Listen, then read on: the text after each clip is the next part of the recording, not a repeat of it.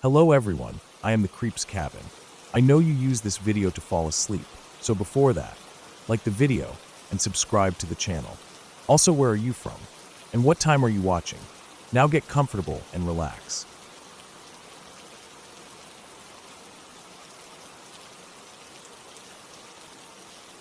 It was an ordinary evening, or at least it seemed like one. I was 20 years old, just finishing up a long shift at my part-time job and heading home to relax.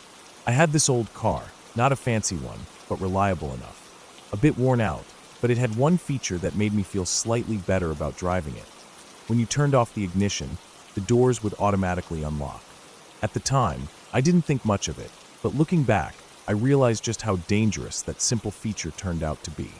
I pulled into the gas station on the edge of a suburban neighborhood, one of those places where you don't expect anything unusual to happen. It was a nice area, clean, quiet. I grabbed the gas pump and started filling up, absent-mindedly glancing at the street as cars passed by. It was a typical weekday evening. No one seemed out of the ordinary. The sun had just set, casting a soft glow on the pavement, and I thought I'd be on my way in just a few minutes. As I was finishing up, I grabbed the nozzle and hung it back up, looking around at the cars around me, my mind wandering, thinking about what I was going to do when I got home. I didn't notice her at first, just a shadowy figure walking toward me. The next thing I knew, the passenger door to my car swung open, and a woman climbed in. She was older than me, maybe in her 40s, but she looked disheveled, as if she'd been through something. Her clothes were a bit worn, and her hair was tangled and greasy. But what really caught my attention was the way she moved. It was quick, almost frantic. Before I could react, she was sitting there, right beside me, her presence filling up the space in the small car. "Can you drive me to the church down the road? I need to catch the bus," she said, her voice flat, but urgent. I froze, my heart instantly pounding. I wasn't used to strangers just getting into my car like this, especially not in broad daylight. I glanced at her, confused, unsure of what to do. It took a moment for my brain to catch up to the situation, but my gut was already telling me that something wasn't right. "No, sorry," I said, my voice shaky as I put my hands on the steering wheel, trying to figure out how to get out of this situation. She didn't take no for an answer. "You're definitely taking me there," she said, and there was something in her voice, something cold, demanding. My heart skipped a beat. I felt a knot in my stomach. I started to turn the car on, still unsure if this woman was going to get out or not. But she didn't. Instead, she shifted her weight in the seat, and I noticed her right hand was buried deep inside the pocket of her jacket. "I really don't have time," I said, trying to stay calm, but my voice was shaky. I was too small to fight back if things went wrong. The situation was already escalating, and the more I tried to brush it off, the more she pressed. "I'm not asking," she snapped, leaning in closer. Her face was a mask of frustration, her eyes wide and unblinking. "Take me there now." Something about the way she said it, the way she seemed so sure of herself, made my stomach churn. I was no tough person, and the fear that had already settled in my chest grew deeper. I didn't know if she had a weapon, or if she was just mentally unstable. I didn't know anything about her, but I could feel that the tension in the air was thick, like something dangerous was waiting to happen. I couldn't risk angering her. As much as I wanted to say no, the thought of what she might do if I didn't do what she wanted terrified me. I sighed, my nerves overwhelming me, and started the car. "Fine, I'll take you." She didn't say anything after that, and for a moment, I thought maybe she'd settled down. But as I pulled out of the gas station, she began chanting, almost singing, to herself. The words were muffled at first, but I could hear the rhythm. It sounded like gospel, and her voice rose with every verse. She was so loud, I could barely hear myself think, and I had to keep my eyes on the road as I drove, my palms sweating on the wheel. I drove down the street, taking the familiar turns I usually did when I was heading home, but now everything felt different, unfamiliar in a way that made my skin crawl. When we reached the church, the parking lot was empty. No bus. She didn't seem surprised at all, but instead looked at me, her eyes flashing with something strange. "You missed the bus," she muttered. "I'm sorry," I said quietly, trying to keep calm. "I really need to go." But she wasn't done. She looked at me with a wild expression and asked for money. "I need some money," she demanded, her voice hard. "I don't carry much on me," I said, unsure of what to say or do. Without warning, she reached into her jacket and pulled out a crumpled $20 bill I had in my wallet. I didn't stop her. She just grabbed it with her shaking hand, and then looked at me again with a look that made my skin crawl. "More," she said, voice rising again. I had no choice. I felt trapped, like there was no way out. My mind raced as I tried to figure out what to do, how to stay safe. I was terrified, but I couldn't risk making her angry. What if she really did have a weapon in that pocket? We got back into the car, and I drove to the nearest ATM. I tried to act casual as I withdrew the largest amount I could get, $200. She snatched it from my hands without saying a word, but her face was still full of anger, and I could feel the air in the car thickening with tension. "Not enough," she said again, like it was the worst possible thing in the world. I swallowed hard, the fear in me growing with each passing second. I didn't want to do this, but I had no choice. She wasn't letting me leave. I had no idea what she would do if I tried to resist. "Let's go to the bank," she insisted, and I could hear the crazed desperation in her voice. My heart dropped to my stomach, and I drove to my bank, parked as close to the door as I could, and kept my head down. The whole time, she didn't take her hand out of her jacket pocket, and I wondered, just wondered, if she was holding something dangerous. I was terrified. She walked me to the ATM, where I had to withdraw every last penny, $180. Every withdrawal felt like it took forever, but I couldn't stop now. I had to keep her calm. We got back in the car, and now she wanted to go downtown. I tried to act as normal as possible, but there was nothing normal about what was happening. She had been singing loud, disturbing gospel music the whole time, waving her free hand in the air, as if she were possessed by some wild, feverish energy. I felt her eyes on me, always on me, like she was watching for any sign of weakness. "I'm lucky," she kept repeating, the words tumbling out like a mantra. "You're lucky to be helping me." Lucky. I didn't know what she meant, but it didn't sound good. My stomach churned, and I wondered if she had something planned, if she was leading me to a place where I would end up trapped. What if I didn't make it out of this? Suddenly, she shouted something that didn't make any sense, and before I could even process what was happening, she flung open the door and ran out into the street, bolting toward an old, rundown house. I watched in stunned silence as she disappeared into the crack house, her movements jerky and erratic. I didn't wait around. I didn't even have time to process what had just happened. I sped away, my hands shaking on the wheel. I didn't look back. I drove straight home, my mind racing, still unable to wrap my head around everything that had happened. That night, I couldn't sleep. I kept thinking about the woman, her crazed eyes, the constant chanting. What if she had been armed? What if things had gone differently? I called the police, gave them the address, and told them everything. They promised to look into it, but I never heard back. They never found her, and I wondered if that had been the point all along. Maybe this was a game to her. Maybe I had just been another pawn in a twisted game. The whole ordeal haunted me for months. I became a shut-in, avoiding gas stations and any place that felt like it could be dangerous. I couldn't shake the feeling that something had been off. But every time I questioned myself, I remembered the look in her eyes, the crazed, desperate look. She was on something, that much was clear.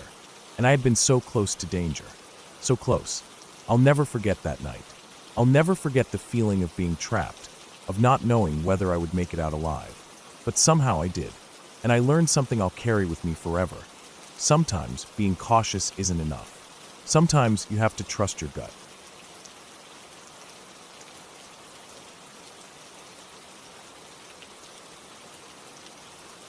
I'm not sure what to say about this. It's been 2 years now, and even though I've told this story 100 times to friends and family, the memories still don't seem to make sense. It's like there's a part of me that wants to forget what happened, but another part that feels like I need to remember it in detail. I think, for me, it's not just the tragedy of what happened, but the weirdness of how everything unfolded after that day. The whole thing still feels surreal in a way I can't really explain. So, let me start from the beginning. I'm from Placentia, a quiet part of Orange County, CA, where people mostly live normal, peaceful lives. You know, typical suburban stuff. Everyone knows everyone else, and the town feels like it has this comforting, familiar vibe. My high school, which was a short bike ride from my house, was no different. I remember the first time I walked through its gates, how big the school seemed, with its massive campus and open spaces. But for all its size, the school had a very small-town feel. You could walk across the entire campus in 10 minutes, and everyone knew each other. Everyone was friendly. There was a sense of warmth in the air that made it feel like the kind of place where nothing terrible could ever happen. At least, that's what I thought before March 2nd, 2015. I was a junior at the time, just turning 16, with everything that comes with being that age. The worries about grades, the excitement about freedom, the constant back and forth about what I wanted to do with my life. And in the middle of all that, I had my classes and teachers. A lot of people liked our high school because we had a pretty impressive digital media arts program, animation, video production, photography, that kind of thing. I remember being in those classes when I was a freshman, and even though they were tough, they were fun. The photography class was one of my favorites, mostly because of Mrs. Jacobson, the teacher. She was one of those people everyone seemed to like. Short, chubby, with a smile that could light up a room. She had this bubbly personality, and she was always so upbeat. She was the kind of person who would randomly start singing in the middle of class, and nobody would mind because she had that kind of presence that made you feel like everything was okay. She was the kind of teacher who could joke around with students, but also had this deep well of kindness that you could feel when you spoke to her. But even with all of that, there was something about her that never fully felt right. I think people who deal with a lot of pain tend to have a way of hiding it behind smiles, and I think Mrs. Jacobson was one of those people. I didn't know the full details back then, but I'd later find out that her father had taken his own life years before. I think it was hard for her to talk about, but she did once during class. She told us how her dad had seemed perfectly fine on the outside, but inside he was struggling with something that ultimately led him to drive out into the desert and end his life with a shotgun. His body was found days later, with a note. I don't think any of us knew how to react when she shared that. Mrs. Jacobson tried to brush it off, but you could tell it haunted her. That's the thing about grief. It never really leaves. It becomes part of you, embedded deep in your bones. I had no idea at the time how close she was to the edge. Maybe I didn't want to know. And honestly, I'm still not sure how it all happened. I wish I could explain it better. But the truth is that the day everything went wrong didn't make any sense at all. March 2nd, 2015 started like any normal day. The sun was out, and it was a typical chilly morning in Southern California. I got on my bike, like I did every morning, and pedaled to school. The air was crisp, but not cold enough to really notice. I remember locking my bike up in the usual spot near the bike racks, and then walking across the campus to my first class, animation. It was one of those classes I looked forward to every day because it was fun, but also because I didn't have to stress about homework or deadlines too much. Most of the time, I'd finish my assignments early and spend the rest of the class messing around on the computer, making random stuff just for the hell of it. I walked into the animation classroom and sat down at my usual computer. Everything seemed normal at first. A few of my friends were there already, just goofing off, and the room had that same quiet as you get when students are working, but not really paying attention to each other. Mrs. Jacobson's classroom was right next door, and we could hear some of the photography students chatting in the hallway. It wasn't anything unusual. Sometimes, a few of them would wander into our class for a few minutes to ask for help with something, or just to kill time. I didn't think much of it when I noticed a few students standing outside the door to Mrs. Jacobson's class, waiting for her to come. Teachers sometimes run late, so it wasn't weird to see them standing there. I remember putting on my headphones and zoning out, diving into a game of Google Pac-Man. Then, about 20 minutes in, the door to our classroom opened, and a few of the photography students walked in, looking confused. They came up to my animation teacher and asked him to unlock the door to their class because Mrs. Jacobson still hadn't shown up. They seemed a little anxious, but not too much. It was still early, after all. No one thought anything was wrong. A few minutes later, I heard a scream. A scream like I've never heard in my life. It wasn't like a scream of someone getting scared. It was different. It was raw, full of agony, the kind of scream that feels like it's coming from someone who is just at the end of their rope. My head shot up, and everyone in the room froze. My teacher, who had been standing by the door, bolted into the classroom, and she was sobbing uncontrollably. I've never seen anyone cry like that before. It was like every bit of her composure had just shattered in that instant. She was breathing heavily, her face red and blotchy. I remember thinking, what happened? But no one was saying anything. We all just sat there, confused, not knowing what to do. The senior who was sitting next to me stood up and went to her, asking what was going on. He left the room with her, and we all just stared at each other, wondering what the hell had happened. The atmosphere in the room shifted. The hum of computers, the random chatter, it all stopped. It felt like the entire school had just gone silent. Then a couple of the photography students came in, followed by a police officer. At that point, it was clear something terrible had happened, but we still didn't know what. The cop told us to stay where we were and just wait for a little while. We sat there for what felt like forever. The students who had been standing outside Mrs. Jacobson's room earlier were brought into our class, and they looked just as confused as we were. It didn't make sense. It didn't feel real. Then the news hit us. Mrs. Jacobson was dead. She had taken her own life in her classroom. I don't think anyone in the room could fully process what that meant. 1 minute, she was the bubbly teacher who brightened our mornings, and the next minute she was gone. It didn't seem possible. I remember feeling numb. Everything just felt off. How could someone who was always so full of life do something like that? How could someone who had been so kind to all of us be in that kind of pain and not show it? It didn't make sense.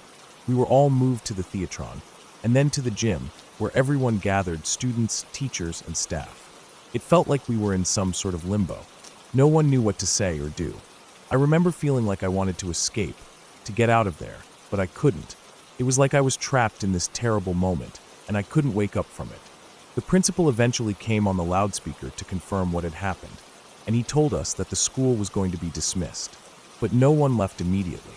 We all just stood there, hugging each other, trying to make sense of what we had just learned. When my dad finally showed up to pick me and my sister up from school, the rain had started pouring down. The windshield wipers couldn't keep up with the downpour. It was a fitting backdrop for how I felt. It was like the whole world had just shifted. It was a strange, hollow feeling. I didn't know what to say to anyone. It felt like we were all in this weird dream, but none of us could wake up. The days that followed were just as surreal. The local news stations showed up to interview students. It felt like the whole world was watching us. It felt wrong to be part of something that had gone so public. But it was real. She was gone, and the grief that followed was overwhelming. The school held a candlelight vigil for Mrs. Jacobson. People left flowers, candles, and pictures at the front of her classroom. For weeks, there was this constant, lingering sadness that hung over everything. The room where she had taught was left vacant for the rest of the year. They brought in a substitute for the photography class, but it was never the same. Mrs. Jacobson's absence was palpable. No one could fill the hole she left behind. The school tried to move on, but it was hard. Even after months, we couldn't really get back to normal. There were moments of normalcy, sure, but the shadow of that day never really lifted. We all learned to live with it, but we didn't forget. It was always there, lurking in the background. I don't know why I'm telling this story. I guess part of me still feels like I need to. I want people to understand how fragile life can be, how quickly things can change, and how sometimes the people who seem the happiest are the ones who need the most help. Mrs. Jacobson was someone I admired, someone who always made the classroom feel safe. And yet, she was silently battling her own demons.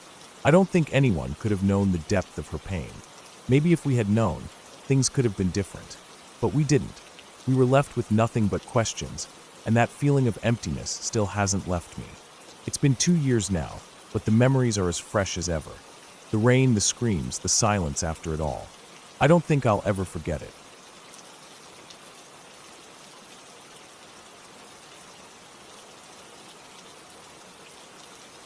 It was a cold night, and the trailer was never great at keeping the warmth in during the winter. We'd been living in that thing for a few years, and each winter, it seemed like the cold crept in through the walls no matter how much we tried to cover the gaps or use space heaters. So the house next to us, which was always dark and empty most of the time, had become a place for us to escape to when the cold got unbearable. It wasn't the best option, but it worked. I was 11 at the time, still small enough to feel uneasy in the dark, but old enough to stay up a little longer than usual. I liked to stay in the trailer, wrapped up in blankets, when it got dark, mostly because that was my comfort zone. It felt safe, even if the cold made it a little less so. That night, it was extra chilly, the kind of cold that gets into your bones. I'd been reading in the corner, a flashlight lighting the page, because the lights were flickering on and off, the old wiring never quite reliable. Around 10 p.m. or 11 p.m., my mom came in and asked if I was hungry. I wasn't really, but I was in the mood for a peanut butter and jelly sandwich. It was my go-to comfort food, and she knew that. She said she'd make it and bring it down to me, so I settled back into my corner waiting. The trailer was still, too still, and the wind outside howled, making the walls creak and groan. It was one of those nights where the wind felt like it was pushing against the thin metal walls of the trailer, trying to force its way inside. Then I heard it, the scream. It was a horrible sound, one that made my skin crawl. It was loud, but also, it didn't sound like any animal I knew. It wasn't like a coyote or a mountain lion. It was a shriek, raw and sharp, like something in pain or enraged, coming from just outside the trailer. My heart skipped a beat. I froze, not knowing whether to stay still or run. The sound hung in the air for what felt like forever, echoing off the walls of the trailer. Before I could fully process what had just happened, the lights flickered again and then went out completely. Everything was pitch black. The only sounds were the howling wind outside and the odd creaks of the trailer. I sat there in the dark, not moving, just listening, straining to hear anything else. I don't know how long I stayed like that, maybe a minute, maybe longer, but it felt like forever. My mind raced, trying to make sense of the scream. The power came back on suddenly, and I blinked against the harsh light of the overhead bulb, my eyes adjusting. That's when I heard my mom's footsteps coming quickly down the hallway. She looked panicked, her face pale as she came into the room. She had a strange look on her face, like she had seen something that made her forget how to breathe. I asked her what happened, pretending I hadn't heard anything. I didn't want to sound scared. She didn't answer right away. She just looked at me, her eyes wide, chest heaving like she had been running. She was still wearing her coat, even though she had been inside before all of this. I thought it was odd, but I didn't say anything. Then she spoke, her voice shaking. She told me she'd been outside, going to the house next door to grab something she had left there earlier in the evening. As she walked back, she glanced up at the window of the trailer. That's when she saw it. She said there was something standing by the window, tall, like ridiculously tall, over 7 feet, with arms that were long, almost touching the ground. She said it was staring at her, and the moment their eyes met, she felt a wave of cold fear wash over her. She ran back to the trailer without thinking, not even grabbing the door, just bolting inside as fast as she could. My mom never really showed fear, at least not openly. But the way she spoke that night, I could tell she had seen something that scared her more than anything. She said it wasn't a person, but it looked like one. Too tall, too thin, and its arms were so long they didn't seem right. She didn't even want to talk about it after that, and I didn't push. We sat in the trailer for a few minutes, in silence, trying to calm down. The power had come back on, but everything still felt wrong. There was this cold, oppressive feeling in the air, like the entire world had stopped for a second. I kept glancing over at the window, but I didn't see anything. The outside was pitch black, and the wind was howling even louder than before. My mom's breathing slowed, and I could tell she was trying to push the fear out of her mind, but it wasn't working. She kept her eyes on the window, as if expecting the thing to appear again. We stayed in the trailer for a little while longer, not talking much, both of us too uneasy to speak. Finally, she stood up and said it was time to go inside the house. I agreed. Even though it was still cold, the trailer felt too exposed, too open. We went next door to the house, the place we'd been renting out a room to stay in. I couldn't shake the feeling that something was out there, watching us. Every crack in the wood, every gust of wind that made the house creak, made me jump. The house felt safer, but I wasn't sure why. We tried to sleep that night, but I couldn't relax. My mom was tossing and turning, her back to me, but I knew she wasn't asleep either.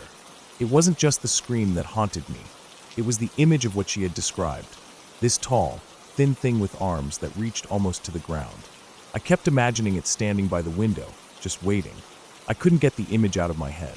Eventually, I must have drifted off to sleep, because the next thing I knew, it was morning. The sun was barely up, casting long shadows through the trees outside. I didn't want to think about what had happened, but the feeling of dread still lingered in my stomach. The next few days passed by uneventfully, but I couldn't shake the unease that had settled inside me. My mom never mentioned what she had seen again, and neither did I. I think we both knew that talking about it would only make it feel real, and neither of us was ready for that. We stayed in the house next door for the rest of the winter, avoiding the trailer as much as we could. My mom never went back out there at night, and I never heard that scream again. I still don't know what it was that she saw, or what made that noise, but I've always wondered. Even now, looking back, it doesn't make sense. But I'll never forget the look on my mom's face when she came back into the trailer that night, or the feeling of something watching us from outside. Sometimes, when it's really quiet, I can still hear that scream echoing in my mind, and I wonder if we were lucky it didn't come back for us.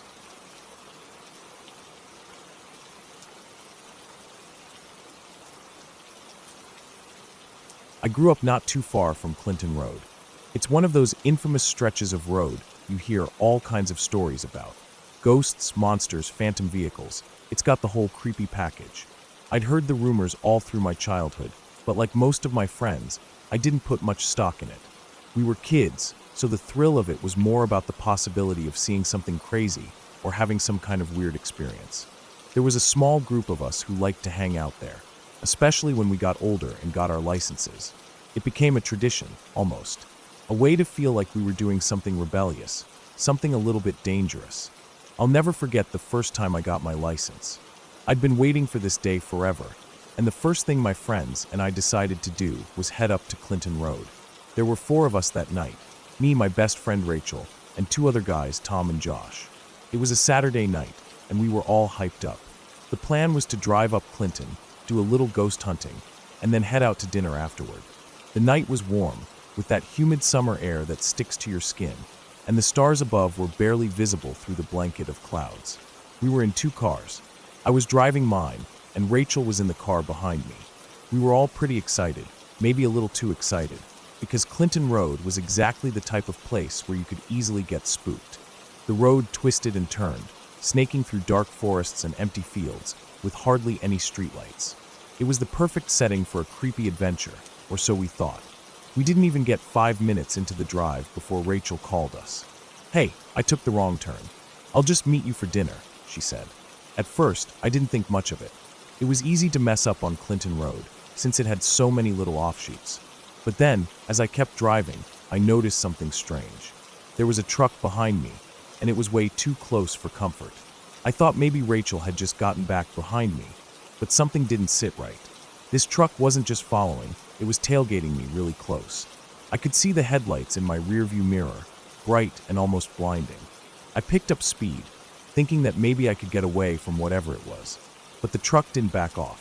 It was aggressive, like it was trying to push me forward. I was already driving faster than I should have been, but at that moment, I was starting to feel that creeping, anxious feeling that comes with being followed. My heart started to race, and I pressed the gas pedal harder. I looked at my phone. No message from Rachel.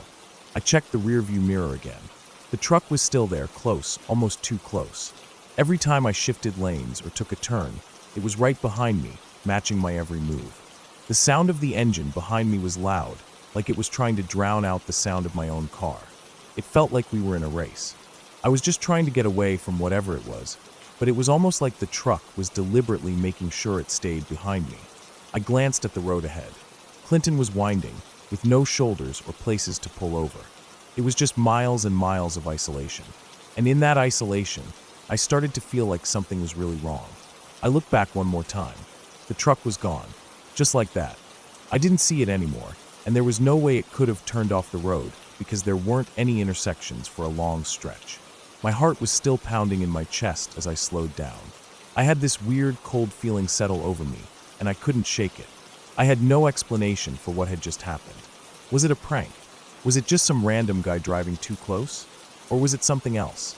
To this day, my friends and I are convinced it was the phantom truck. Everyone who knows about Clinton Road has heard the stories.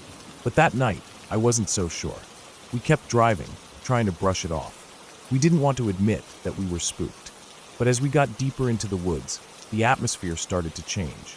The trees felt thicker, the darkness heavier, and every little sound, branches cracking, the wind whispering, seemed more ominous. That's when we saw it. A car, parked on the side of the road. It was a hatchback, the kind that looked like it had been left there for a while. The trunk was wide open, and there was a stain on the road, dark and almost black, that seemed to trail from the car across the road and into the woods. None of us wanted to stop, but it was hard not to look. The stain on the road looked fresh, like it had been there only a few hours. We couldn't figure out what it was. It didn't look like just spilled oil or something normal like that. There was something about it that made us feel sick, like a warning. "Let's go," Rachel said.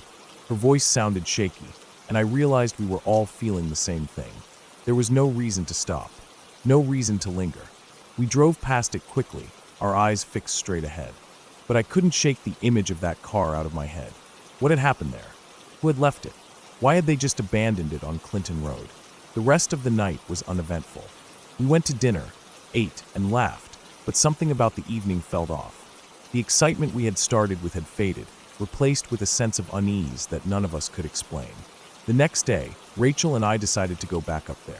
This time, we were going during the day, thinking that maybe we'd find some explanation. Maybe the car had been abandoned for a reason. Maybe it was just some random coincidence. But as we drove along the road and approached the same spot, we realized something. The hatchback was still there, parked in the same spot. But now, there were handprints on the windshield, dragged down, like someone had been touching it. The dirt on the windshield was thick, and the handprints weren't just on the glass. They were smeared, as if someone had been gripping it, pulling themselves across it. I felt a lump form in my throat as we slowed down to get a better look. The stain on the road was still there, too, but now it looked more faded, like it had been there for much longer. There were no other cars around, no sign of anyone. It felt like we were the only ones who had ever driven down this stretch of road, like the world had forgotten about this part of it. "Let's leave," Rachel said, her voice quieter this time. I didn't argue. We didn't need to be there anymore. We turned around, and I drove back in silence. The whole experience felt wrong, like we'd stumbled upon something that wasn't meant for us to see, something we weren't supposed to understand. Years later, I still think about that night. The phantom truck, the abandoned hatchback with the stains, the handprints on the windshield. Everything felt too real to be a coincidence, too strange to be explained away. Clinton Road is one of those places that gets under your skin. It's not just the stories you hear about it. It's the way it feels when you're there. The way the air thickens, and you can't shake the feeling that someone's watching you, that you're not alone. The thing is, I never went back there after that day. Not in the dark. Not even in the daytime. Something about it felt like it was holding its breath, waiting for you to slip up, to make a mistake. And I didn't want to be the one who found out what happened if you did. I still talk to my friends from that night. We joke about it sometimes, but we all know. We all know there's something wrong about Clinton Road. Something that's never quite right. And we all agree on one thing. Some places, some roads, are just better left unexplored.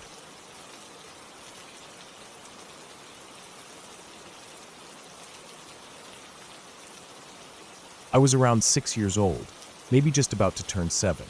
It was one of those warm, dry holidays where everything felt slow and lazy. The kind where your parents are happy to sit around talking for hours and you, being the youngest, just wander around looking for something to do. My family had driven out to visit my grandparents, who lived way out in the country. Not on a farm exactly, but they had a lot of land behind their house. Hills and fields that seemed to roll on forever, at least to a little kid.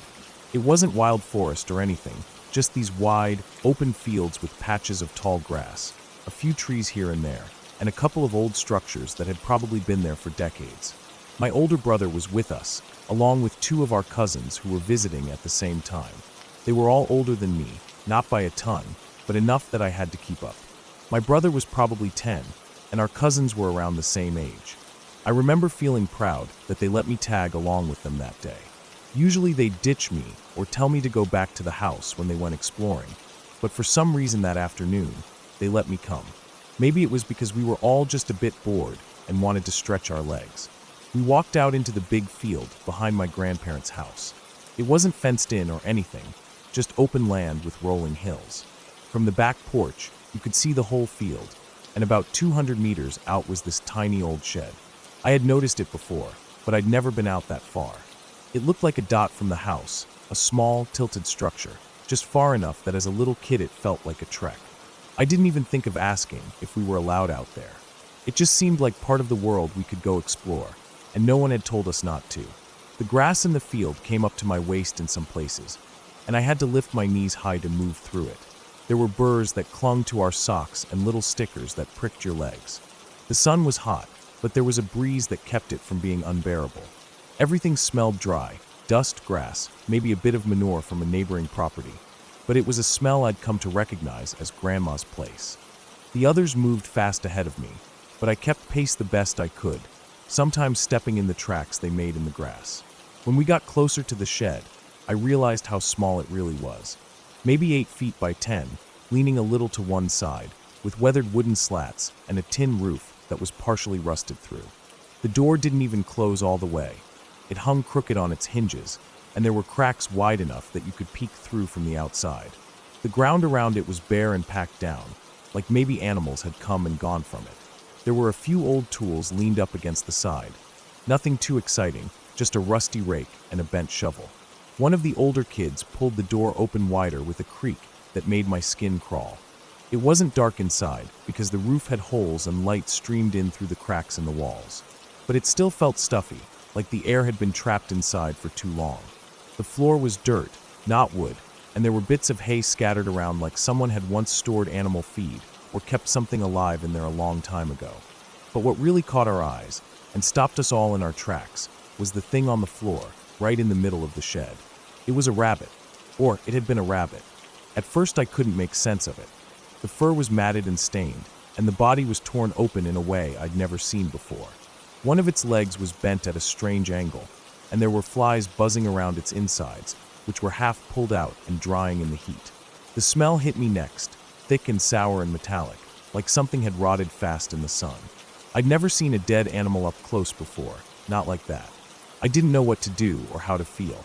My stomach flipped over, and I remember backing away a step, but I couldn't stop staring. The others were quiet too, probably as shocked as I was, even if they didn't show it the same way. I don't think any of us had expected to find something like that. The whole day had been so boring and calm up until that point, and now it was like we'd stepped into a different world. I kept wondering who, or what, had done that. It didn't look clean like a hunter's kill, and it wasn't buried or hidden like how I thought predators dealt with prey. It was just there, ripped open, like someone had left it for a reason. Then, all at once, the mood shifted again. A sharp, angry bark rang out behind us, followed by another. We turned around instantly, every muscle in my body going stiff.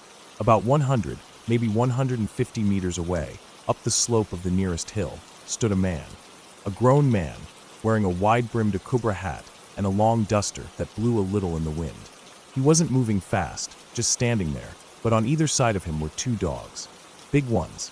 They weren't leashed, and they looked like they were built for working or hunting. Lean but powerful, muscles tensed. Their ears were up, tails stiff, and both were barking and pulling ahead like they wanted to run. I froze. My brain went blank except for one loud thought. We had to run. I didn't think about how far we were from the house, or if we could make it. I just turned and started sprinting as fast as my legs would go, and the others did the same. Grass slapped at my legs and caught on my shoes, but I didn't stop. I didn't look back either. I could hear the dogs, loud, angry barks getting closer, paws pounding the ground. I didn't know if they were catching up or if my mind was just making it worse, but I ran like something was about to grab my legs and drag me down.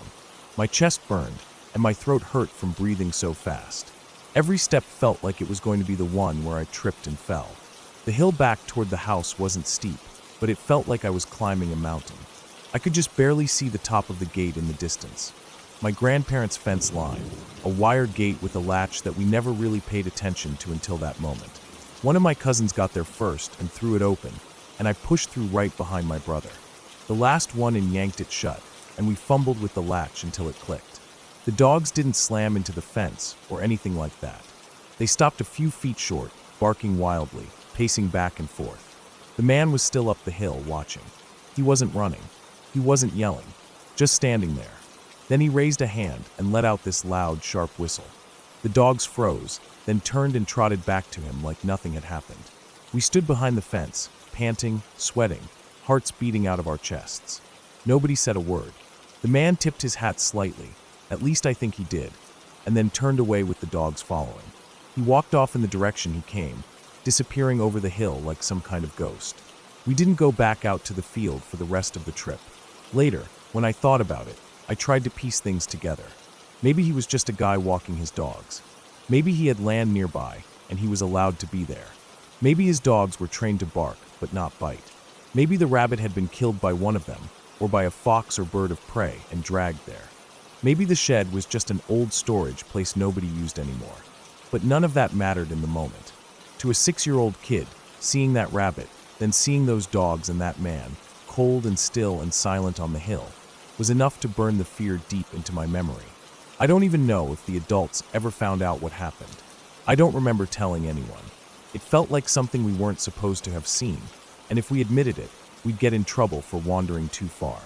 Even now, I sometimes wonder if it really happened.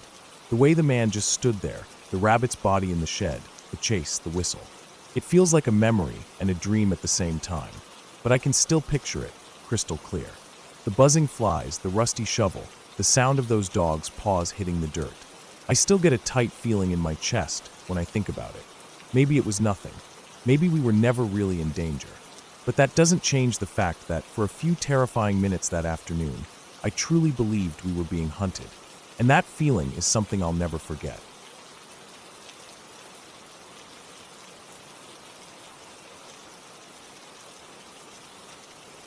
The house we lived in wasn't anything special at first glance. It wasn't large or particularly modern, but it had a kind of lived-in warmth to it. The wood floors creaked in places, the walls were lined with bookshelves, and the kitchen always had the scent of something baking, even if it was just toast. We had moved in when I was young, and my parents had kept it since. It was old, but it had character, something my dad always liked. But everything felt different when my stepbrother and stepsister's father, Dave, moved in. At that point, I was in my late teens, old enough to be aware of the tension in the air, but young enough to still be somewhat naive. My dad's decision to invite Dave to live with us came out of nowhere, at least from my perspective. I knew Dave was sick. I had known for a while. He had secondary lung cancer, and things weren't looking good. The doctors had said there wasn't much hope left. The treatments were no longer working, and he was barely hanging on. I knew he was family, but I didn't understand the full gravity of the situation. I didn't realize what it meant to have someone, especially an ex-husband of my stepmom, come and live with us in those last weeks. I don't think any of us did.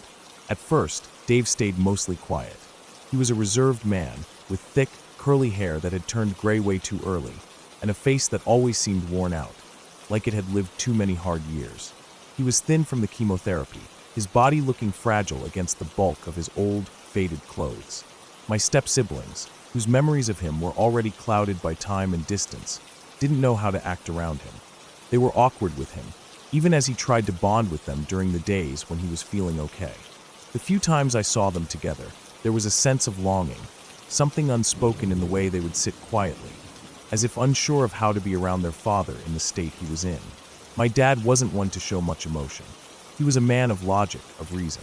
He had always been skeptical about everything, especially anything that could be considered supernatural. Growing up, he was always the one to dismiss stories of ghosts or spirits. I could remember being a kid, listening to him explain how everything could be explained scientifically. There was always a rational reason for everything, and I believed him back then. I didn't believe in ghosts, and neither did he. But when Dave moved in, things started to shift in a way I couldn't have expected. It started subtly at first, with little things my dad would mention in passing. "I saw her again today," he'd say, sitting in his favorite chair after a long day of work. He never explained who she was, just that he saw her. At first, I didn't think much of it. He was tired, stressed out from work, and taking care of someone who was slowly dying. I thought maybe it was just his mind playing tricks on him. But the more he said it, the more I began to wonder if maybe there was something more to it. He told me he saw her standing by the kitchen window one morning, a woman he couldn't describe too well, but she had a certain presence to her. She wasn't exactly clear in his vision, but there was something about her that caught his attention. It wasn't until later, when I overheard him speaking with my stepmom, that I learned he had seen her more than once. The first time, he saw her in the hallway, just past the door to the laundry room. She was tall and thin, with long hair, and he had thought at first she was my stepmom. But when he blinked and looked again, she was gone. The second time, it was by the stairs leading to the basement. My dad wasn't scared. He didn't believe in that kind of thing, and he wouldn't entertain it, but he couldn't shake the feeling that someone, or something, was always just outside of his line of sight. He said it was like she was watching him, waiting for him to notice. As the weeks wore on, my dad's demeanor changed. He started to get jumpy, even agitated, especially when he saw her. There was no denying it anymore. He would see her, standing in the corner of the living room, or pacing outside the window at night, her shadow casting an eerie outline against the dark. He never spoke about it directly to me, but I could tell he was unnerved. And when I saw him in the mornings after one of these episodes, he looked drained, worn out in a way that wasn't just physical fatigue. I tried to ignore it. I told myself it was just stress, just the toll that living with someone so sick can take on you. My dad had always been healthy, active. He didn't seem like the kind of person who would let himself get overwhelmed by these things. But as time went on, I couldn't help but notice how unsettled he seemed. The woman he kept seeing never seemed to be threatening, but she was undeniably real to him. And the fact that he was so sure of it made me question things I had never questioned before. The worst moment came just a day before Dave passed. My dad had gone outside early in the morning, and I remember being in the kitchen when he came back inside, looking like he had seen a ghost. I didn't say anything, but I could tell something had happened. He had seen her again, but this time, she was standing in the driveway. He described her as holding something, maybe a suitcase or a bag, but he couldn't tell for sure. She wasn't looking at him, just standing there, as if she were waiting for something or someone. When Dave passed the next day, the air in the house seemed to grow heavier. It was as if everything had shifted in a way that couldn't be explained. The space we had all been occupying together now felt hollow, empty in a way that made it hard to breathe. I wasn't sure if it was just the grief of losing someone so quickly, or if something more unsettling was at play, but everything felt wrong. We didn't talk about it much after that. My dad didn't bring up the woman again, and I didn't ask, but the feeling of her presence, whatever it had been, lingered. I kept thinking about the way my dad had looked when he spoke about her. It wasn't the kind of thing a skeptic would say unless he truly believed it. And my dad, he was the least likely person to fall for some ghost story, but his stories weren't the kind you could dismiss easily. Years have passed since then. The house has changed a lot. People have come and gone. I've moved out, gotten older. But every so often, I'll think back to that time, those final weeks with Dave, and wonder what it was my dad really saw. Maybe he was just tired. Maybe it was the stress of watching someone he cared about slip away. But I've never been able to shake the feeling that there was more to it than that. There are still days when I can't help but think about that woman in the driveway, the way she stood there holding something. It's like she was waiting for something to happen, like she knew it was time. And maybe in a way she did. Maybe she was there to mark the end of something. I'll never know for sure, but whatever it was real to my dad. And that's enough to make me question everything I thought I knew. The woman never appeared again, but I think about her sometimes, about the strange way she seemed to haunt my dad more than anything else. I don't know if it was something he saw, something his mind conjured up, or if it was just a trick of the light. But I do know this. It wasn't something I could easily explain away. And in the end, I think it was that feeling, that unsettling presence, that stayed with all of us long after Dave was gone. It's a feeling that lingers, even today, whenever I think back to those days. I don't know if it was the house, the stress, or something more.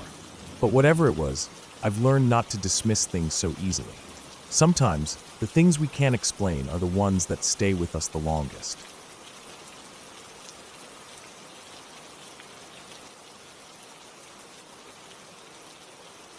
This happened 4 years ago, and even now, I still can't fully explain what went on. Sometimes I can talk about it like it's no big deal, like it was just a weird thing that happened to me.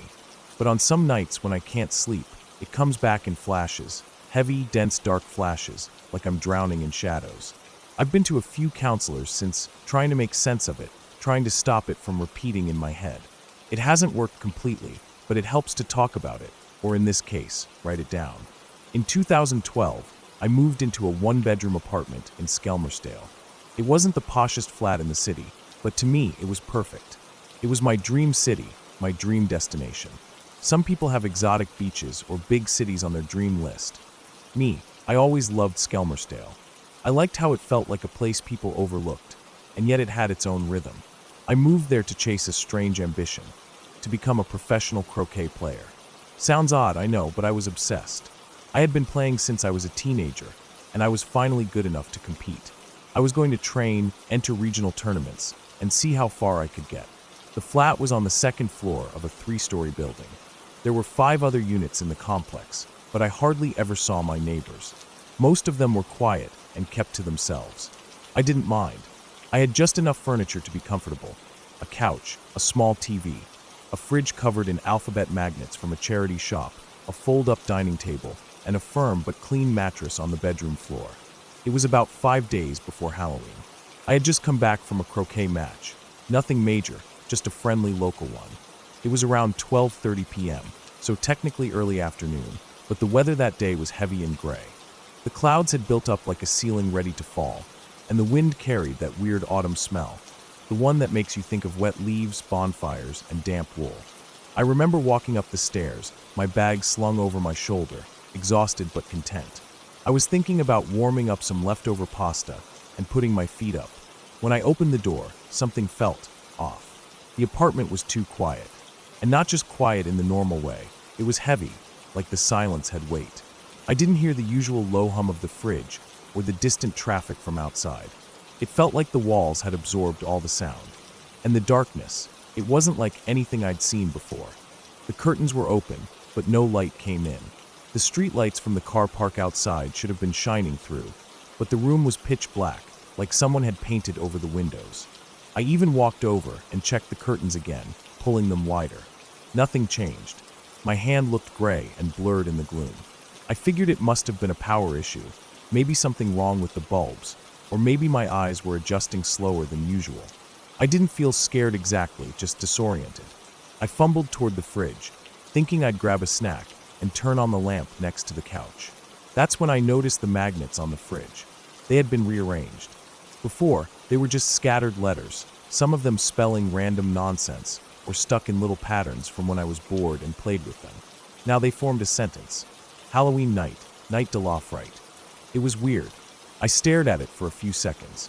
I wasn't sure if I was supposed to feel amused or creeped out. I figured it was a joke. Maybe my croquet partner had stopped by.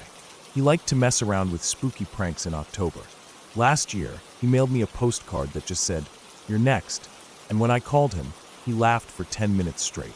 I brushed it off and figured he'd come by while I was out and had a laugh at my expense. I even smiled a bit, grabbed a yogurt from the fridge, and sat on the couch with my legs crossed. The TV wasn't working, of course, but I scrolled through my phone until I got tired and went to bed. The next day passed without incident. I went to work, nothing glamorous, just part-time admin at a logistics firm, and trained for a few hours in the afternoon. My body was tired, my clothes clung to me from the humidity that blanketed the city all day. It felt like walking through soup. I went to a small takeaway joint after practice, ate a doner kebab with fries, and caught the bus home. It was nearly midnight when I got back. As soon as I stepped inside the apartment, I felt it again. That same pressure, that weird silence.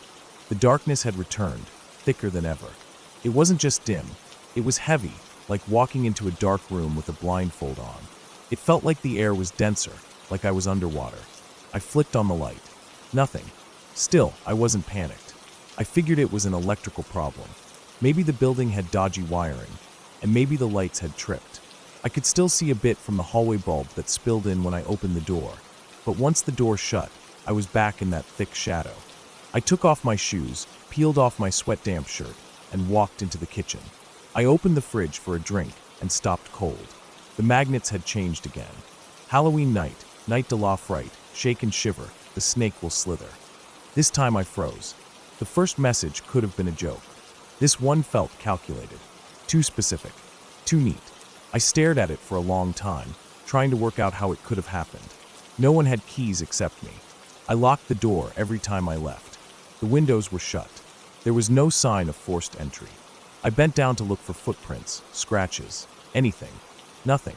I told myself it must have been the wind. Maybe the draft shifted the letters. Maybe I hadn't closed the fridge door all the way, and a breeze knocked them around. Maybe the letters fell and slid across the smooth surface. But as soon as I thought it, I knew I was lying to myself. The sentence was too clean, too well formed. Not one letter out of place. I wiped my forehead. I was sweating more now, even though the air inside was cool. I told myself I was tired, that I was reading too much into it. I grabbed a drink, went to bed, and put my headphones on. I barely slept. Over the next few days, things continued. I started noticing little shifts in the flat. Not big things, just enough to catch my attention. The rug in the hallway would be off-center. The bathroom tap would be dripping, even though I was sure I had turned it off. My toiletries would be slightly moved. The milk in the fridge was open when I hadn't touched it. I began to second-guess everything. I asked the landlord if anyone else had keys to the apartment. He said no, only me. I asked if the maintenance guys had come in. He said they hadn't. I didn't push it, but I knew I was starting to look paranoid. Then came October 30th. I came home from training, same time as always. Around midnight. The air was sticky again. I remember wiping the back of my neck as I opened the door. My arms were sore, my legs aching from drills. I just wanted to shower and sleep. As I entered the flat, something felt different. The air was cooler, but not in a refreshing way. It felt stale, like it had been sealed up for days. There was a faint, unpleasant smell, like rotten fruit or damp clothes. I sniffed around, trying to find the source, but it just seemed to hang in the air. I walked to the fridge and stopped dead. The magnets now filled the entire fridge door. Halloween night. Night de la fright. Shake and shiver, the snake will slither. Dragons and witches, spiders and ditches. Glowing pumpkins, smelly trumping. Devils and goblins, the ghosts are Sabanji. Ghosts and monsters, beetles and lobsters. Dragons in the night, they'll give you such a fright. Now you're mean, I'm FRENKNSTN. Gross green SLIAME, I think it's Tyin. That you die thire. Happy Halloween. Mwahaho. My legs went numb. I didn't move. I didn't breathe. I just stood there, staring at it. It looked like a child's poem. A stupid, messy Halloween rhyme. But it wasn't funny. It was terrifying. Because I hadn't done it. And no one else could have. Then I heard something behind me. The creak of the floorboards. The sound of someone breathing. I turned around fast, and there was a figure, tall, dressed in black, wearing a white ghost mask. Just standing there. I don't remember anything after that. I woke up in the hospital the next day. They told me I had fainted. I was found unconscious on the floor of my apartment by a neighbor who heard a loud thump. They called an ambulance. I was uninjured, no sign of struggle, no cuts, no bruises. My pulse was normal, my brain scans were clear. They chalked it up to exhaustion, stress, maybe dehydration. It was Halloween night. When I got discharged, I went home. I was scared but felt silly. Maybe it really was stress. Maybe I had imagined the figure. Maybe my brain was playing tricks. I tried to settle in, to just go about the night. I made toast. I sat on the couch. Then the phone rang. I picked it up. No one spoke. And then, faintly, Halloween night, night de la fright. I dropped the phone. I grabbed my bag, my keys, and ran. I didn't stop running until I got to the police station. I told them everything. They checked the apartment. No one inside. No sign of forced entry. No fingerprints except mine. No hidden cameras. Nothing. Every Halloween since, I sleep at the station. I don't care what people think. I don't care if I look mad. Because whoever, or whatever, did that never got caught. And I still don't know how they got in. Or how they knew the poem. Or why they chose me. But I know this. Someone was there. Someone was in that apartment. Someone was watching me, changing things, building up to that moment. And I don't ever want to be there if they come back.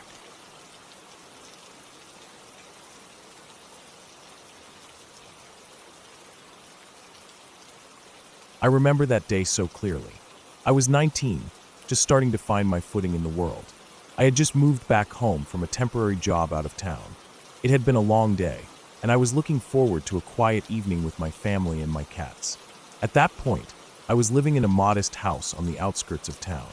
It was in a small, quiet neighborhood, one of those places where everyone knows everyone, and nothing out of the ordinary ever happens. I pulled up to the house, feeling the weight of the day's exhaustion already settling in. My parents had gone out for a little while, leaving me and my younger sister alone in the house.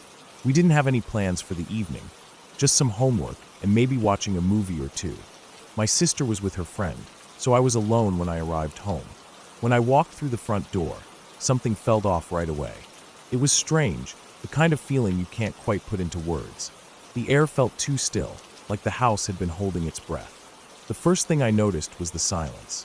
Normally, when I got home, the house would be filled with the sound of the cats moving around, playing, or begging for food. But today, there was nothing. It was too quiet. I stepped further into the house, calling out for the cats. I knew they would all come running when they heard my voice, but there was no response. That's when I started to feel uneasy. I walked into the living room, glancing around, my eyes scanning the space for any sign of movement. That's when I saw it. One of my kittens, my favorite one, was lying motionless in the middle of the room. It didn't look right. I froze, my heart hammering in my chest. The kitten's body was unnaturally still, and there was something horrifyingly wrong with its head. It was gone. The head wasn't just missing. It was as if it had been removed with precision. The cut was clean, like something out of a medical procedure. There was no blood. Nothing. Just the body of the kitten, its fur matted and discolored where the head should have been. I took a step back, trying to process what I was seeing. My brain refused to connect the dots. I called out to my sister and ran into the other rooms to check the other cats. They were all hiding. Not just hiding, but cowering. Their eyes were wide with fear, and they were growling softly, their bodies tense as if they were terrified of something that I couldn't see. Something was very wrong. I didn't know what to do. My mind was racing, and all I could focus on was the empty, bloody stump where the kitten's head should have been. I ran outside, checking the yard for any sign of what had happened. Maybe someone had broken in, but there was nothing. No footprints, no sign of forced entry, nothing that would explain how this could happen. I grabbed my phone and dialed my parents' number. My hands were shaking as I tried to explain what I had found. My mother's voice on the other end was filled with confusion and concern, but she didn't seem to understand the magnitude of what I was trying to say. She promised to come home as soon as they could, but there wasn't much I could do in the meantime. I had to make sure the other cats were okay. I went back inside and checked every room, making sure the windows were locked and the doors were secure. My sister's friend had already left, but I still felt a presence, something lurking in the shadows. I couldn't shake the feeling that someone was watching me. And then, just as I was about to call the police, I heard it, a sound just outside the front door. Footsteps.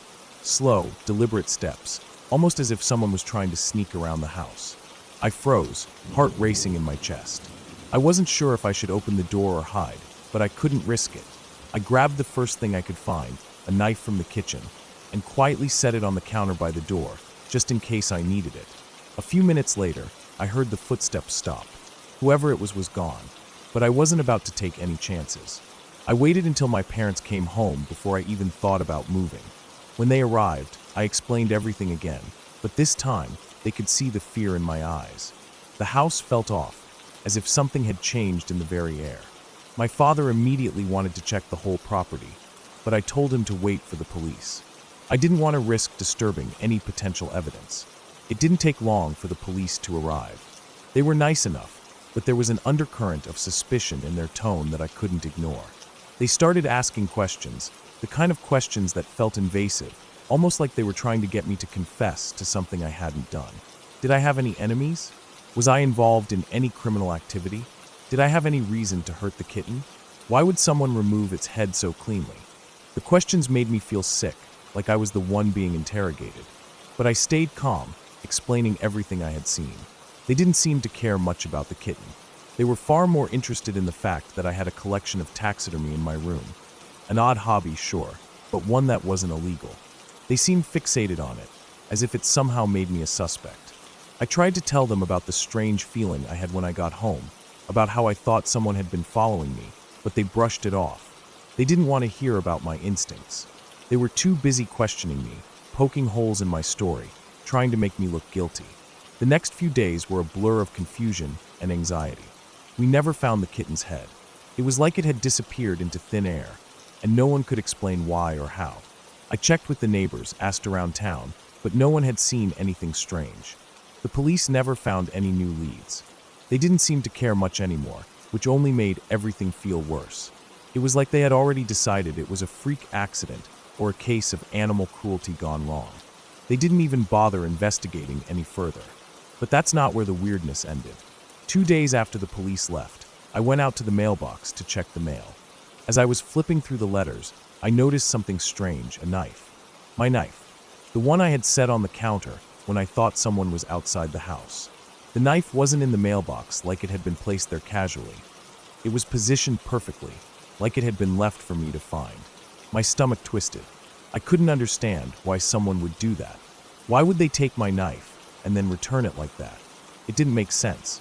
I immediately thought about the footsteps I had heard outside the house that night.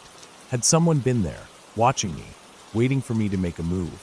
The thought made me sick, like there was someone out there who knew exactly what I was doing at all times. That's when I realized something. The whole thing wasn't just about the kitten. It wasn't about a random act of cruelty or a freak accident. Someone was trying to send me a message. I spent the next few weeks looking over my shoulder, constantly feeling like someone was following me. My family didn't understand the paranoia that was slowly creeping over me. I tried to go about my life, tried to return to normal, but it wasn't the same. Every little sound, every passing car, every movement in the corner of my vision made me jump. I couldn't shake the feeling that I was being watched, that whoever had done this was still out there, lurking in the background of my life, waiting for the right moment to strike again. The kitten's death and the disappearance of its head were never solved. No one ever came forward with any information. The police didn't find anything, and after a while, they stopped asking questions. My family went on as if nothing had happened, but I couldn't forget. I couldn't stop wondering if it was just a random act of violence, or if someone had been playing a sick, twisted game with me. In the years that followed, I moved away from that house. I couldn't stay there anymore, not with the memories, not with the feeling that I was always being watched. Every now and then, I think about that day, about the kitten, about the knife in the mailbox, and about the strange feeling of being followed. I never did figure out who did it or why. But I know one thing for sure, that day changed me, and I'll never forget it.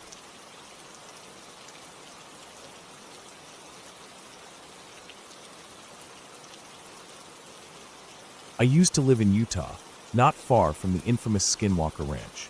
It wasn't exactly on the reservation, but it was close enough to feel its strange presence, even if you didn't believe in the rumors or myths about the place.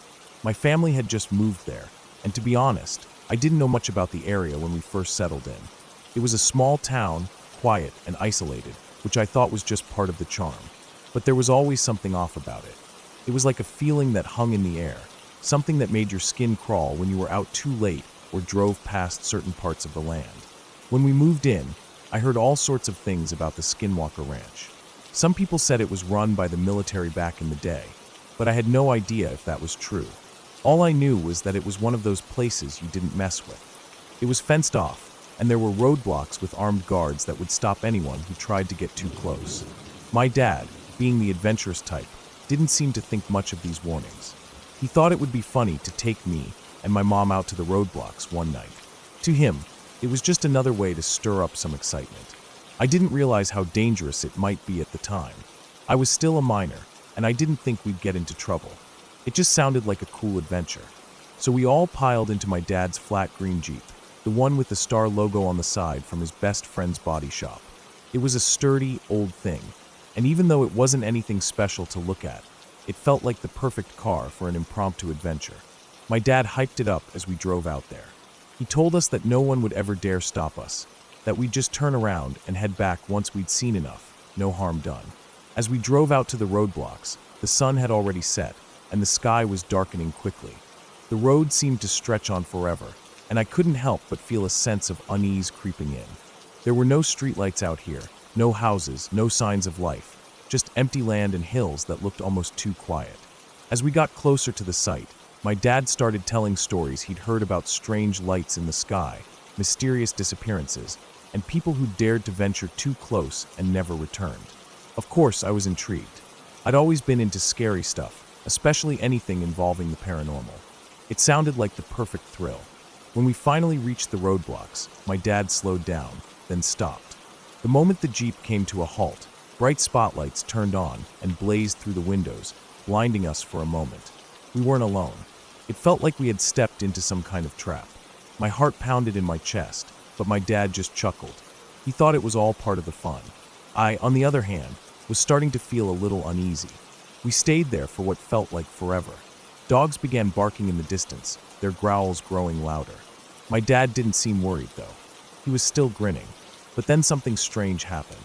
As soon as the spotlight hit the star logo on the side of the Jeep, the lights suddenly turned off. The barking dogs fell silent. There was an eerie stillness in the air, and the sense of unease I'd felt earlier seemed to intensify. We stayed there a little longer, hoping someone would come up to the car, but no one did. It was like they had vanished. Finally, my dad decided it was time to leave. He put the Jeep in reverse, and we made our way back. We laughed about how strange everything had felt, and joked about how it could have gone wrong if we had stayed much longer. I didn't think much of it at the time, but as we drove back home, I couldn't shake the feeling that we had been watched by something that wasn't human. That night, after we got back to the house, I went straight to bed.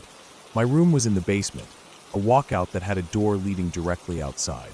It was a cozy room, but sometimes, when the wind howled outside or the trees creaked in the dark, it felt a little too isolated.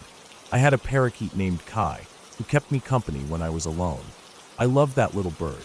He was blue, with bright feathers and a loud chirp that always made me feel better. But that night, something was different. I was just starting to fall asleep when I heard Kai making a ruckus in his cage. He was squawking and chattering loudly, almost like he was in pain. It was strange. He usually wasn't like that. I tried to ignore it at first, but it only got worse. His screeching grew louder, and he was flapping his wings violently against the bars. It was so unnerving that I decided to do something about it. I got up and went to his cage, wrapping him up in a blanket, hoping it would calm him down. I thought maybe he was scared of the dark or just unsettled by something outside. But no matter what I did, he wouldn't stop. Frustrated and tired, I decided to move him to the den, which was just outside my room and had the same walkout door. I figured it might be quieter in there, and maybe he'd settle down. After I put him in the den, I went back to bed, exhausted. I finally fell asleep, but it wasn't a peaceful rest. I kept dreaming of the spotlights and the barking dogs, and I couldn't shake the feeling that something was wrong. When I woke up the next morning, I groggily got dressed and made my way to the den to check on Kai. I expected to hear his usual chirping, but there was nothing. The cage was wide open, and Kai was gone. My heart dropped. I looked around the room, thinking maybe he had just flown out of the cage, but there was no sign of him. I asked my brother, the only other person in the basement, if he had let Kai out. He was still asleep and hadn't touched the bird. I went upstairs and asked my sisters and mom, but they all said the same thing. They hadn't seen Kai or let him out. The cage door had to be pinched and pulled to open, so there was no way it had just accidentally come undone. I started to panic. Where could he have gone? I searched the entire basement, the den, and even the area outside the walkout door. There was no sign of him. But then I found it. A small drop of blood near the door. My stomach twisted in knots. The door, which was normally locked, was now slightly ajar. It wasn't wide open, but it was enough to send a chill down my spine. I ran outside and searched the yard, calling Kai's name, but there was no response. Nothing. No chirping. No whistles. I didn't hear him mimic any sounds he'd usually make. I kept searching, hoping I'd find him, but he was gone. The more I thought about it, the more I felt like something wasn't right. In just 15 minutes, the basement door had been opened, the cage had been tampered with, and Kai was nowhere to be found. It didn't make sense. The only explanation I could come up with, and the one my family kept suggesting, was that it was the work of a skinwalker. They said that it was common for them to take animals, particularly pets, as part of their sinister rituals. But I didn't want to believe it. It sounded too far-fetched, even though the idea of skinwalkers had always haunted me since we moved to Utah. The stories of people seeing figures in the shadows, hearing strange sounds in the night, or even losing pets without explanation made me wonder if it was possible. But even then, I couldn't wrap my mind around it. Why would something take my parakeet? It seemed so out of place. Days passed, and I kept searching for Kai, but I never found him. I left his cage out in the yard, hoping maybe he'd come back, but there was no sign of him. It was as if he had vanished into thin air. I never heard his whistle again. It was as if he had never been there in the first place. The strange events from the night before, the spotlights, the dogs, and the feeling of being watched, all started to make sense in a way I didn't want to accept. My parakeet had been taken, and I couldn't explain it. It's been years since then, but I still think about Kai often. He was a small bird, but he meant the world to me. And even though the mystery of what happened that night has never been solved, I've never been able to shake the feeling that something was watching us, that it knew exactly when we were vulnerable. And I still wonder if that night, when the roadblocks went up and the spotlight hit the Jeep, was the moment when it all started.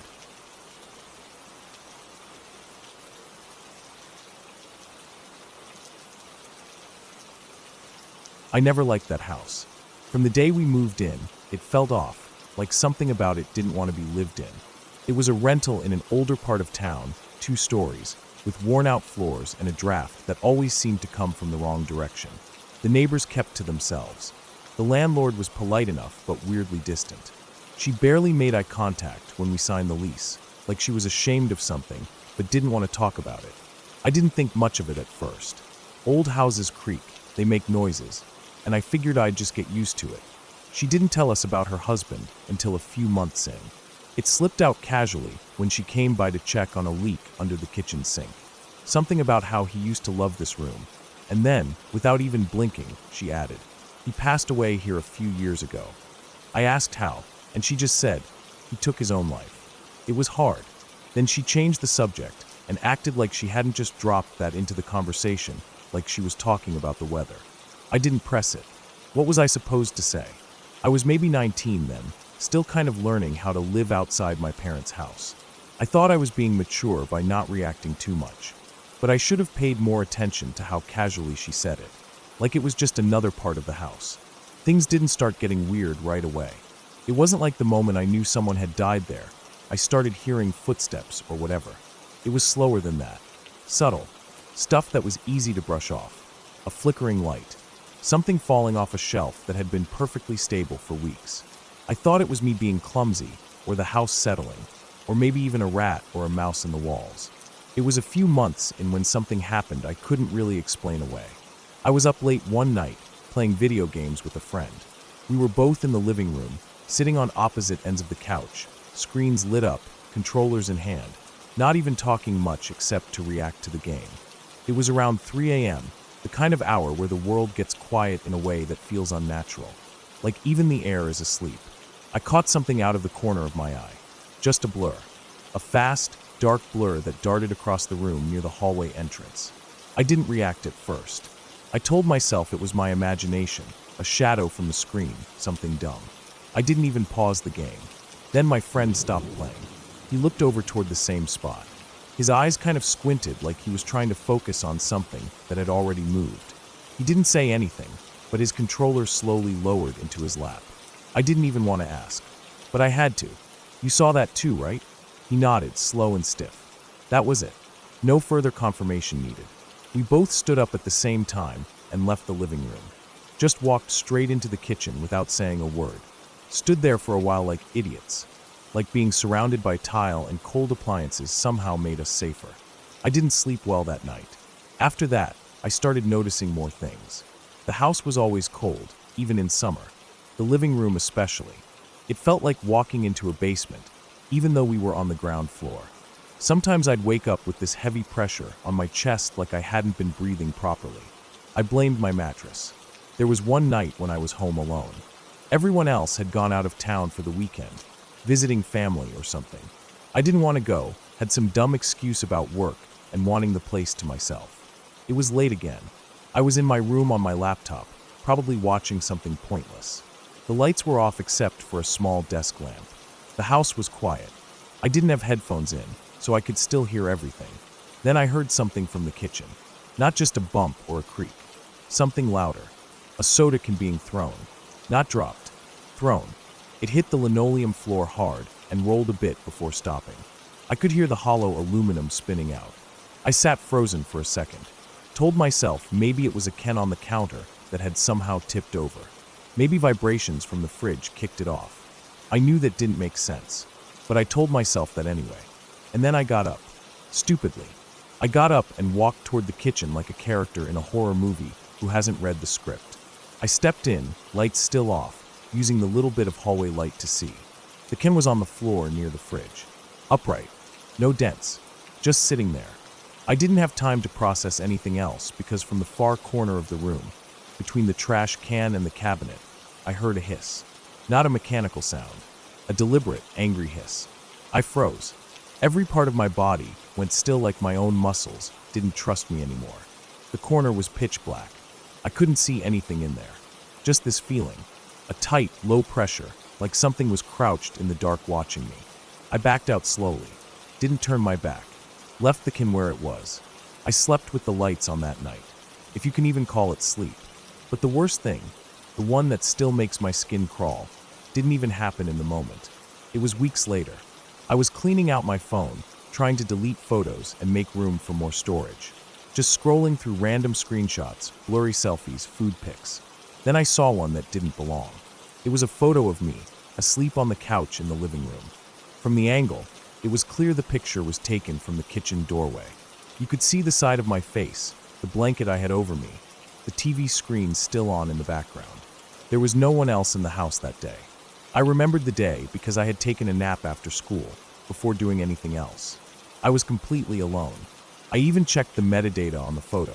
The timestamp matched. It was taken in that exact window of time when no one else was home.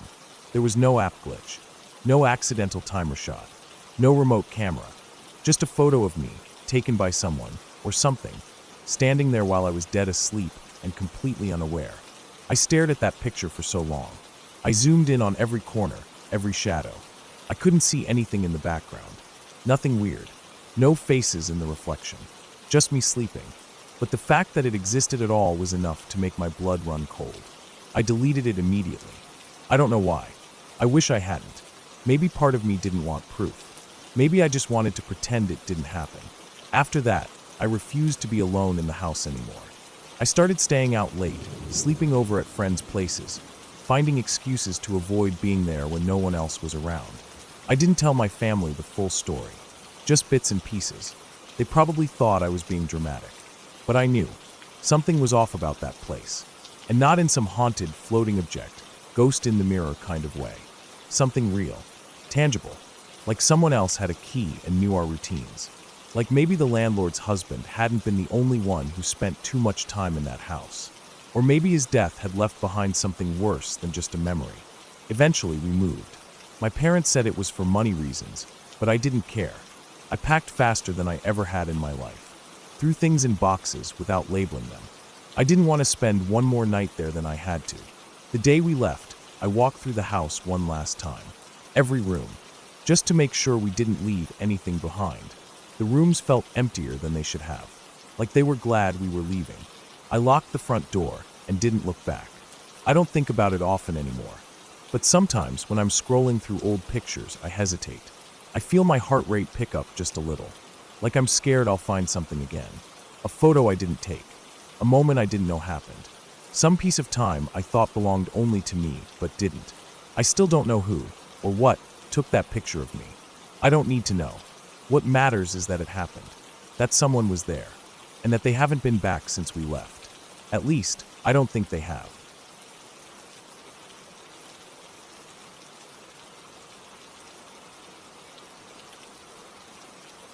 I remember the night I went for a swim at my dad's place, as if it were yesterday. It was a warm summer evening, and I'd spent most of the day helping around the old ranch. My dad's property wasn't like the newer houses with bright lights and quick access to everything. It was secluded. The house was built back in the 50s, with thick wooden beams and a rusty old porch swing.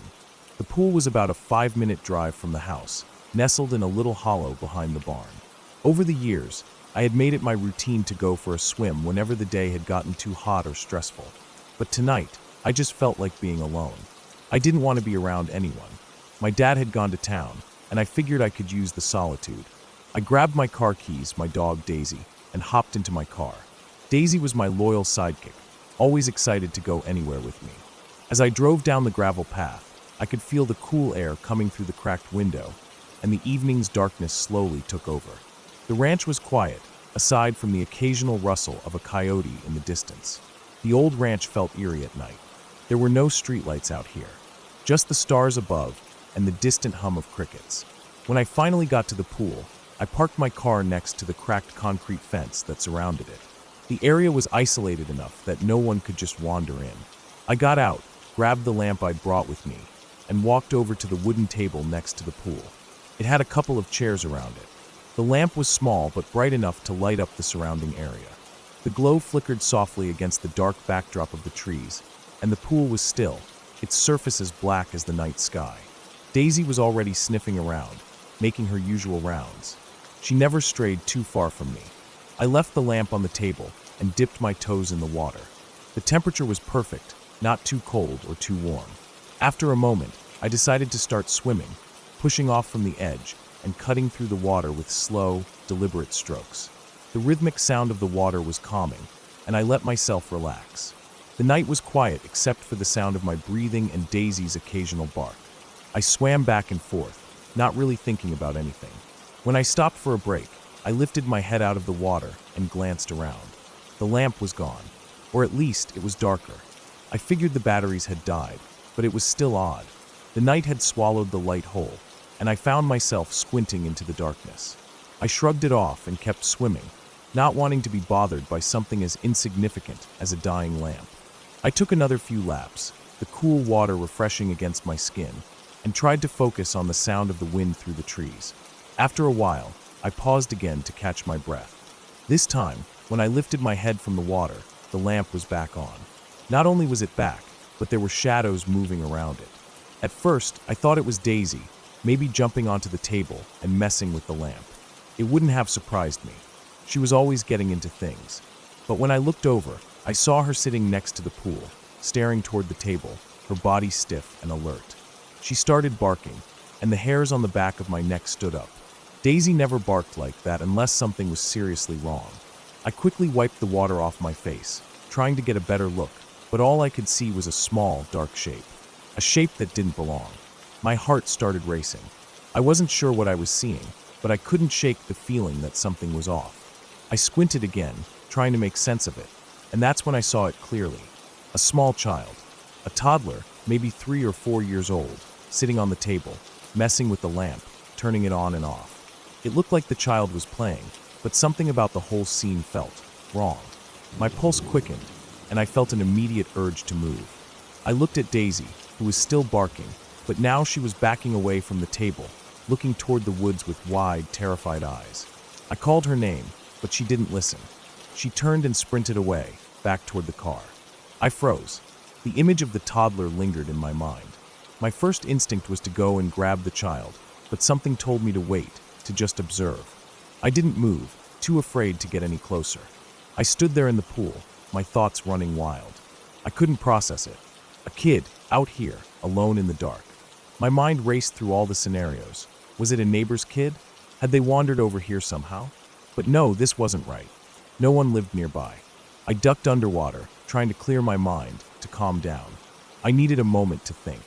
The cold water enveloped me, and I stayed there, holding my breath, trying to make sense of everything. When I surfaced again, my chest heaved with the need for air, and my eyes immediately went to the table. The lamp was still there, but now it was closer to the edge of the pool. The child wasn't there anymore. I blinked. Had I imagined it? My heart was racing as I tried to steady myself. My dog was nowhere to be seen. I scanned the area around the pool, my mind still reeling, but there was no sign of the child. Just the lamp, now sitting right at the edge of the pool, as though someone had placed it there deliberately. The air felt heavy, and my skin crawled. I couldn't make sense of what I'd just seen. Was it a prank? Had someone come out here to mess with me? But no one else had been at the ranch. I was sure of that. I didn't want to get out of the water. I stayed there for as long as I could, trying to ignore the growing sense of dread that was creeping up on me. But as the minutes dragged on, I knew I had to leave. I couldn't shake the feeling that something wasn't right, that I had seen something I wasn't supposed to see. I wasn't ready to face whatever had just happened, but I had no choice. I slowly swam toward the edge of the pool, keeping my eyes on the lamp, still glowing softly in the dark. As I reached the side of the pool and climbed out, I could feel the coldness of the night air on my wet skin. My heart was still racing. I grabbed my towel from the chair and quickly wrapped it around myself. My body felt heavy, like it had been drained of all its energy. I looked around one last time. The ranch, the pool, everything seemed so still, so quiet. But I felt like something was watching me, something that didn't belong. Without saying a word, I turned and hurried to the car, Daisy already waiting in the front seat, her head down and her body tense. I didn't go back to that pool after that night. The next day, I went back to check on the area, but everything seemed normal again. The pool was as it always had been. The lamp was back on the table, undisturbed. No signs of anything unusual, but the feeling I had gotten that night lingered. I couldn't shake the image of the child, sitting there in the dark, playing with the lamp like it was nothing out of the ordinary. To this day, I can't go near that pool at night, not by myself. It's been years, but I still get that strange feeling when I drive past it. I don't know what I saw that night, or who that child was. Maybe it was just my mind playing tricks on me, but I don't think so. Something about it felt too real, too vivid. It wasn't just a shadow or a figment of my imagination. It was as if the night had turned into something else entirely. Something that I can't explain, and I'm not sure I ever want to. I'll never go back to that pool at night again.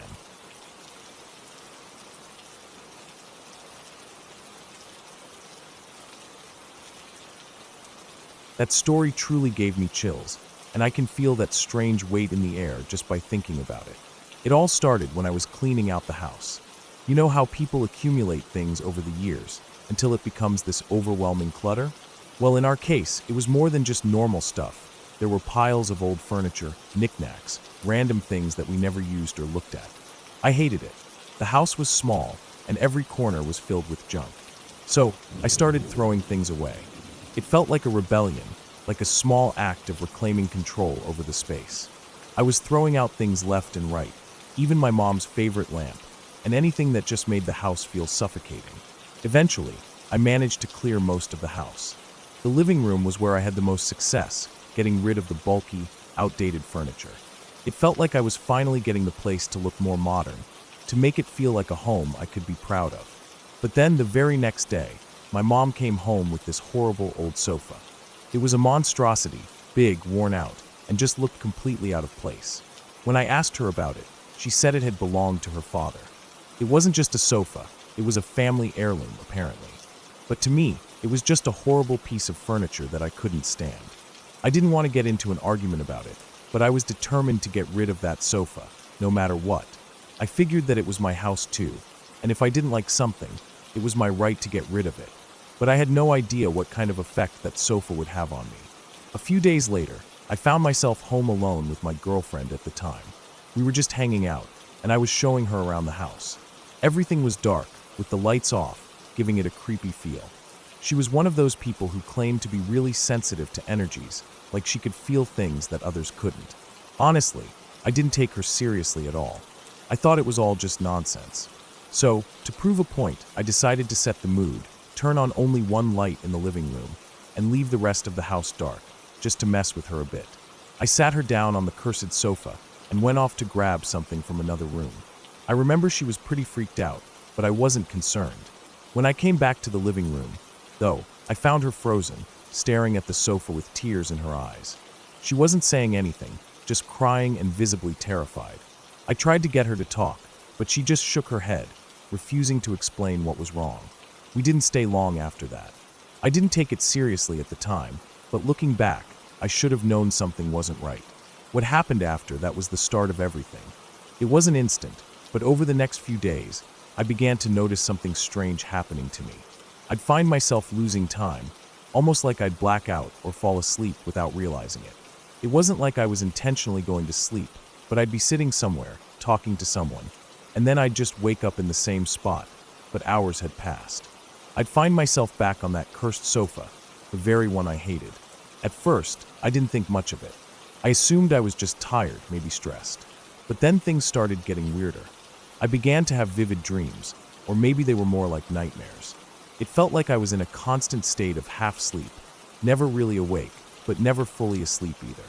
One of the first things I experienced was sleep paralysis, which was terrifying. I couldn't move, couldn't speak, but I was wide awake, trapped in my own body. It felt like the room was closing in on me, and I could see shadows moving in the dark. But then, there was something else. Every time I had sleep paralysis, I started seeing her. She was always there, standing at the top of the stairs, just watching me. She wasn't scary at first, not like a horror movie villain, but just unsettling. A pale woman in a white dress, the kind that looked like something you'd wear to bed, nothing fancy or out of the ordinary. Her black hair was long, and she never moved, just stood there, looking down at me. I couldn't move to look at her closely, but I could see her standing there in the same spot, over and over again. The first few times, I didn't really panic. It wasn't until she started moving closer that I realized something was wrong. Each time I woke up, she had gotten a little bit closer to me. I couldn't explain it. It felt like I was caught in some kind of nightmare loop. She'd just get closer, closer, until one night, she was standing right by the sofa. That's when everything really hit me. I remember the fourth time it happened. It was the worst. I didn't even realize at first that it wasn't my sister standing there. I was half asleep, but then I noticed her standing over me. I thought it was Natalie, my sister, at first, but then something felt off. She wasn't talking like Natalie would. She wasn't acting like Natalie. I tried to ask her to come closer, to look at her face, and that's when things escalated. She made this noise like she was annoyed, almost a hiss, and then she touched my back. The touch wasn't gentle. It was like fingers digging into my skin, hard, almost like she was scratching me. The pain was unbelievable, like she was pulling something from deep inside me. I screamed, or at least I tried to, but nothing came out. I woke up in a cold sweat, at 3 a.m., alone on the sofa, my back burning with pain. When I reached behind me, I could feel the scratch. It was huge, like someone had clawed at me with sharp nails. It wasn't just a surface wound, it felt deep, like it was coming from inside. My mind raced, trying to find a logical explanation, but there was nothing. My arms were stretched out too far to have scratched myself. I ran to my bedroom, terrified, and saw the scratch in the mirror. It was bleeding a little, but not enough to be from a surface cut. It burned, like it was being torched from the inside. The worst part was that it didn't end there. The dreams kept coming, each one more intense than the last. I saw her 7 times, always in the same place, always in the same position. But the last time was the most bizarre. I found myself in some kind of dream where I was a priest or a reporter, I'm not sure which, and I was with a man investigating something strange. We ended up at this woman's house. She seemed ordinary at first, just a regular lady living alone. She talked to us about how everyone in the village thought she was strange, but she didn't mind. But then things started to feel off when I saw a strange book in her library. I knew I shouldn't have looked at it, but my curiosity got the better of me. I opened it, and it was her journal. What I read made my blood run cold. She had been married, and then she discovered her husband was having an affair with her childhood best friend. The anger, the betrayal, it all made sense. But what didn't make sense was that she had somehow summoned a devil. Not for her soul, but for her body. The deal was that she'd let the devil use her body for 5 years, in exchange for ending the affair. The deal sounded crazy, but she wrote about it like it was real. And then the worst part, she wrote that she woke up 5 years later with no memory of what had happened during that time, only a deep, terrible feeling that something was horribly wrong. I couldn't stop reading. I needed to know what happened. But as I turned the pages, I realized I was in too deep. The last entry was a drawing of her face, but it wasn't a normal portrait. It was distorted, ugly, monstrous. It was like she knew something had changed inside her. Just as I finished reading, she came back. The woman stood in the doorway, staring at us with eyes that felt empty, hollow. "I only asked you for this," she said, and then in an instant she was gone, disappeared into thin air. I panicked. I ran, but as I looked behind me, there she was again, standing right there. But this time, she had the same face as the drawing. I woke up with a start, my heart racing, only to find myself once again in sleep paralysis. And there she was, crying. She sat next to me, tears streaming down her face. Her words were a whisper. "I'm sorry. I'm so sorry. Please forgive me. I don't know what happened next." I was terrified, but all I could manage to say was, "I forgive you." The next thing I knew, I woke up, and it was 3 a.m., just like the others. And that was the last time I ever saw her. I've told this story to a few people, and it's always the same reaction. Complete silence, and a look of pure terror in their eyes. But the real kicker came when I told my ex-girlfriend about it. She turned pale, and then she asked, "Was she like your height?" Pale, with long black hair and a white dress. My blood ran cold because I had never described her that way. I had never told her any of the details. And yet, she knew exactly what I had seen. It was then that she told me something that made everything fall into place. She had seen the woman too. The day we went to the house, she had seen her, standing in the dark, watching me. When I went upstairs, she followed me, walking silently behind me until I came back down. That's when I realized it wasn't just my imagination. It wasn't a dream. Something had happened, something that neither of us fully understood. And that's when I made peace with it, because after I said those words, "I forgive you," I never saw her again.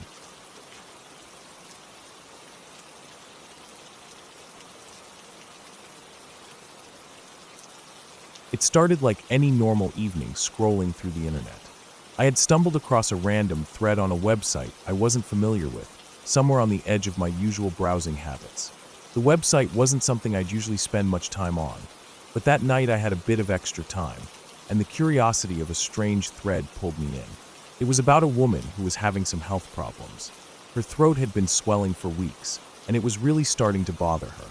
She talked about feeling constant discomfort, like there was something lodged in her throat, and the pressure would build up throughout the day. There were headaches too, and she started getting really fatigued. She'd been to the doctor multiple times, but the visits never seemed to help. Each time, the doctor would prescribe some form of treatment, antibiotics, throat lozenges, even some painkillers, but nothing worked. The swelling wouldn't go down. In fact, it only seemed to get worse. I remember reading her posts, and it wasn't just the medical details that stood out to me, but how she wrote them. She was frustrated, but there was an undertone of desperation in her words. At first, I thought she might just be exaggerating, maybe seeking attention or making a bigger deal out of something simple, like a cold or a seasonal allergy. But as the posts went on, something about it began to feel more real, and that started to make me uneasy. She described how her throat would swell up every night, almost like clockwork, and she started to have trouble swallowing. Along with the swelling, she had these frequent headaches that would sometimes last for hours, and her energy levels were so low that she barely left her house. When she did, she felt drained, and the smallest things seemed to tire her out. It was as if the life was being sucked out of her slowly. She seemed to be spiraling down, and the more she posted, the more I found myself reading. Her doctors couldn't help her, and at some point, she gave up on them. She started taking over-the-counter medication to try to manage the symptoms herself. Some days, it would feel a little better, but by the evening, she'd be back in the same miserable state. She was stuck in a cycle of trying different home remedies, desperate for some kind of relief. And yet, nothing worked. A few weeks into her posts, she mentioned how lonely she felt. With her health deteriorating and no one around to help, she asked a friend to come stay with her.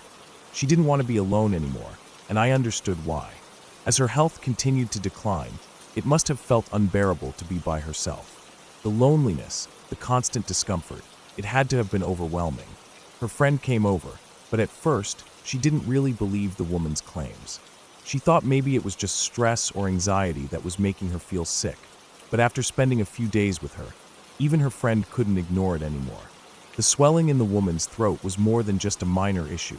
It was a real problem. And soon, her friend started showing the same symptoms. The whole situation took on a more sinister edge. It wasn't just one person now. It was two, both of them going through the same strange set of symptoms.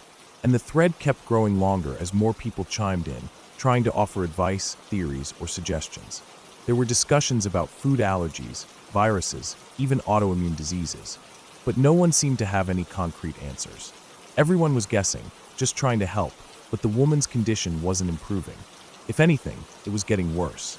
There was a point when the woman posted a picture of her throat, trying to prove how bad it had gotten.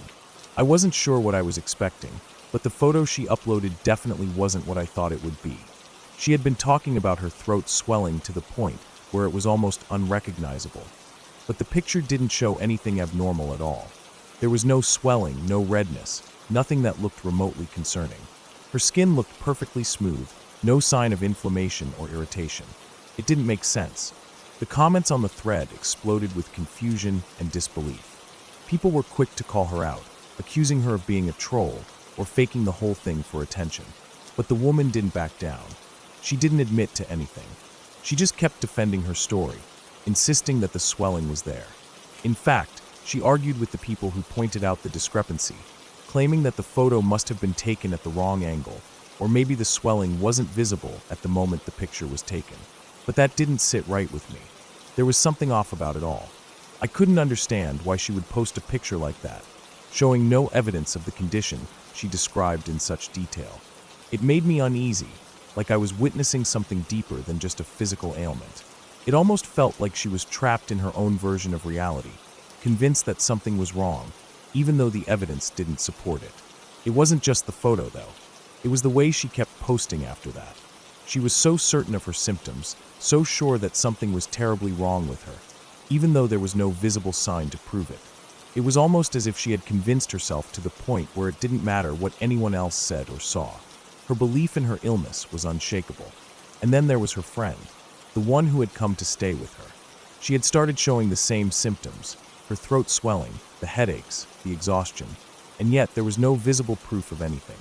It was as though both of them were feeding into each other's delusions, each one becoming more convinced that something was wrong, even when they couldn't see anything to support their claims.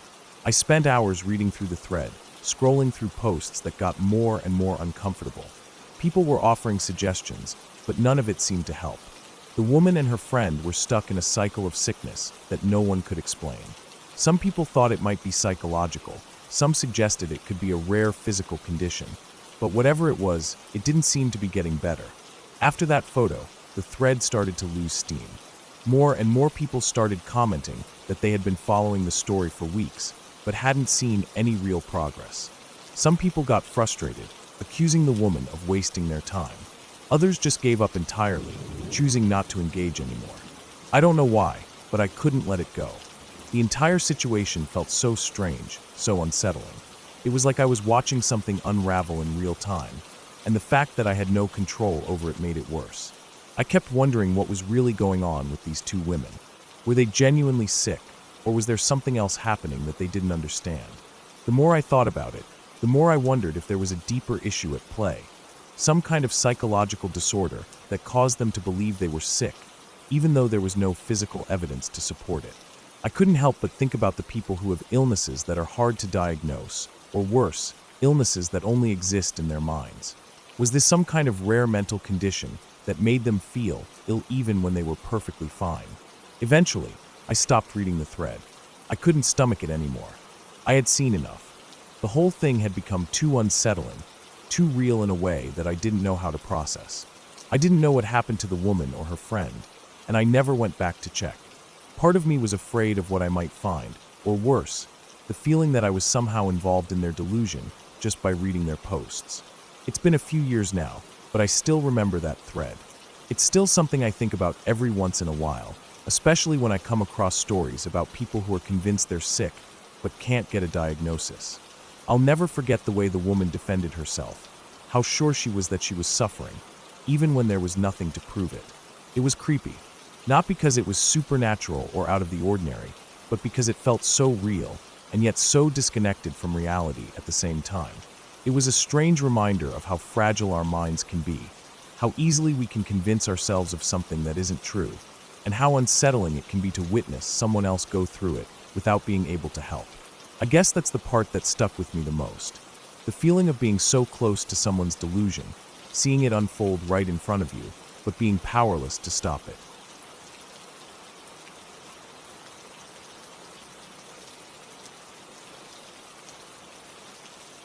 I live in an old house in New England, and growing up there, I got used to all the little strange things that would happen from time to time. My dad grew up in that house, and he's got tons of stories about things that happened when he was younger. He never really believed in ghosts or anything supernatural, but there were enough weird things that even he couldn't ignore. Things like lights flickering for no reason, doors you'd swear you had closed coming back open, and stuff that would shift or move on its own. At first, it was easy to brush off as just old house problems, or maybe something just out of the ordinary. But after a while, even the smallest things started feeling unsettling. One day when I was 12, I was homesick from school. I didn't really have much to do, and I wasn't in the mood to just sit around. My stepmom was downstairs, laying in bed watching TV. It was one of those quiet, kind of eerie days where everything just feels still. I told her I was going to take a bath, grabbed a towel, and made my way upstairs. The bathroom was on the second floor, and there was something about it that always felt a little off. The walls creaked whenever you walked past them, and the door had this tendency to groan when it opened, no matter how slowly you turned the handle. It was the kind of place where every small noise seemed magnified, but I'd grown used to it.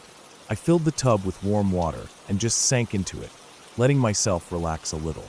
I pulled the shower curtain closed, trying to block out the rest of the world, and just zoned out. The steam from the water filled the room, and the only sound I could hear was the slow drip of water from the faucet. It wasn't the best place to be alone with my thoughts, but at least it was quiet. Then, the door creaked open. It wasn't anything out of the ordinary. I'd gotten used to people coming in and out of the bathroom. There was only one working toilet in the house, and with 4 siblings, it wasn't exactly uncommon for someone to need it while you were in the bath. I wasn't bothered by it at first. I thought it was my stepmom, probably rushing to use the bathroom since she was downstairs and probably tired of waiting for me to finish. The door opened wide enough for me to feel the draft of air, and I heard footsteps, slow, deliberate steps, like someone walking into the room. I even heard the sound of something shifting, like clothes rustling. I didn't think much of it, but then the shower curtain moved. It wasn't like someone had grabbed it, and pulled it back. It was more like a breeze, something light, but enough for me to feel the air shift. I figured my stepmom was probably trying to get around the bathroom to use the toilet. It wasn't unusual to feel someone's presence when they walked past, especially in the narrow bathroom, but it was strange that I didn't hear the toilet seat lift. I would have heard it, right? It's that distinct sound of the lid shifting, the scrape of the plastic against the porcelain. So I pulled the shower curtain back, half expecting to see her standing there, maybe with that look of hurry up that she sometimes got. But when I looked out, nobody was there. The door was wide open, but no one was in the bathroom. I froze for a second. My heart started pounding, and that cold, gnawing feeling crept up my spine. It was that gut reaction, that immediate feeling that something wasn't right. My mind raced, trying to figure out what had just happened. I definitely felt someone there. I could still hear the faint sound of footsteps, and the air had shifted. It couldn't have been my imagination. I got out of the tub, the water sloshing as I hastily grabbed my towel, trying to shake off the unease. I don't know why, but I felt like I needed to confirm where everyone was. I hurried downstairs, my wet feet making soft slapping sounds against the wooden floor. The whole time, my mind was replaying what had just happened upstairs, the strange feeling of someone walking into the room without making a sound, but I couldn't figure it out. When I reached the bottom of the stairs, I looked over to the living room where my stepmom was. She was still in bed, exactly where she had been when I left. The TV was still on, and she hadn't moved a muscle. I felt a wave of panic wash over me. I'd heard the footsteps, the sound of movement, and I could have sworn someone had been right there in the bathroom. But it wasn't her, and it definitely wasn't anyone else in the house. I didn't know what to think, but I knew I didn't want to be upstairs alone anymore. I tried to play it off. It didn't make sense. My brain kept telling me I was just imagining things, but the feeling was still there, lingering in the back of my mind. But as I stood there, staring at my stepmom, still half wrapped in my towel, I realized something else. She hadn't moved. She hadn't gone upstairs. She'd stayed exactly where she was. I didn't want to say anything right away. I couldn't. I just stood there for a moment, trying to figure out what to do. I didn't want to sound crazy, but something felt wrong. My heart was still racing, and I couldn't shake the feeling that I'd just experienced something I couldn't explain. I had no idea if anyone would believe me, or if it even mattered. But I couldn't just go back upstairs without knowing for sure what happened.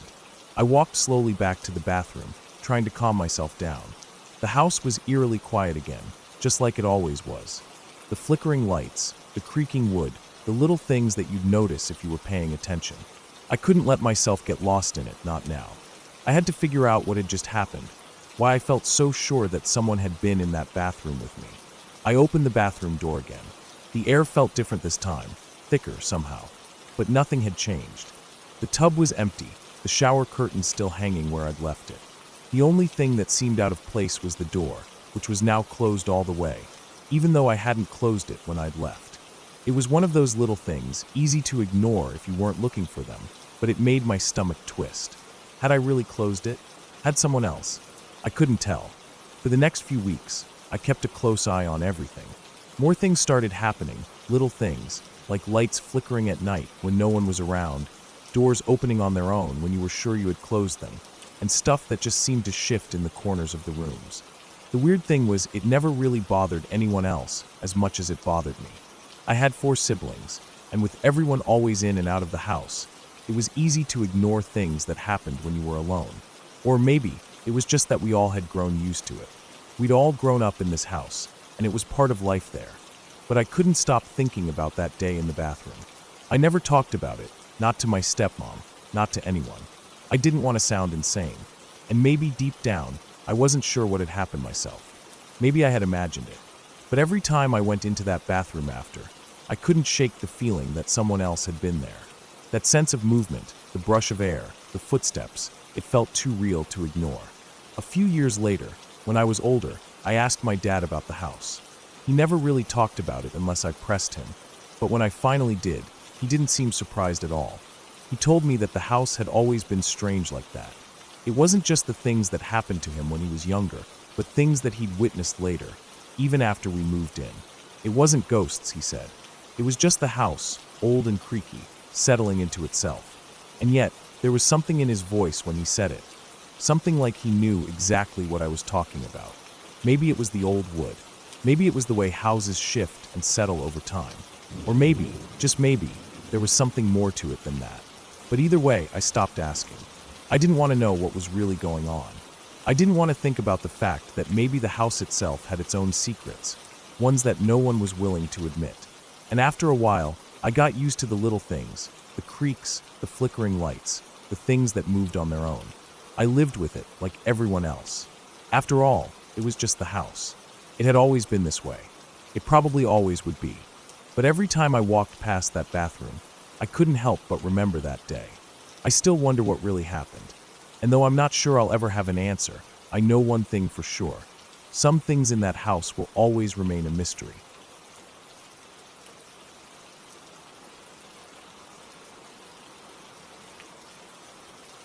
I remember it clearly, even though it happened years ago. Most people would probably think I'm just making this up, but I swear on everything I hold dear, it's true. I'd never experienced anything like it before, and honestly, I'd never really believed in the weird stories people told about things like this. Shadow people? Come on. That sounded like the stuff of horror movies or urban legends. But after that night, I couldn't shake the feeling that there was something more to it than I'd ever imagined. It started when I visited my friend's apartment for the first time. He just moved into a cute little place that was on the second floor of a nice old house. You know the kind, one of those buildings with wooden floors that creak when you walk across them, big windows that let in a lot of light, and that almost cozy vintage charm to it. The apartment itself was small but homey, and I remember thinking that it looked like a place where you'd expect to have a peaceful evening with friends. But as soon as I stepped inside, something felt off. I couldn't really put my finger on it at first, but there was an undeniable heaviness in the air. It wasn't anything that could be seen, but it was almost like the atmosphere in the apartment had weight to it, like I was carrying something around without realizing it. The air felt dense, and I couldn't shake the strange sensation that I was being watched. I tried to brush it off. Maybe I was just tired from the drive, or maybe the building was older than I thought and the humidity or something was messing with me. So, we made our way to the living room, where we sat down and had dinner. I tried to focus on the conversation, on catching up, and just relaxing. But as we talked, my eyes kept drifting toward the hallway that led to the bedrooms and bathroom. The light in the hall was dim, casting long shadows that seemed to stretch and flicker strangely against the walls. That's when I first saw it. At first, it was just a movement, a flicker of something tall and thin, like a human shape, but not quite. It was as though something or someone had passed by the doorway at the end of the hall. I couldn't make it out clearly, but it was tall, taller than any normal person. And the shadow, it wasn't solid. It was more like a silhouette, but the edges were distorted, almost like it was blending into the darkness itself. My heart started to race a little. I thought maybe it was just a trick of the light or my eyes playing games with me, so I tried to ignore it. But then it happened again, and again. Each time, it moved a little faster, like it was trying to stay just out of sight, but I kept seeing it, these tall, thin black figures that seemed to pace back and forth, disappearing as quickly as they appeared. I figured I was being ridiculous. I'd spent enough nights in dimly lit places to know how easily the mind can play tricks on you, especially when you're not paying close attention. I didn't want to freak my friend out, so I just kept quiet about it for a while. But it kept happening, and it wasn't just one shadow, there were more. I could see them darting past the doorway, moving like they were trying to stay out of sight, but always there. Tall, black, and unnaturally thin. At times, I'd catch one of them peeking into the living room, just enough for me to notice before it disappeared. The longer I sat there, the more uneasy I felt, but I didn't want to seem paranoid, so I didn't say anything right away. Finally, I couldn't take it anymore. I looked at my friend and said, "You're going to think I'm crazy, but I keep seeing." Before I could finish, he interrupted me, almost as if he'd been waiting for me to say it. "The shadow people?" he asked, his voice calm, almost casual. I froze. "What?" He nodded, his expression a little too serious for my comfort. "Yeah, I see them all the time. They've been around for as long as I can remember." At that moment, I wasn't sure what to say. I had no idea what he meant by shadow people, and I certainly didn't expect him to say it so casually. I asked him if he was serious, and he just shrugged and said it was a common thing. I thought maybe he was just messing with me, trying to get a reaction. But the way he said it, like it was no big deal, made it clear he wasn't joking. He'd seen these things before, and he wasn't scared of them. He just accepted them as part of his reality. It was around that time that I started to feel a little more unsettled. Maybe it was the fact that he wasn't fazed by it at all, or maybe it was the way he seemed to almost expect these shadowy figures to show up. Whatever it was, I didn't feel right, but I pushed it to the back of my mind and decided to stay for the night. We went on talking, and I tried to ignore the feeling that something was lurking just beyond my sight. As the evening went on, we made our way to the guest room where I was going to sleep for the night. I tried to shake off the unsettling feeling, but as I lay down on the bed, I couldn't relax. Every little noise in the apartment seemed to echo louder than usual. The creaking of the old house, the wind outside, the soft hum of the fridge.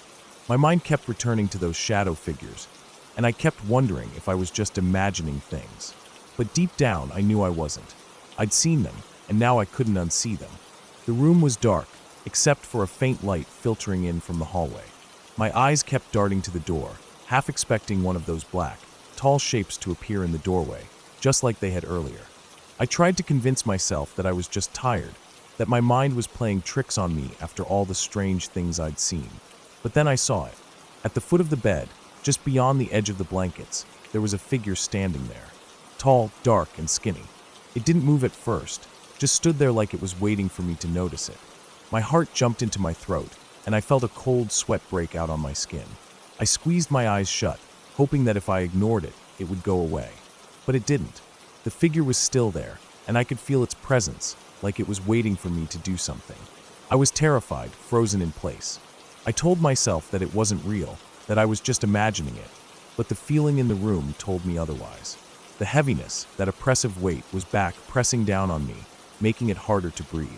Without thinking, I whispered aloud, "Leave me alone." I didn't even know why I said it, but the words slipped out before I could stop them. And then I did something I never thought I'd do.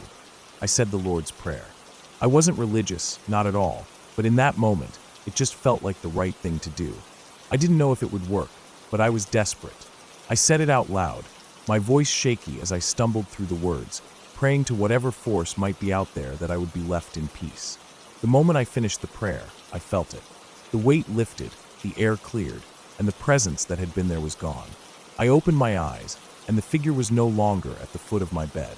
I blinked a few times, almost in disbelief, and then I looked around the room. Everything was normal. There were no shadows, no figures, just the quiet stillness of the room. I didn't sleep much that night. I kept my eyes open, listening for any sign that those shadow people might come back. But nothing happened. I didn't see them again while I stayed there, and I didn't tell my friend what had happened in the guest room. I wasn't sure how he'd react, and I didn't want to sound like I was losing my mind. The next morning, I left early. I didn't even stay for breakfast, just packed up my things, said goodbye, and left. I didn't want to be around that apartment anymore. The heaviness, the shadows, it was all too much for me. I never went back to visit my friend there.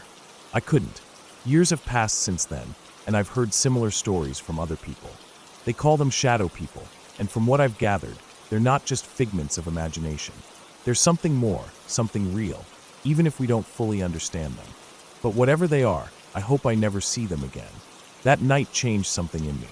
Now, whenever I hear someone talk about seeing shadow people, I can't help but remember that feeling, the weight in the air, and the terror of knowing something was watching me. I may not be able to explain it, but I know what I saw, and I'll never forget it.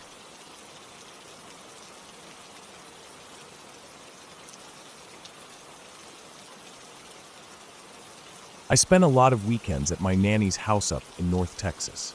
Her place was a small, old farmhouse on about 35 acres of land, far enough out from the nearest town that it felt like the world stopped at her front gate.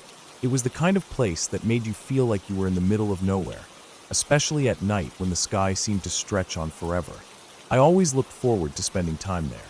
It was peaceful, and I loved the quiet, the space to roam around, and the fact that it felt like it was all mine for a couple of days. My nanny was one of those people who had stories about everything.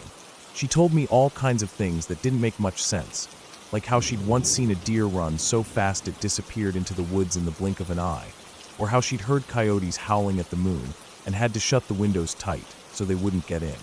But the thing that stuck with me the most was her talking about the ghost in the house. She was calm about it, like it was no big deal. "He's not bad," she'd always say with a smile. "He's just here." Been here a long time. At 14, I was way too skeptical to believe any of that. Ghosts were for movies and stories, not real life. I'd laugh it off when she'd mention the ghost, mostly because I figured she was just trying to scare me or make the house seem more interesting. I never took her seriously about it, until one night. It was around 2:30 a.m., and I was crashed out on the couch in the living room, trying to sleep through the heat. The old farmhouse didn't have central air, just fans, so it was always a little stuffy. I woke up needing to use the restroom. There was only one bathroom in the house, and it was tucked down a short hallway between the living room and my nanny's master bedroom. I rubbed my eyes and got up, still groggy, walking towards the bathroom in the dark, the only light coming from the moon through the kitchen windows. As I stepped toward the bathroom door, something caught my eye. At first, I thought it was just the shadows playing tricks, but then I realized what I was looking at was not a shadow at all. Standing just outside the bathroom door was a figure. It was tall and blurry, like a man-shaped smudge, but the edges seemed to waver in and out of focus. My heart dropped to my stomach. I couldn't move. For a second, I just stood there staring at it, trying to convince myself I was imagining it. But then it was like my body took over. I walked right through it. The coldness hit me first. It felt like walking through a wall of ice, like something from a nightmare where you're frozen in place and can't escape. The air was thick with it, and for a brief moment, I felt like I couldn't breathe. The figure didn't make a sound, but I felt its presence. The hairs on my neck stood up. I didn't stop to think, didn't even pause. I just sprinted back to the couch, leaping under the covers and pulling them tight over my head. My mind was racing, my heart pounding in my chest. I shut my eyes so hard, squeezing them shut like if I couldn't see it, it couldn't see me. The next few hours felt like an eternity. My mind was too alert, too awake, replaying the moment over and over, trying to make sense of what I saw. Was it my imagination? A trick of the light? I had no idea. But the fact that I had walked through it, that's what scared me the most. It wasn't like any ghost story I had ever heard, and I couldn't shake the feeling that something was very wrong. Eventually, exhaustion kicked in, and I must have fallen asleep. I didn't wake up until much later, around 5:30 a.m., when the smell of coffee hit my nose. That was my nanny's signal that she was up and getting the day started. I rubbed my eyes, still half asleep, and got up, my feet hitting the cold hardwood floor. I walked into the kitchen, my mind still foggy, trying to shake off the bad feeling that lingered from the night. When I walked in, I looked over at my nanny, who was standing by the counter, humming as she poured herself a cup of coffee. I froze for a moment. She looked up at me, and before I could say anything, she grinned and asked, "You saw him last night, didn't you?" I didn't say anything at first. I just stood there, wide-eyed. How did she know? She hadn't been awake. She hadn't been there when I freaked out. I couldn't find the words. My mouth went dry, and I finally stammered out, "How did you know?" My nanny just laughed, her eyes twinkling with something I couldn't quite place. "I've lived here for years. It's always the same. Every time someone new stays, they see him. Doesn't matter what they believe in. He just shows up. He's harmless. Don't worry about him." I wanted to tell her it wasn't harmless, that it wasn't just some figure in the dark. But I didn't. I didn't know how to explain the feeling I had after walking through it. I didn't have words for the cold, the way it made me feel like I was in a dream or some kind of trance. But my nanny's calmness, the way she just accepted it, made me feel like I was the crazy one for being so shaken up. I wanted to be angry or scared or anything else, but instead I just stood there feeling a weird mix of confusion and disbelief. My nanny wasn't afraid of the ghost. In fact, she almost seemed like it was an old friend, like it was something normal, something you learn to live with. She'd had enough time with it to accept it as part of the house, part of the land, like the old oak tree in the backyard or the fence that ran along the edge of the property. They were just things you lived with. I didn't know what to think. I wanted to go home, back to my room, away from everything. But as I stood there, staring at my nanny's calm face, I realized something. I couldn't ignore it anymore. I couldn't pretend it wasn't real. After that, I spent a lot of time thinking about the house. It wasn't that I was haunted or terrified. It was just that, once you see something like that, you can't unsee it. The weirdest part was that after that night, it was like I became more aware of the house, of the creaky floors, the strange drafts, the way the air would shift from hot to cold when you least expected it. I never saw the figure again, but I always knew it was there, just behind the walls or in the hallways. My nanny continued to tell me about the ghost, always in that calm, matter-of-fact way. "He's not bad," she'd say, and I never doubted her again. But even now, years later, I can still remember that coldness, that sensation of walking through something that shouldn't be there. And I know that no matter how much time passes, I'll never really be able to explain what happened that night. Maybe I'll never know if it was real or if I just freaked myself out, but whatever it was, I've learned something. Some things don't need an explanation. They just are. And sometimes you have to accept them, whether you want to or not.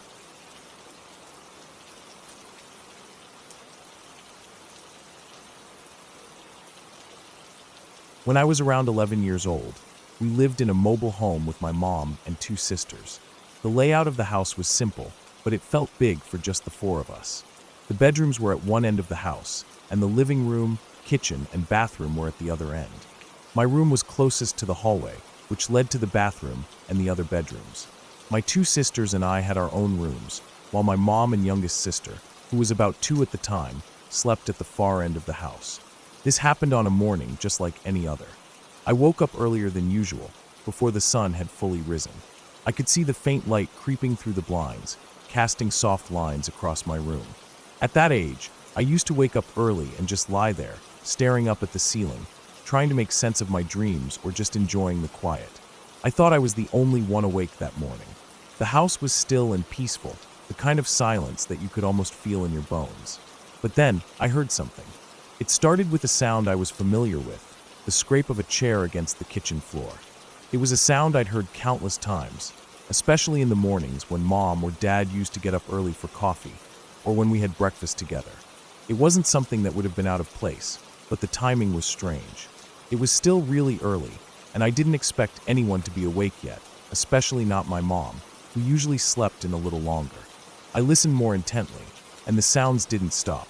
There were footsteps, light but deliberate, moving from the kitchen toward the living room. It was the sound of someone walking across the floor in a pair of slippers, or maybe bare feet. They didn't sound rushed, just casual, like whoever it was moving around the house like they had every right to. Then I heard it, the strum of a guitar. At first, it sounded accidental, like someone had walked into it without realizing it was there. The guitar had been left on the living room floor the day before, so my youngest sister could play with it. I'd seen her strumming it off and on, but it was odd to hear the guitar making noise now, especially so early in the morning. The guitar didn't stop at just one strum. I could hear the person, or whoever it was, shuffling around, their footsteps continuing through the living room, past the guitar, and down the hallway toward where our bedrooms were. The sound echoed in the quiet house, the footfalls muffled by the carpet, but clear enough that I could picture the person walking in my mind. It wasn't my mom. She always walked with a certain rhythm. This was different, more careless, like they didn't have a care in the world. I lay still in bed, not sure what to make of it.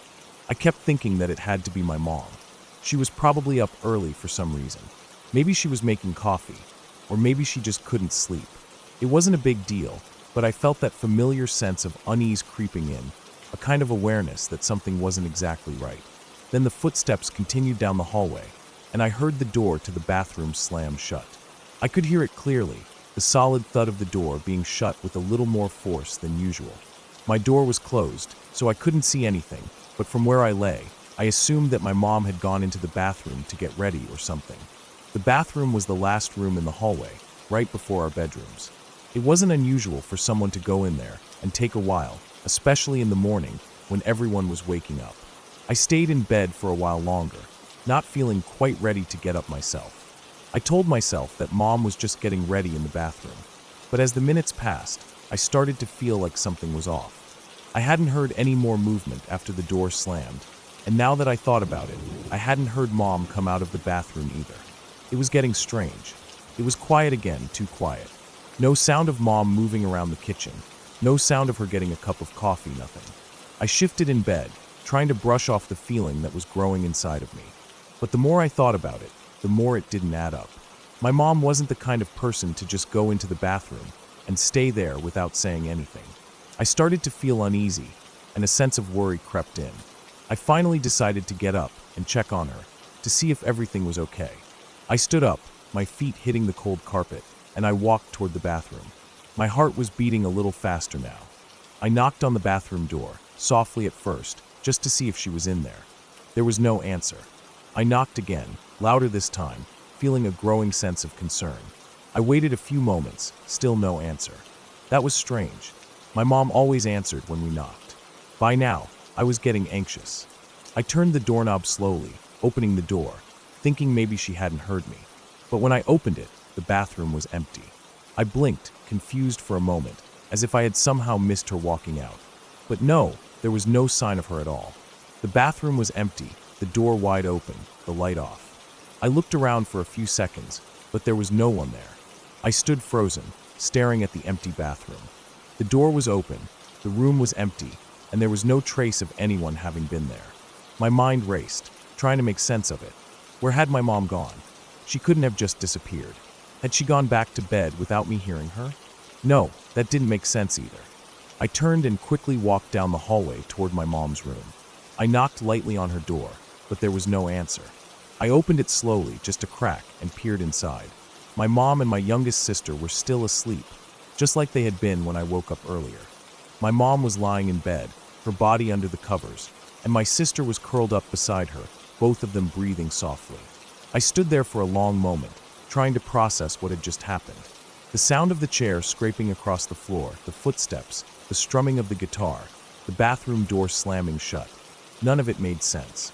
No one was supposed to be awake. No one was supposed to be up and moving around. But there had been noises, sounds, as if someone had been walking through the house. Someone who wasn't supposed to be there. I didn't know what to think. I didn't know if I should be scared or confused.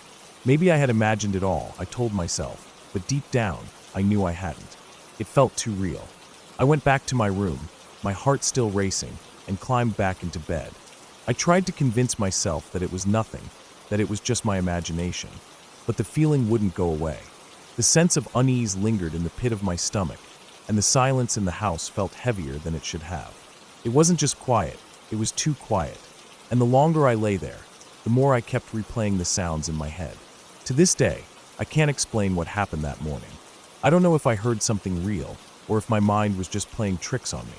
But I can still remember the way it felt. The way the house seemed so quiet one moment, and then so unsettling the next. I'll never forget the way the footsteps echoed in the hallway, the guitar strumming on its own, and the bathroom door slamming shut. The odd thing is, that wasn't the only strange thing that happened in that house. There were other things, small things that seemed out of place, things I tried to brush off at the time. But that morning, the feeling of not being alone in the house stayed with me for a long time. Even now, years later, when I think back on it, I still don't know what to make of it. Maybe it was just my imagination running wild, or maybe there was something more to it. All I know is, whatever it was, it scared the hell out of me.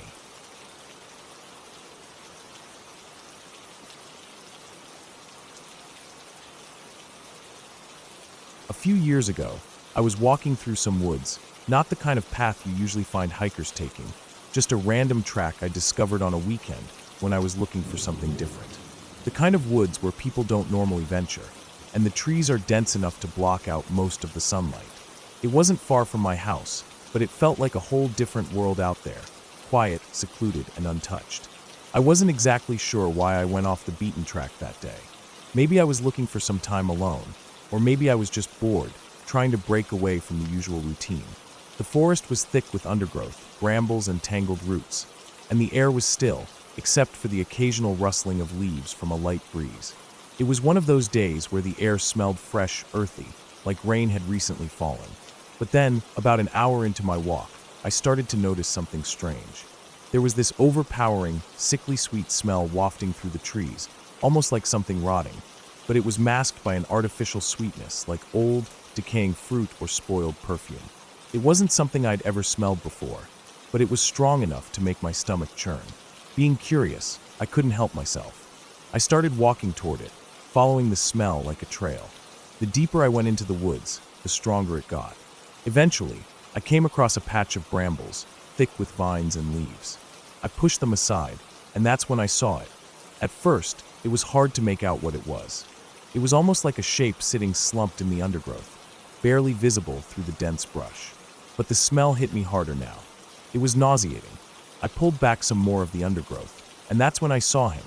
This man sitting there, slumped against a tree, surrounded by flies. His skin was an unnatural shade of green and black, swollen like he'd been left out in the sun for far too long. His clothes were torn, and there were bits of his flesh that had rotted away, exposing the muscle underneath. His body was covered in small, crawling insects, flies, beetles, maggots. I could hear them even before I saw them, buzzing around the decaying flesh. I froze for a moment, my heart racing. There was no way this guy could still be alive. The smell alone told me that.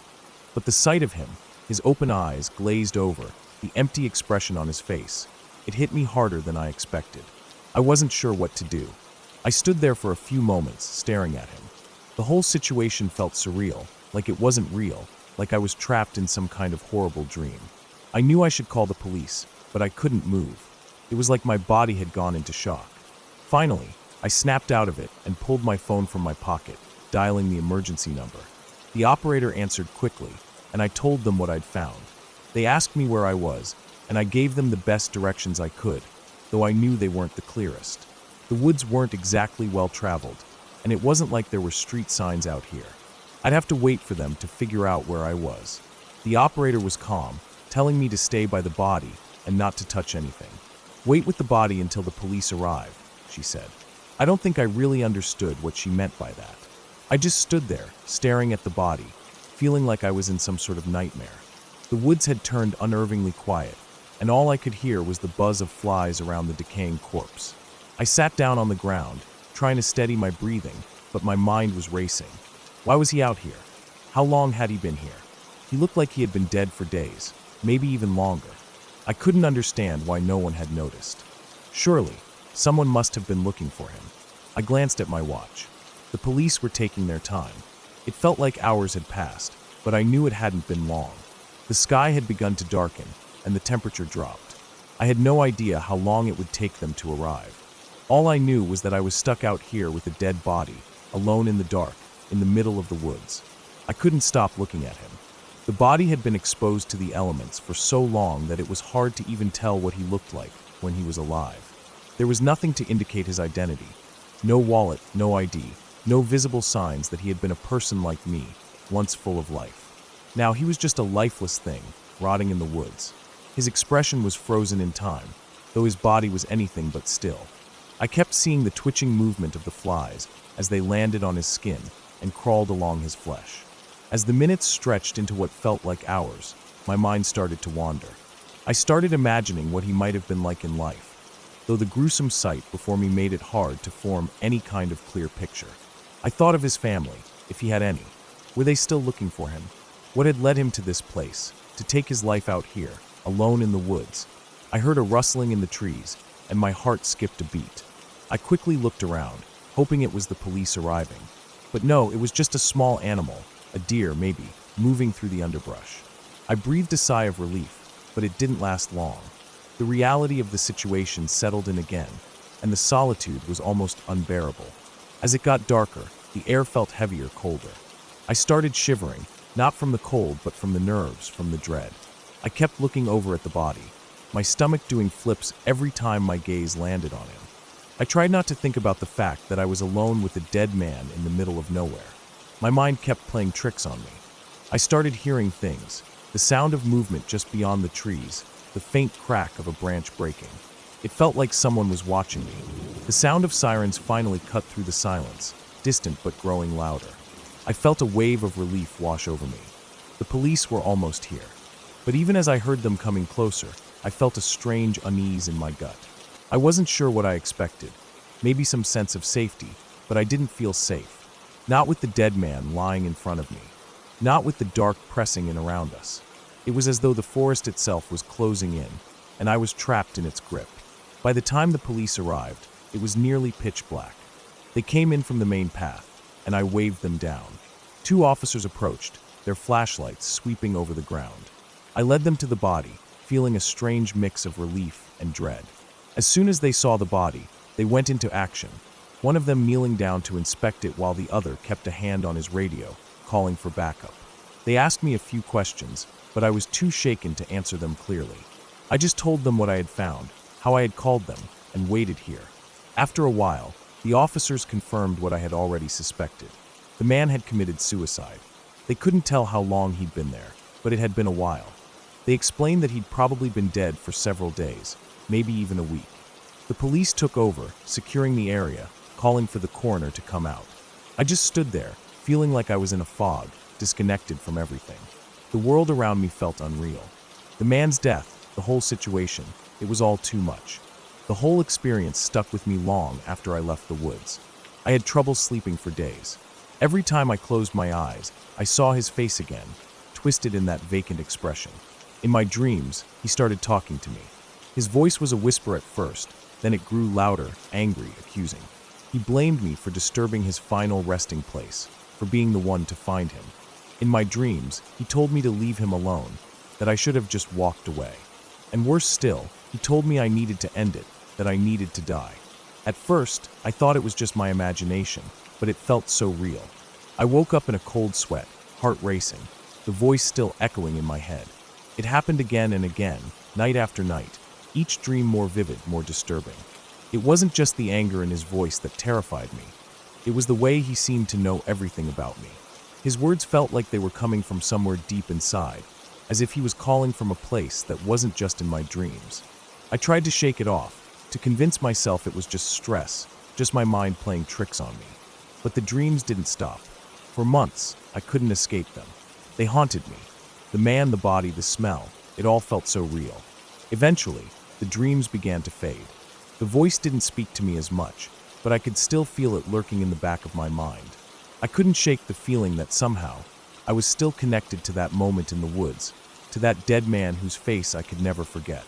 It's been a while since it happened, but sometimes, when the night is too quiet and my mind drifts, I wonder if it's ever truly gone.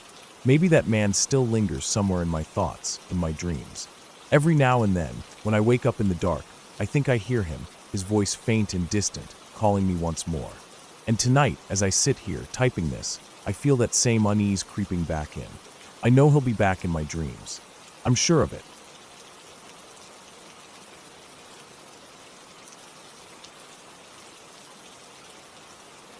I was a cook in an old building, a place that had seen more than a few decades of wear and tear. At the time, I was in my late 20s, fresh to the kitchen life, still getting used to the hours, the heat, and the smell of grease that clung to everything. The restaurant had been open for over 20 years, a small, successful institution in the neighborhood. It wasn't much, just a little place tucked between two other buildings on a quiet street. But it had its regulars, people who had been coming since the place opened, and the kind of charm that you don't find in a flashy, modern restaurant. The building itself was old, clearly not built to be a restaurant. It had that lopsided feeling you get when you're inside something that's been around too long. The basement, where we stored stuff, was damp and musty, the walls crooked like they were leaning in toward you. It was the kind of place that made you want to keep your eyes down and your back against the wall. The basement wasn't big, but it felt tight and uncomfortable, especially when you were alone down there. But of course, I spent a lot of time down there. It was where we kept extra towels, cleaning supplies, and whatever else we needed for the restaurant. It wasn't a bad job, though. At least at first it didn't seem bad. I remember my morning routine like it was yesterday. I'd clock in, pull my apron on, and then take a few minutes to just get my head together. I had a lot to do, and I wanted to be ready for the day. So, I'd take my time in the bathroom, even if it was just to take a quick shit, like every normal person. It was my moment of peace before the madness started. But after that, it was straight to work. I'd head to the basement, just like I had 1,000 times before. One morning, I was down there folding towels, nothing out of the ordinary. The basement was dimly lit, a single flickering bulb hanging from the ceiling. The walls were gray and wet-looking, and the floor had an uneven texture to it, like the concrete wasn't even. The air was thick with that musty, damp feeling you get in old buildings. It wasn't a pleasant place to be, but I wasn't afraid of it. It was just part of the job. Behind me, in the corner of the basement, was the office. It wasn't much of an office, really. Just a small desk, a couple of chairs, and a dusty old computer. The office wasn't a separate room. It was part of the basement, no real walls between it and the rest of the space. There was a shelf on the wall above the desk, which held a lamp, some files, and a few random knickknacks. It wasn't anything special, just a corner that no one really paid attention to. The light in the basement was always dim, and the office was even darker, tucked away in the back. As I folded the towels, the sound of the building creaking was normal. It was old, after all. and the sounds of wood shifting and floors groaning were just part of the atmosphere. I barely noticed them anymore. But then something happened that made me stop. Something that didn't belong. I was in the middle of folding a towel when I heard a loud crash from behind me. At first, I thought it was just the sound of something falling, maybe a box or something light being knocked over. But it was way too loud, way too sudden. It sounded like something had been thrown across the room, and when I turned around, I saw the desk lamp flying off the shelf above the office desk. It hit the computer, knocking it over, and then the phone on the desk fell off the hook and landed on the floor with a sharp, unsettling clatter. I froze for a moment. My heart raced, and I felt that cold trickle of sweat down the back of my neck. The room was silent except for the sound of my own breathing and the occasional drip of water somewhere in the walls. But the weirdest part? I was alone. No one else was in the building yet. It was just me in the basement, staring at the mess in front of me. I stood there, not sure what to do. I thought maybe it was just some freak accident, like the lamp had fallen on its own or the desk had shifted somehow. But deep down, I knew that wasn't the case. There was something off about the whole thing. Something wrong. I didn't move right away. I stood there for a few seconds, my eyes darting around the basement. The lamp was on the floor, the computer was knocked sideways, and the phone was still off the hook. The office was dark, and there was no one else in the room. I could feel my heart thumping in my chest. I don't know what I thought was going to happen, but I felt like something wasn't right, something that had been building up for a while. I didn't have the guts to go over to the desk right away. Instead, I turned back to the towels I was folding, trying to shake the feeling of dread creeping up my spine. I was trying to convince myself it was nothing, just some random accident or my imagination playing tricks on me. But as I kept folding, I couldn't shake the feeling that I wasn't alone. The air felt heavier, the space around me seemed to close in a little more. It wasn't a feeling I could explain, but I felt it in my bones. And then, as I was folding another towel, I heard it. A soft creak. It came from the office, and it was followed by a faint, almost imperceptible scraping sound. I knew I hadn't moved anything in the office. The creaking grew louder, and then I heard it again. This time a louder thud, followed by the sound of something dragging across the floor. It was coming from the direction of the desk, and my stomach sank. I didn't want to look, but I couldn't help it.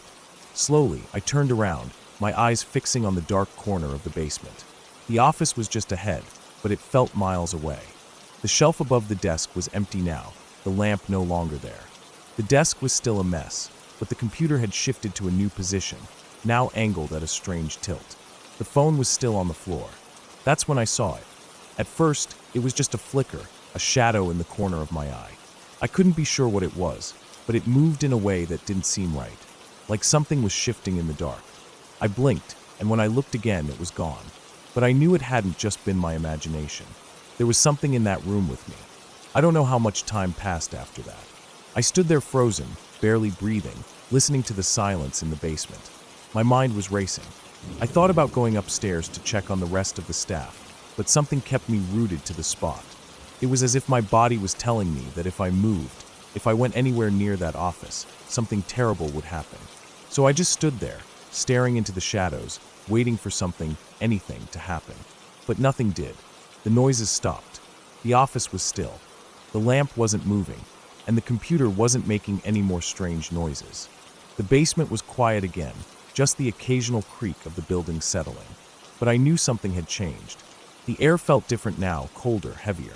I left the basement as quickly as I could after that. I couldn't stay down there any longer.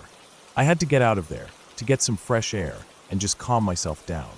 I didn't tell anyone about what happened at first. I didn't want to seem crazy, and I didn't think anyone would believe me anyway. But from that day on, every time I went down to the basement, I felt it.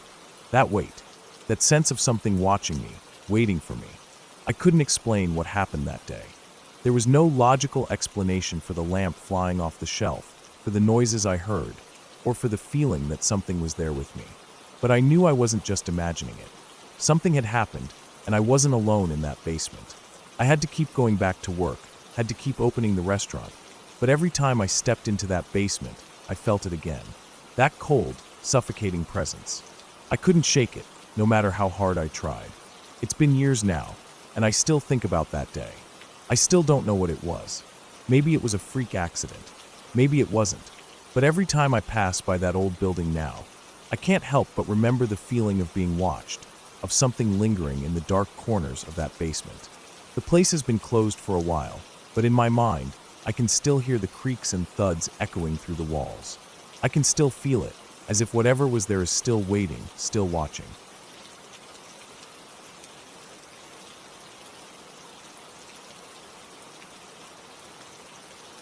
Years ago, when I was still in school, I remember one of the oddest weekends I had, one that still sticks with me. It was the weekend my mom and sister went out of town to my cousin's graduation. I was probably around 15, and I had opted to stay home with my dad. We decided to have a kind of guys' weekend. It was an unspoken thing, just the two of us hanging out, doing guy stuff. We were supposed to watch movies, talk about sports, maybe play some video games, and generally just enjoy the weekend without the usual hustle and bustle of family life. We even bought steaks to grill, which seemed like the perfect way to spend the night. Things were going exactly as planned. I remember how easy it all felt.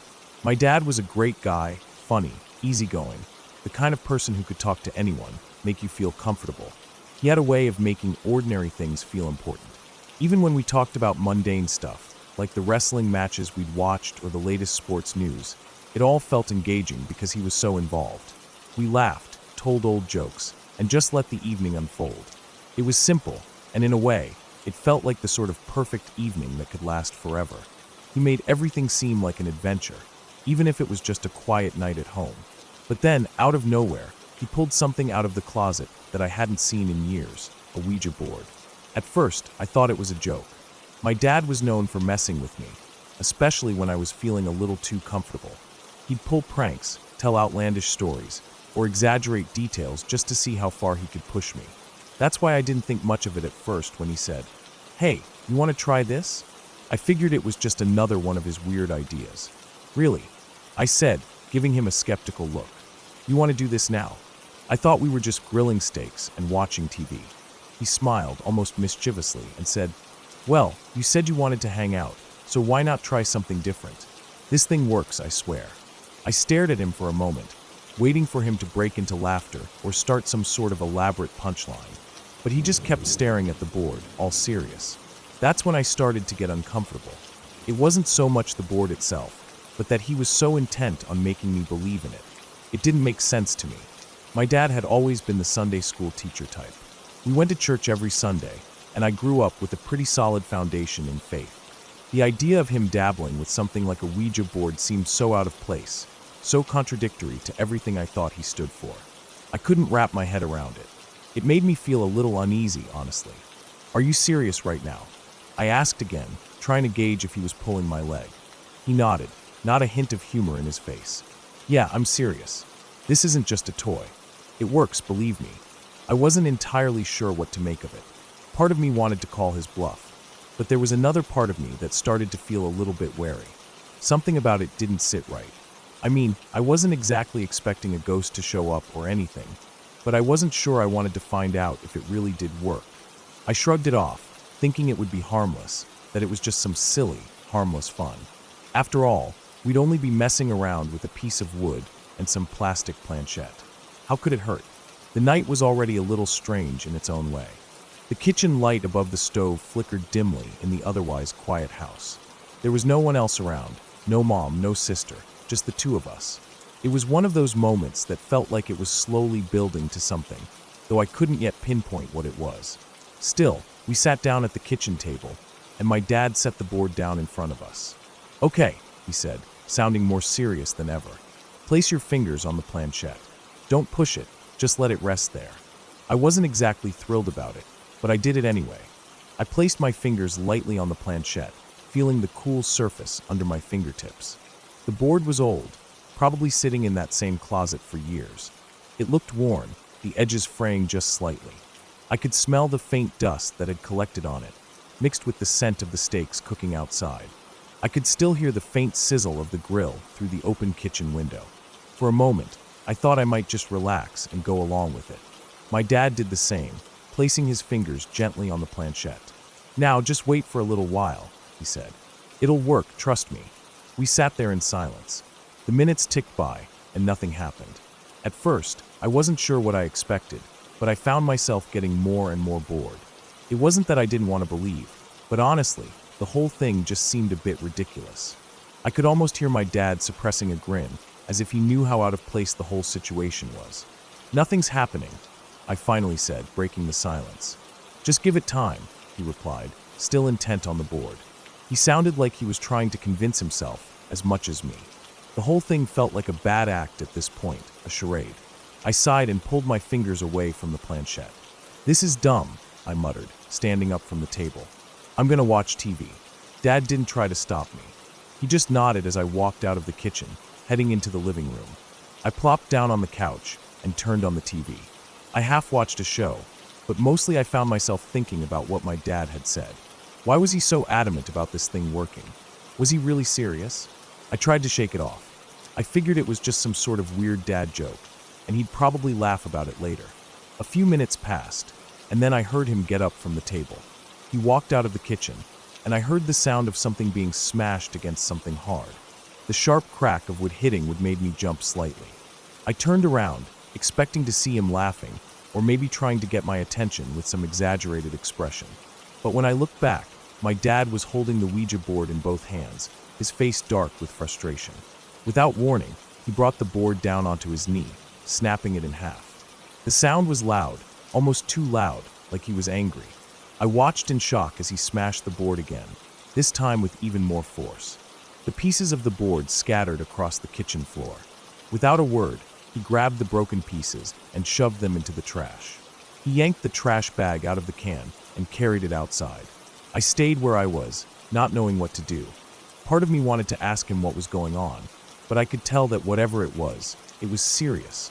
He didn't speak a word as he returned from outside, walking through the back door with a blank expression on his face. He didn't say anything to me, and I didn't ask. I had no idea what was going through his mind, but I knew better than to press him about it. The rest of the night went by in a strange silence. We didn't talk about it. We didn't mention the Ouija board or what had just happened. It was like that whole part of the evening had just vanished, like it never existed. But I couldn't shake the feeling that something had shifted.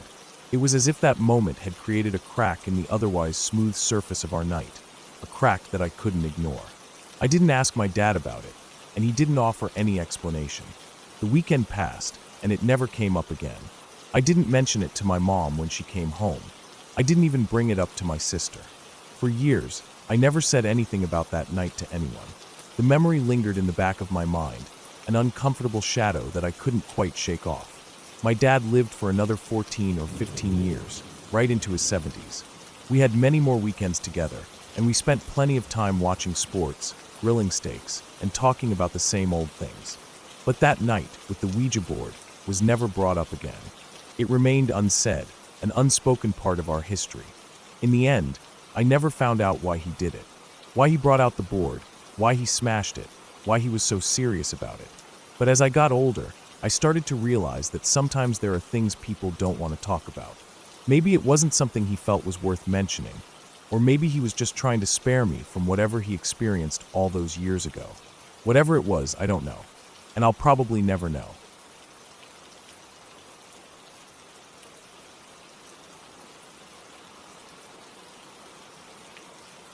We moved into the big blue house when I was about 8. It wasn't just any house. It was one of those older homes that had that worn-down charm, the kind you could tell had seen decades of life, but still had this almost magical feel to it. We were excited about the new space, the backyard, the fresh air. But there was one thing that stood out right away, the back door. It led to a huge drop, maybe 10 feet from the ground. The previous owners hadn't bothered to build a deck, so there was just a steep drop into the yard, which was really strange considering the rest of the property was so well kept. I remember that the first thing my dad did after we moved in was build a deck. He always had projects going on, something to keep him busy. He spent days out there with tools scattered all around, cutting wood, hammering nails. It wasn't a complicated job, but it was a big one. I'd watch him through the kitchen window, occasionally running out to hand him a hammer or a screw when he needed it. It seemed like the deck would never be finished, but once it was, it felt like the whole place transformed. The deck stretched the whole length of the back of the house, a little over to the side, and I loved it. It was perfect for playing outside without falling off the back of the house. The space under the deck was just as inviting. It wasn't completely closed off.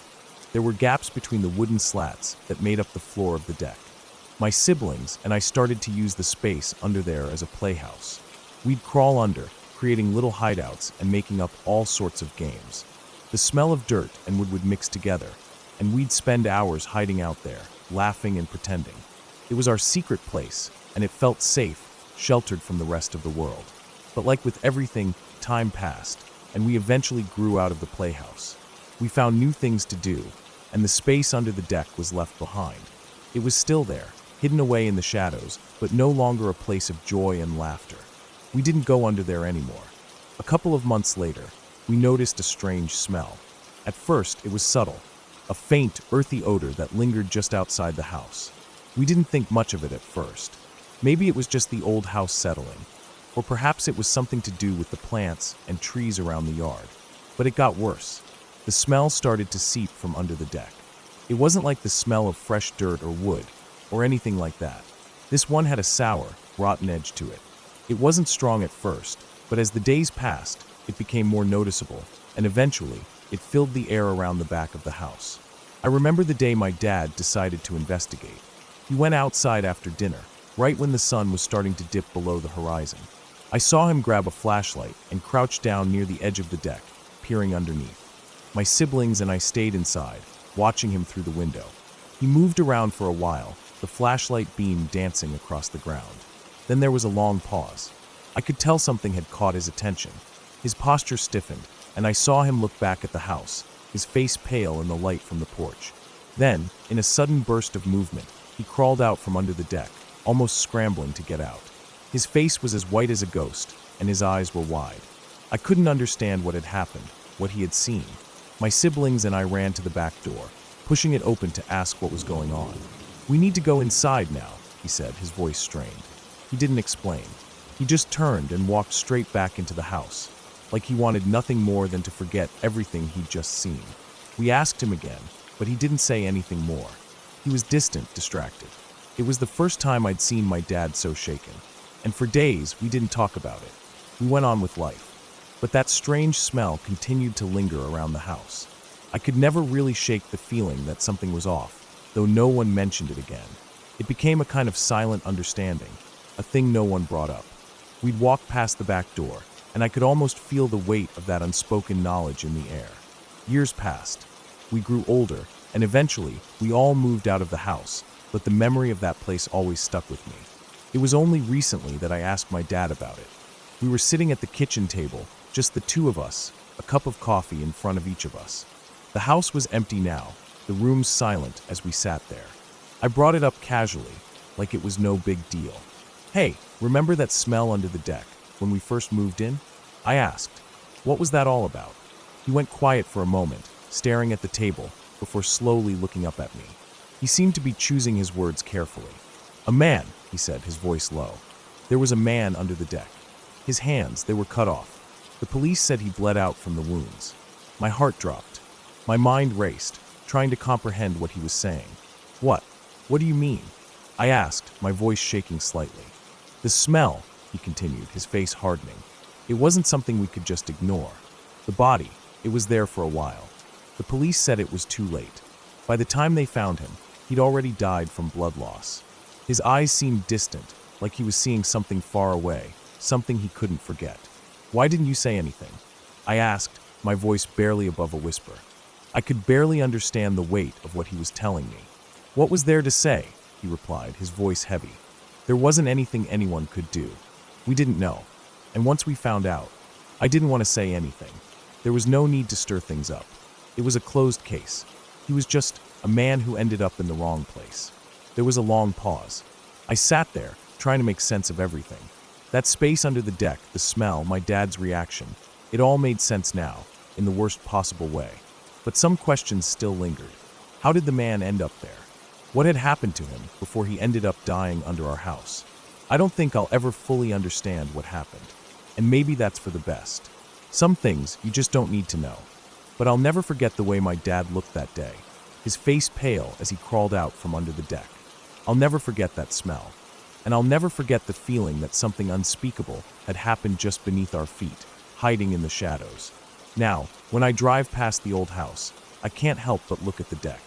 It's still there, still standing tall, though it's no longer the same. The gaps under the deck have been filled in, and it no longer looks like a place for kids to hide away. It's just a deck now, just part of the house. But I know the truth of what's beneath it, and I don't think I'll ever look at that house the same way again.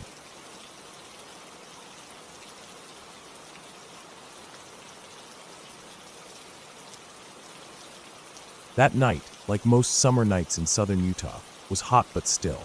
The sky had that clear, crisp feel to it, the kind where you could see every star without straining.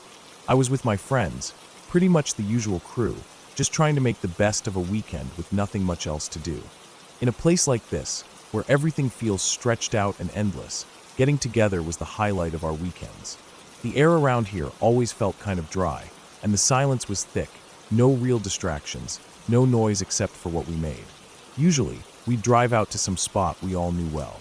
You know, a favorite camping spot off one of the nearby canyons, or up past some of the rock formations where we could light a fire, play guitar, and just hang out.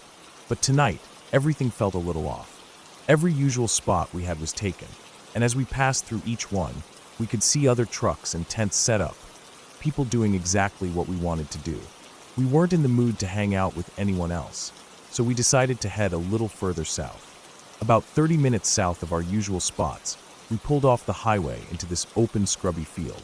It was one of those places that seemed empty, but not quite desolate, like a forgotten stretch of land between the hills.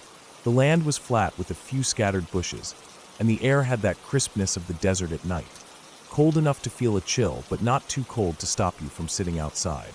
It was peaceful, but it also felt isolated. There weren't any houses for miles, just the highway to the east and the mountains off to the west. At first, everything seemed fine. The headlights of the truck illuminated the surrounding area, casting long shadows over the dirt and scrub. We piled into the back of the truck bed with blankets and coolers. The plan was simple, no fire tonight. We weren't in the mood to bother with all that, so we just wanted to hang back and look at the stars. The sky was perfectly clear, and we could see the Milky Way stretched across the dark horizon. There wasn't a cloud in sight. As usual, we started talking about random things. Music, stuff we had done that week, stupid plans we might never actually do. But after a while, the conversation shifted, and I don't even remember how it happened. It was one of those nights where everything kind of melts together, and you can't even recall exactly what sparked it. I think someone mentioned skinwalkers, something from the Native American folklore that always seemed to pop up when we were sitting around in the middle of nowhere. One of us, probably Mark, started talking about skinwalkers, wendigos, and all that other creepy stuff, and we all fell into it. Everyone seemed intrigued, but it also felt like we were trying to spook each other. We'd been there for about an hour when my friend Sarah had to pee. She was always a bit hesitant about going off into the wilderness alone, and I could tell she wasn't thrilled about walking away from the group in the dark. So, I went with her. We both knew the drill. If you needed to go to the bathroom, there was one tree out in the field that we'd use as a marker, and no one ever strayed too far. It was about 20 feet away from the truck, but it felt like a mile when the only light came from the few faint stars above. Neither of us had great flashlights. My phone didn't have much battery, and hers had no flashlight app. So, we had to be careful as we made our way through the scrub, stepping over rocks and avoiding patches of prickly pear cacti that seemed to pop up out of nowhere.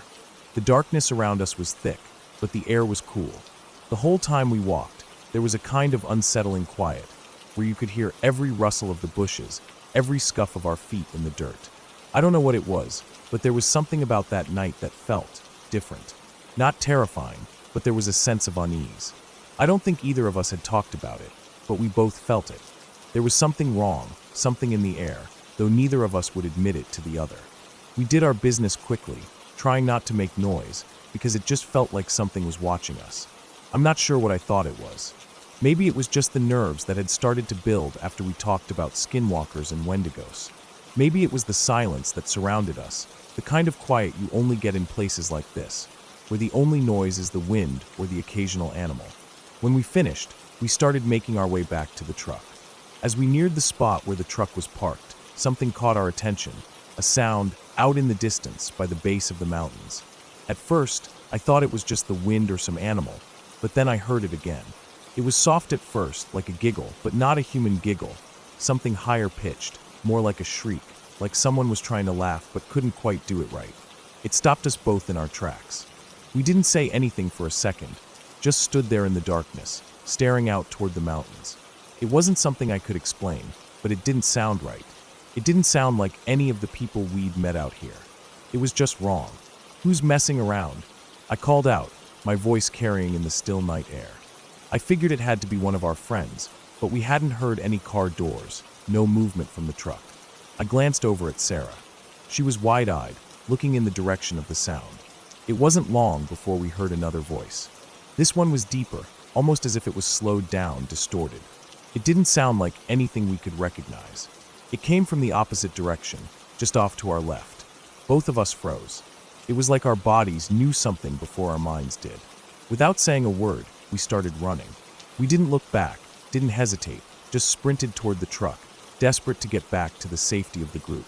The closer we got to the truck, the faster we ran, until we were both out of breath. We reached the truck bed, and there they were, Mark, Mike, Jenny, and everyone else, sitting in the back, just like we'd left them.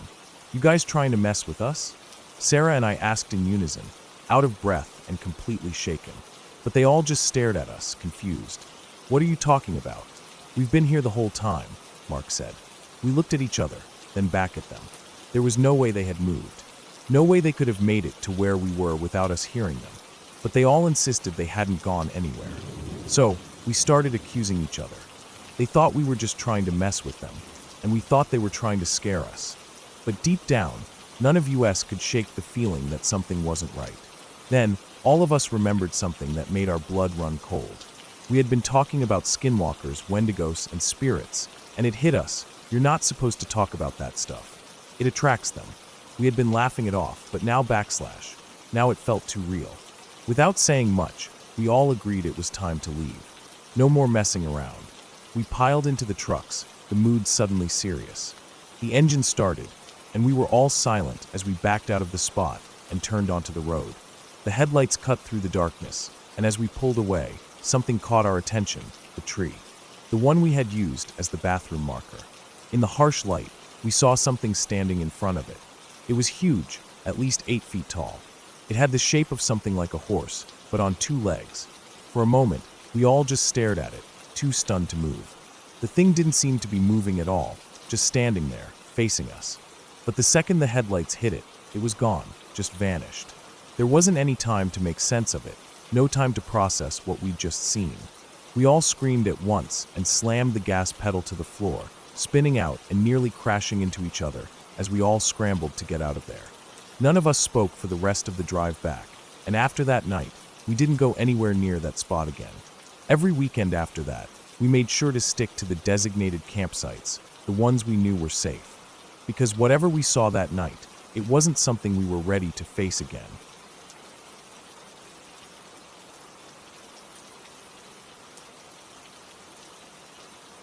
It started with my mom.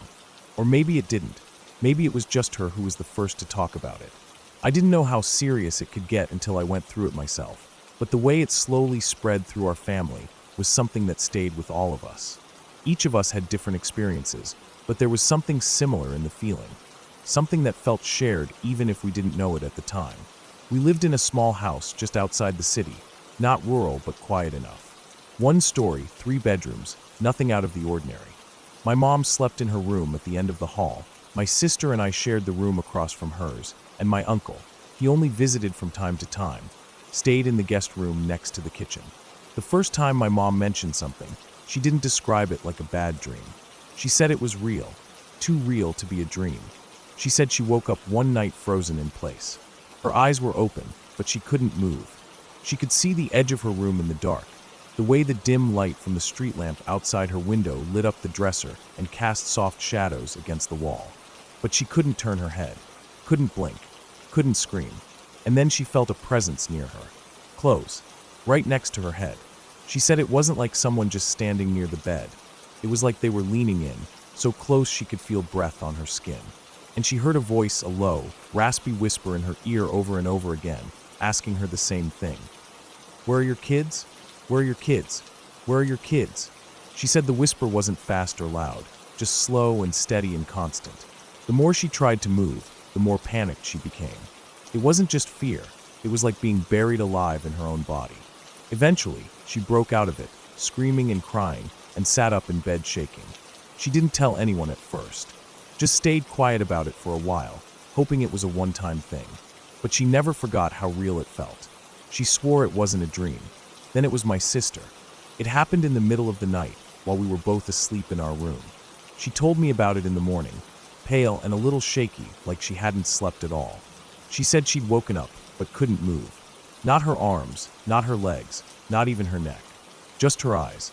She said it felt like something heavy was pressing down on her chest, like a pile of bricks pinning her to the bed. Her breath came short and shallow. It felt like she was suffocating. She said the strangest part was that she could see me. I was asleep in the same room, just a few feet away in my own bed. She could see me out of the corner of her eye, and she said she tried to scream, to get my attention, but no sound came out. She just laid there, paralyzed, feeling like something was crushing her. Eventually, the pressure let go, and she gasped and sat up, crying. I hadn't heard or seen a thing. When she told me, I didn't know what to say. I believed her. She looked serious, scared even. But I hadn't experienced it, so I couldn't understand it. Not really. My uncle was next. He stayed over one weekend, sleeping in the guest room. I was up late, watching TV in the living room when I heard something strange. A kind of muffled, panicked noise, like someone trying to talk with a pillow over their face. Then I heard it again, louder, more like a scream. I jumped up and ran to the guest room. My uncle was thrashing in the bed, sweating and making this awful choking sound. My mom came running too, and we tried shaking him, calling his name. He finally shot up, gasping for breath, drenched in sweat, eyes wide like he'd seen something horrible. We asked him what happened, but he just shook his head. He never told us. He wouldn't talk about it. After that, it felt like a pattern. It didn't happen all the time, not even every week. But it wasn't just one person anymore. And every time it happened to someone new, it was just a little more disturbing. Then it happened to me. And to this day, I wish it hadn't. I had fallen asleep on the couch in the living room. I remember because I'd been watching something late, probably some old movie, and I didn't feel like going to my room. It was quiet in the house, lights off except for the dim glow of the TV. I must have drifted off sometime after midnight. At first, everything was dark. Then I opened my eyes. I wasn't dreaming. I was completely aware of everything around me. I could see the ceiling, the shape of the fan blades above me, the darkened edges of the room. I could even hear the low hum of the refrigerator down the hall in the kitchen. But I couldn't move. At first, I thought maybe I was just groggy, still waking up. But when I tried to shift my arm or turn my head, nothing happened. It was like my brain was sending the signal, but nothing responded. Panic crept in slowly. I could feel my heart beating faster, my chest rising and falling with sharp, tight breaths. But my limbs stayed frozen. Then I heard it. At first it sounded far away, like someone screaming in the distance. But not just any scream.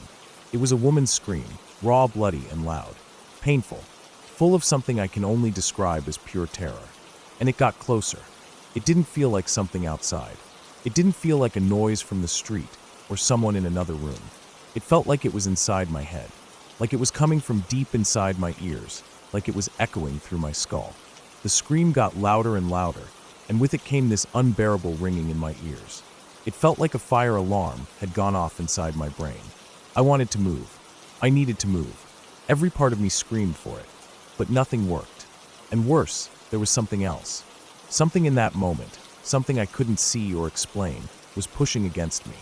Not a physical touch, not something in the room, but a pressure, like something trying to get in. Not through the door, not from outside, but into me, into my head, into my body.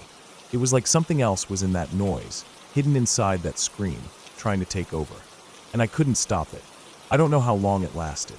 Time didn't feel real.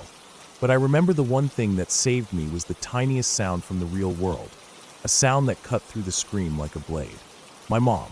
She'd heard me grunting from the couch, soft, panicked noises I didn't even know I was making. She came into the room and saw me lying there, eyes wide, twitching, trying to move. She shook me. I could feel her hands, but I was still stuck. Then I felt something else, something sharp across my cheek. It felt like a scratch, like nails dragging across my skin, burning and sudden. And then I gasped, sat up, and the scream vanished. The room was silent. My chest heaved, and I was soaked in sweat. My mom was right there, wide-eyed, asking if I was okay. I nodded, but I wasn't. I was far from okay. We turned on all the lights that night and sat in the kitchen for hours. I couldn't stop shaking. My mom stayed with me, made me drink water, held my hand even though I didn't say much. There was a red mark on my cheek where I felt the scratch, faint but real. The next morning, I tried to explain it, but there were no words that fit. It sounded crazy even to me, and yet I knew it was real. We started doing some research after that. Not into ghosts or demons or anything like that. We didn't want fairy tales. We wanted answers. Real ones. That's when we found it. Sleep paralysis. It matched everything. The inability to move, the hyper-awareness, the terrifying hallucinations, both auditory and visual. The crushing weight, the sounds, the feeling of a presence. It was all part of a well-documented condition. Not common, but not rare either. Some people only experience it once in their lives. Others more often. And it could run in families. It didn't make it feel better, exactly. But it gave it a name. It gave us something to hold on to. Something that made us feel like we weren't going insane. We learned that it often happened when people were extremely stressed, sleep-deprived, or going through changes in routine. All things we had in common during those months. We didn't stop it from happening altogether, but we started being more careful. We worked on getting better sleep, reducing stress. We talked more openly when it happened again. We stopped hiding it, and slowly, the episodes became less frequent. Not gone, but manageable. We came to understand it, not fear it. To this day, I still remember that scream. That sound that came from nowhere, but felt like it was everywhere at once. But now I know what it was. It wasn't a ghost, or some evil thing trying to take over. It was my own brain, caught between sleep and wake, freaking out and feeding on fear. And maybe that's the scariest part of all. Not what's out there in the dark, but what's already inside us.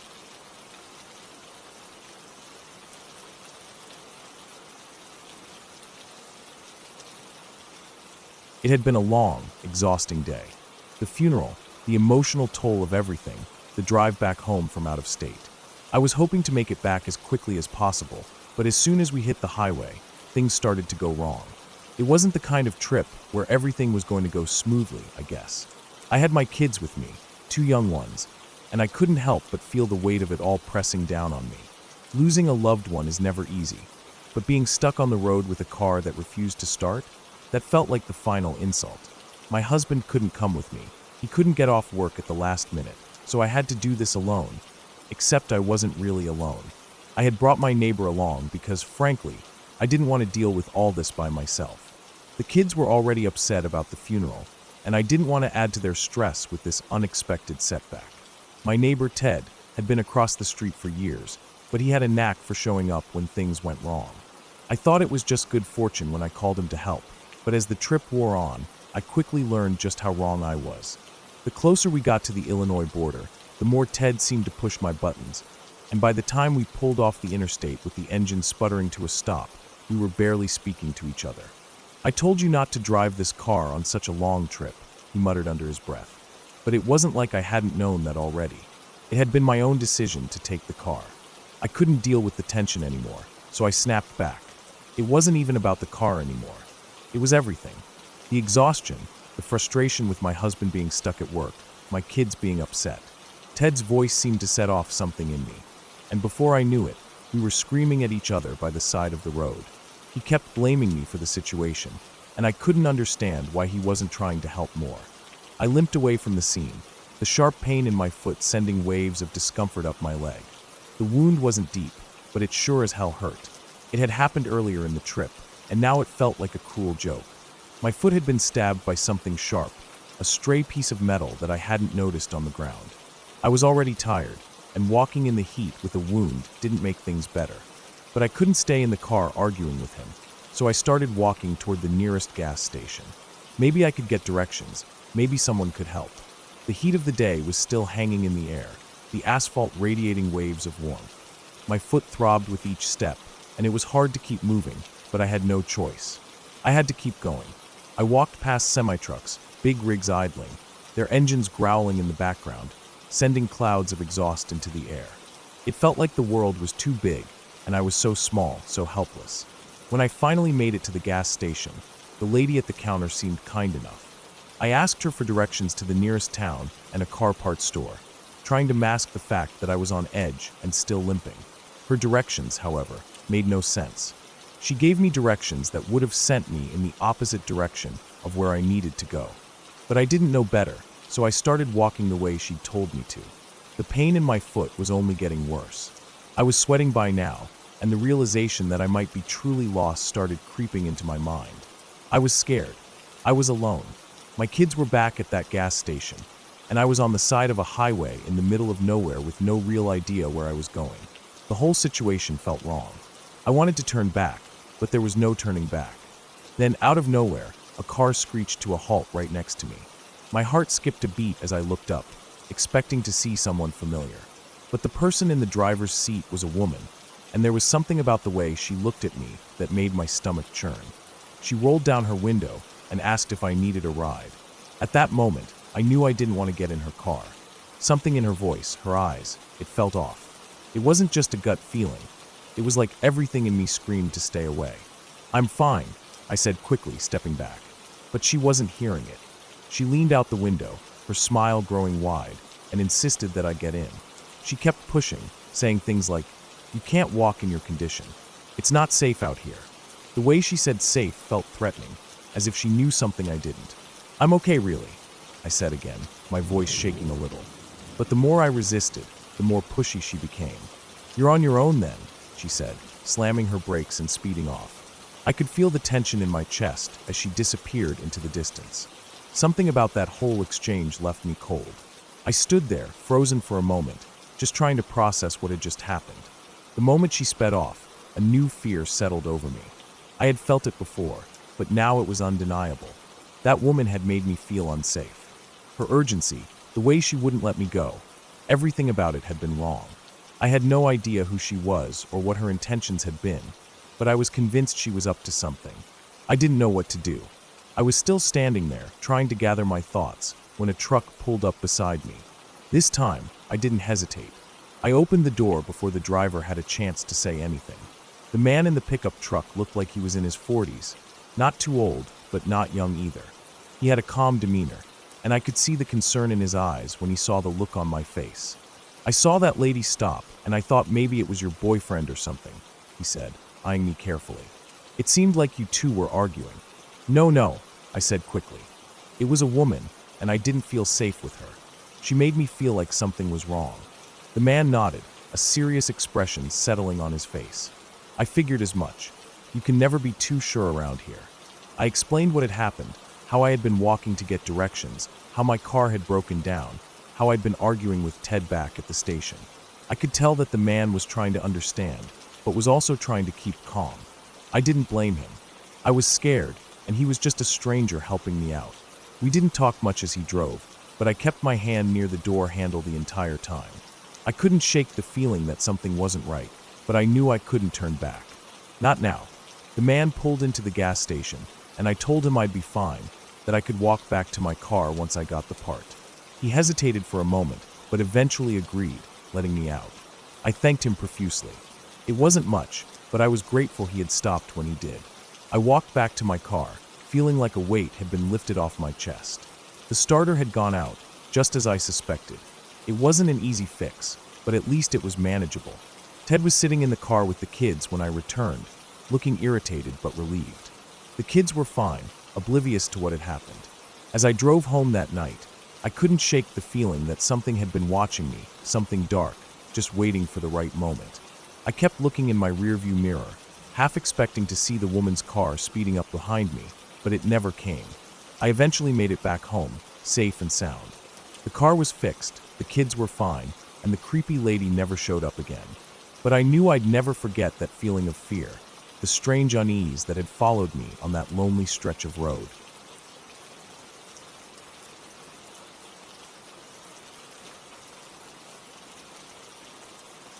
I was just your typical high school girl, dealing with the ups and downs of school life, the drama, the crushes, and everything that comes with it. But there was one thing that stood out in the small town I grew up in. The presence of someone who gave off an unsettling vibe. even before I knew what he was really capable of. His name was Kyle, and he went to the neighboring high school. I had heard of him long before I ever had an interaction with him, and those stories were enough to make anyone nervous. Kyle wasn't like the other kids at school. He didn't exactly fit in. He had a reputation, one that was well known and whispered about behind closed doors. It wasn't just that he was a little different or had an odd sense of humor. He had a darkness about him, something that people couldn't quite put their finger on, but everyone could sense it. He was the kind of guy who would say things that didn't quite make sense, things that made you feel uncomfortable but didn't raise immediate red flags. It was only later, as I heard more, that I realized just how dangerous he really was. At some point, Kyle got expelled from his school. I'm not sure what happened exactly, but I remember the rumors. He was a mess, a ticking time bomb that no one seemed to know how to handle. The next thing I knew, he was doing something bizarre. His mother, who was always a quiet, unassuming woman, was selling burritos. Yeah, you heard that right. Burritos. But here's the kicker. They weren't just any burritos. Kyle started delivering them, driving them to our school like some kind of underground food service. It wasn't DoorDash. It was sketchier, way sketchier. I don't know what it was that drew me in. Maybe it was curiosity or the fact that I hadn't eaten anything that day. But I decided to buy a burrito from him one day. I mean, a girl's gotta eat, right? I figured, what harm could it do? The burritos were actually good, way better than I expected. It felt a little strange, like I was doing something I shouldn't. But who doesn't like a good burrito?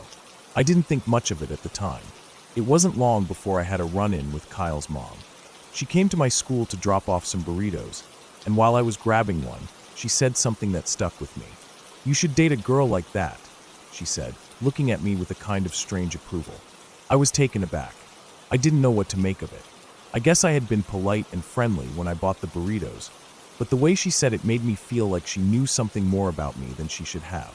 I brushed it off as one of those weird things people say, but it stayed with me. Things escalated quickly after that. It wasn't long before I started hearing about Kyle's darker side, stuff I hadn't known before. People whispered about him drugging people, manipulating them, doing awful things without any sign of remorse.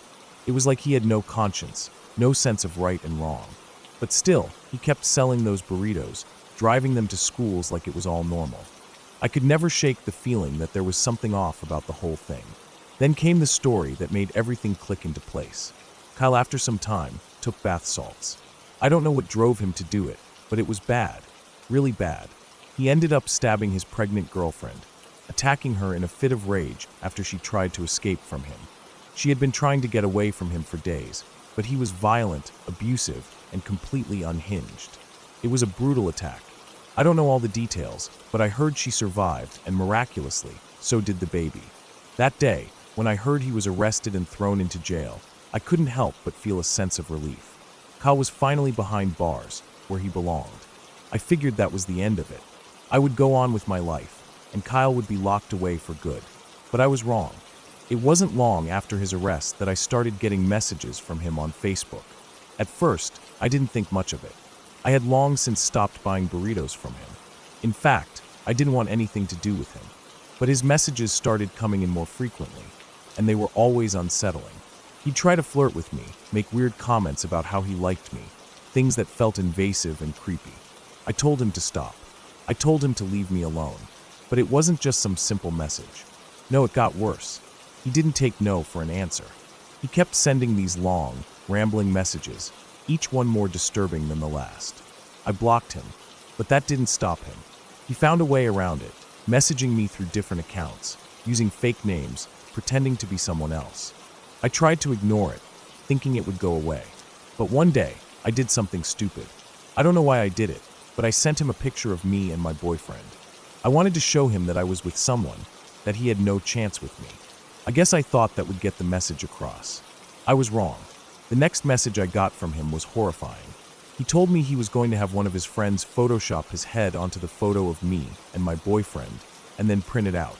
He said he was going to show it to everyone at the prison, tell them that I was his girlfriend, that we were together. It was like he was trying to make his sick fantasy come true, and I was caught in the middle of it. I didn't know what to do. I felt trapped. This wasn't just some annoying guy hitting on me anymore. It was something much darker. I tried calling the prison, hoping to report that Kyle had access to a phone, that he was using it to harass me. I don't know if anything came of it, if they investigated or took any action, but the thought that he had so much control from inside a prison cell made me sick. It made me feel like I wasn't safe, like no place was safe from him. As the days passed, I stayed vigilant. I told my boyfriend about the messages, and we both kept a close eye on my social media accounts. I made sure to lock everything down, changing my privacy settings and deleting anyone I didn't trust. But even then, the unease never went away. Kyle's words haunted me. The fact that he could so easily cross boundaries, that he could harass me from behind bars, made me feel like I was always looking over my shoulder.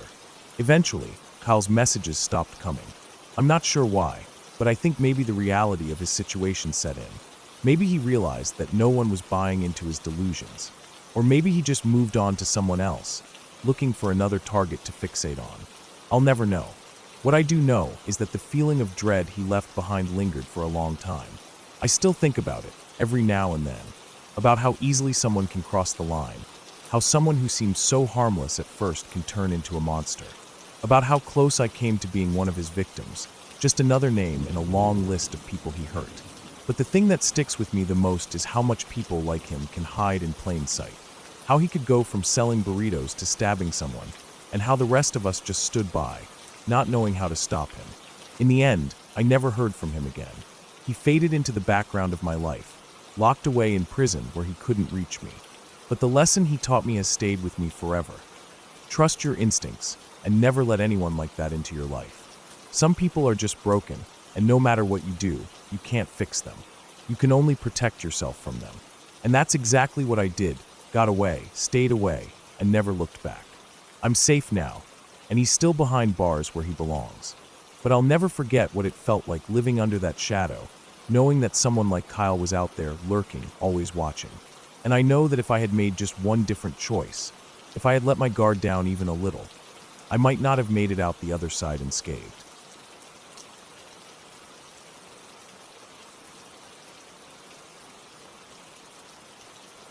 I grew up in a small town in New Zealand, a place where everyone knew everyone else, and life was simple. It wasn't a bustling city with a lot of noise or constant movement, but it was a peaceful town that everyone felt safe in. People walked the streets, waved hello to each other, and kids rode their bikes around the block without much worry. It was the kind of place where you'd expect to see the same faces every day, where your neighbors felt like family.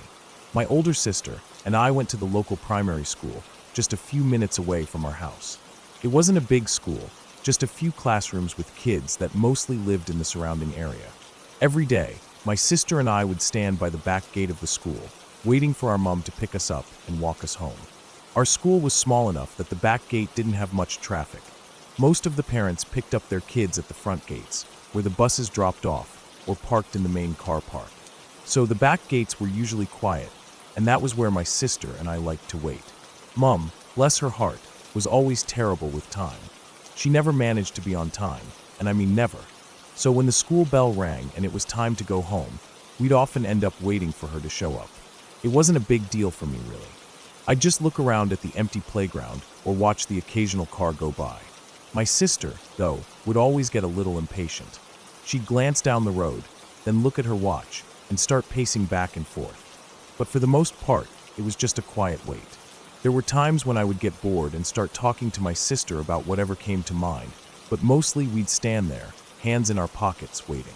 One afternoon, though, something happened that changed how I thought about those days of waiting.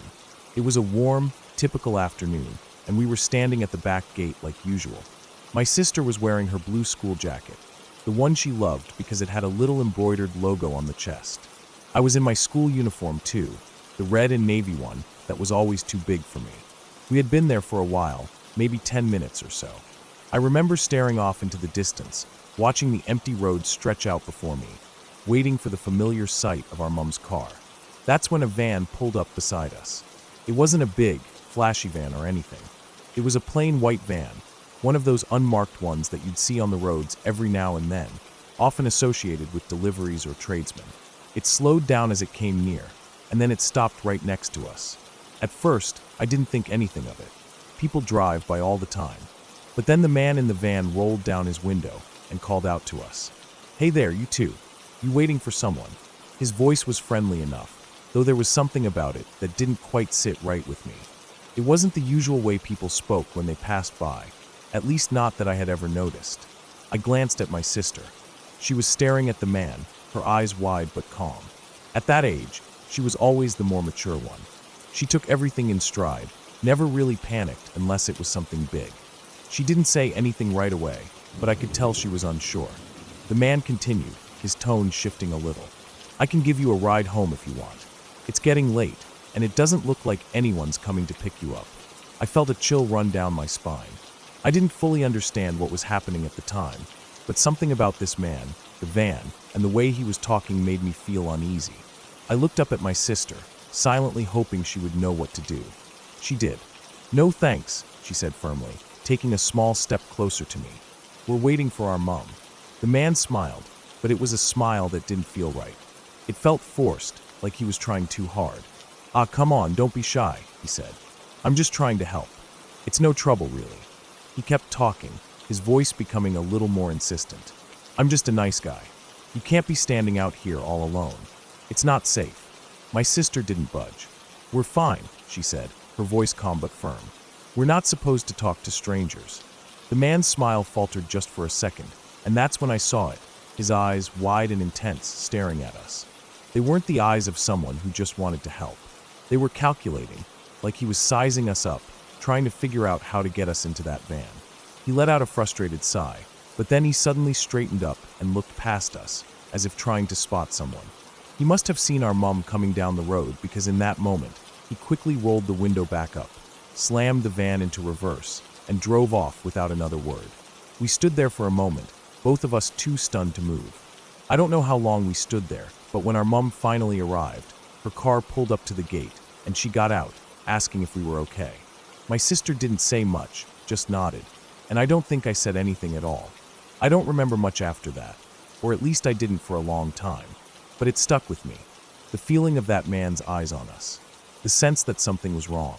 It wasn't until I was much older that I fully realized how close we had come to something awful. Looking back now, I understand how my sister was so calm. She had been taught well, probably by Mum, how to handle people she didn't trust. I, on the other hand, was young enough not to understand the danger fully, though I felt it in my gut. I've thought about that day often, especially when I think of how lucky we were that Mum showed up when she did. It wasn't until years later that Mum told us stories from her childhood that made that moment come into sharper focus. She had grown up in Saudi Arabia for a few years, where her father had worked as an engineer for an airline company. Life in Saudi had been very different. It was a place where things weren't always as they seemed, and people could be in danger without warning. Mum told us stories about how she and her father would walk through the markets in Saudi, and sometimes soldiers would arrive and start herding people together. They would drag people off to be executed in the local stadium. It wasn't just a story, it was a memory of something real. Her father would always grab her, pull her into a nearby store, and hide her around the back to keep her from being caught up in the madness. But there was one story that stuck with me the most. One day, while they were at the market, a foreign woman who had been walking nearby had her hair exposed under her headscarf. The soldiers had seen it and quickly detained her. They made her kneel in front of everyone, and right there in the middle of the street, they roughly cut all her hair off. The woman's scalp bled as the soldiers shaved her head, and Mum and her father had to watch from their hiding place helpless. The woman's humiliation was palpable, and it scared Mum to the core. It was hard for me to imagine a place where such things could happen. But it was those stories that made me realize how much danger can lurk in the most unexpected places. The man in the van wasn't just a lonely driver trying to help. He was a stranger with intentions we couldn't understand, and we were lucky that my sister had the presence of mind to turn him away. I don't know what would have happened if Mum hadn't shown up when she did. Maybe nothing. Maybe something much worse. It's a thought that still sends a shiver down my spine. What I learned from that day is that even in the quietest of places, there are people who might try to take advantage of your trust. And it's important to listen to that gut feeling when something feels off. The man in the van disappeared, but he wasn't forgotten. Every time I walk past the back gate now, I can't help but remember how close we came to something bad happening, and how grateful I am that we were able to walk away from that day unharmed. It was a reminder that safety isn't something you can always take for granted, no matter how small or peaceful a town may seem.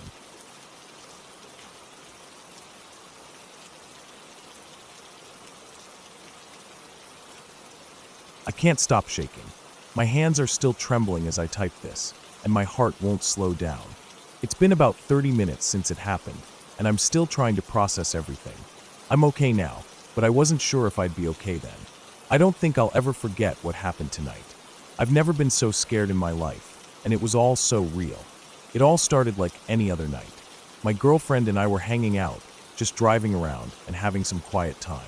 We decided to park in an empty lot near a few buildings, where no one usually went. The lot had this kind of isolated vibe to it, and it was peaceful, just us and the sound of the engine ticking as it cooled off. The lot was poorly lit, but we didn't mind. It was quiet, and that made it perfect for what we were doing. We weren't doing anything crazy, just talking and being with each other. Then, as we were messing around, the windows started fogging up. You know how it gets when it's cold outside, and the heat's on inside the car? It's not anything unusual, but in that moment, it felt like we were in our own little world, isolated and safe. Then, out of nowhere, the headlights of another car appeared. We weren't sure if they were coming in our direction at first, but we saw them pull up and park a short distance away from us. I immediately froze. My heart skipped a beat, and I glanced over at my girlfriend. Her eyes were wide. We both knew what we were doing wasn't exactly innocent. We weren't doing anything illegal, but we weren't exactly following the park and be safe rules either.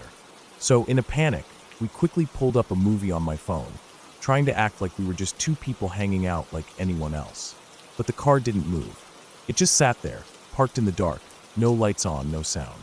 I could feel the tension rising between us. It had to be the cops. I'm no expert, but it felt like we were busted.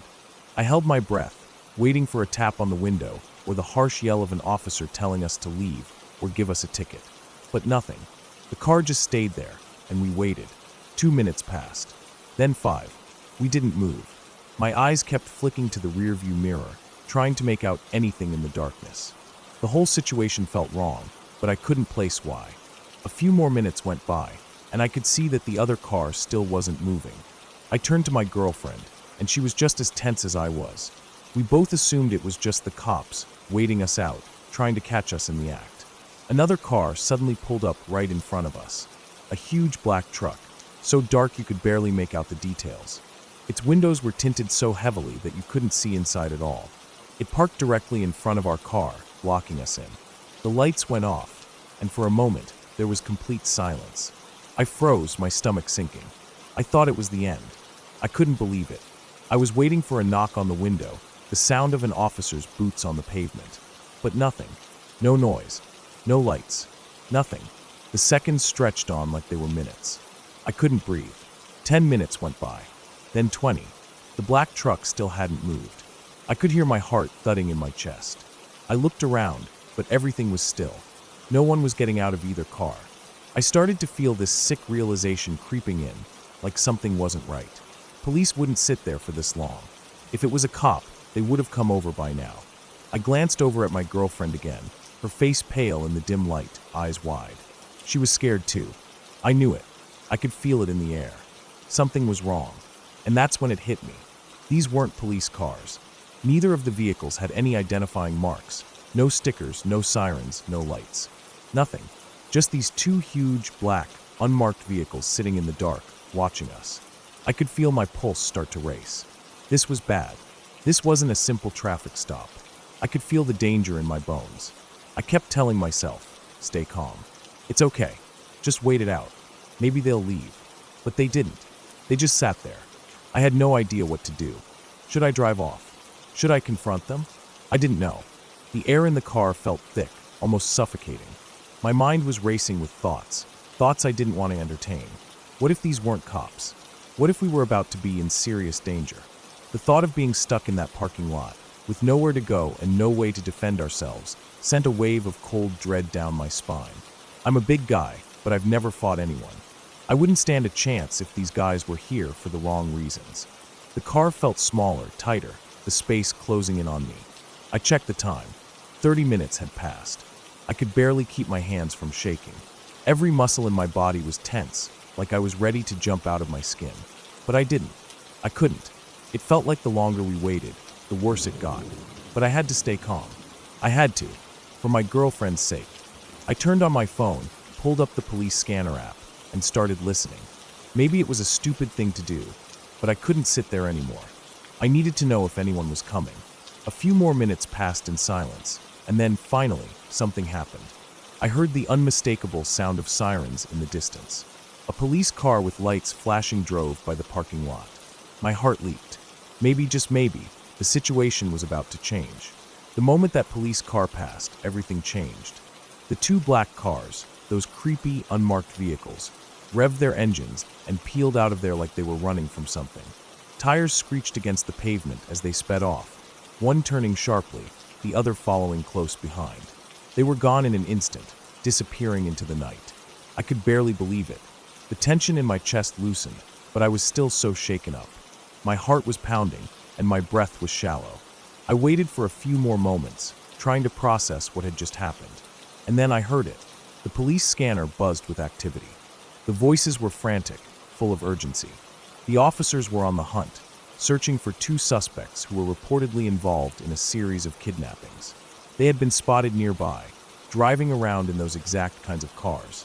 The message made my blood run cold. We had been sitting there, trapped in that lot, with two suspected kidnappers just feet away. I don't know how long I sat there, just trying to absorb what had just happened. I turned to my girlfriend, and she looked just as stunned as I felt. We didn't speak for a long time. I didn't have the words. All I could do was pull out of the parking lot and drive. We kept the phone calls going, just to make sure we both got home safe. It wasn't until we were both home, safely in our apartments, that the weight of it hit me. I couldn't stop thinking about how close we were to something bad. My mind kept replaying the images, the black cars, the tense silence, the feeling that something terrible was about to happen. It's been a while since that night, and I still feel rattled. Every time I hear a siren or see a black truck, I freeze up for a second. I don't think I'll ever forget the fear I felt in that parking lot, the helplessness. I wasn't sure if I was going to get to go home that night, but we did, and I'm grateful for that.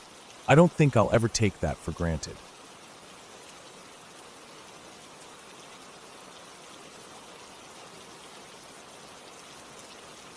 It was my friend Matt's first year in college, and he was back on break for the summer. He and I had always been close, so when he said he was home for a while, I was excited to catch up. After a few days of just hanging out, Matt suggested we go to his mom's place. She lived in a small house on the edge of town, a few miles away from where we grew up.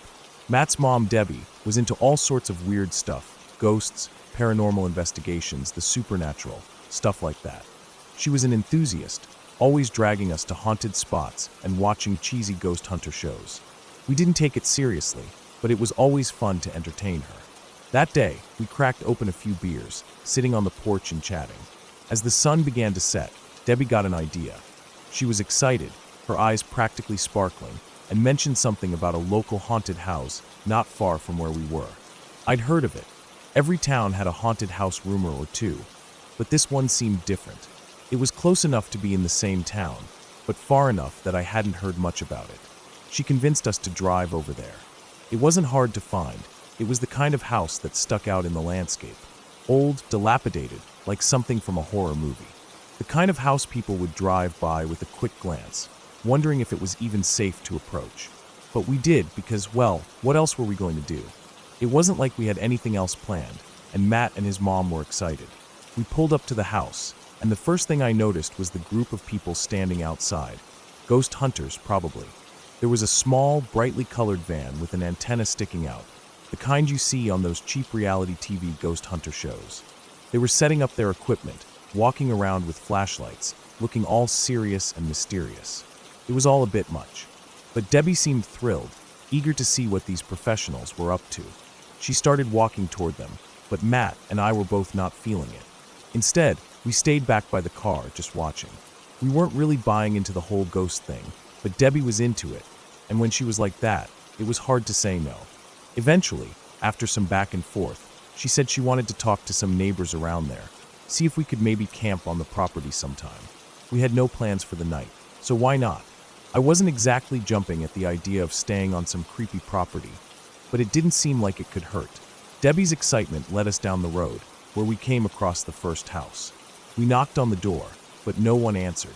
After a few seconds, I could see through the window that someone was standing just inside, glaring at us. The person didn't even seem surprised by our presence, just annoyed. I had a feeling this wasn't the first time someone had approached this house about the haunted property. We quickly gave up on that one and walked further down the road. There was a second house up ahead, a small, one-story cabin with a long driveway that was filled with broken-down cars. The whole place had a creepy vibe to it. It didn't look like anyone lived there full-time, and yet there was something off about the place that made my stomach twist. The house looked abandoned, but there was a feeling like it wasn't really empty. We didn't really talk about it at the time, but looking back, the whole thing felt wrong. But we didn't leave.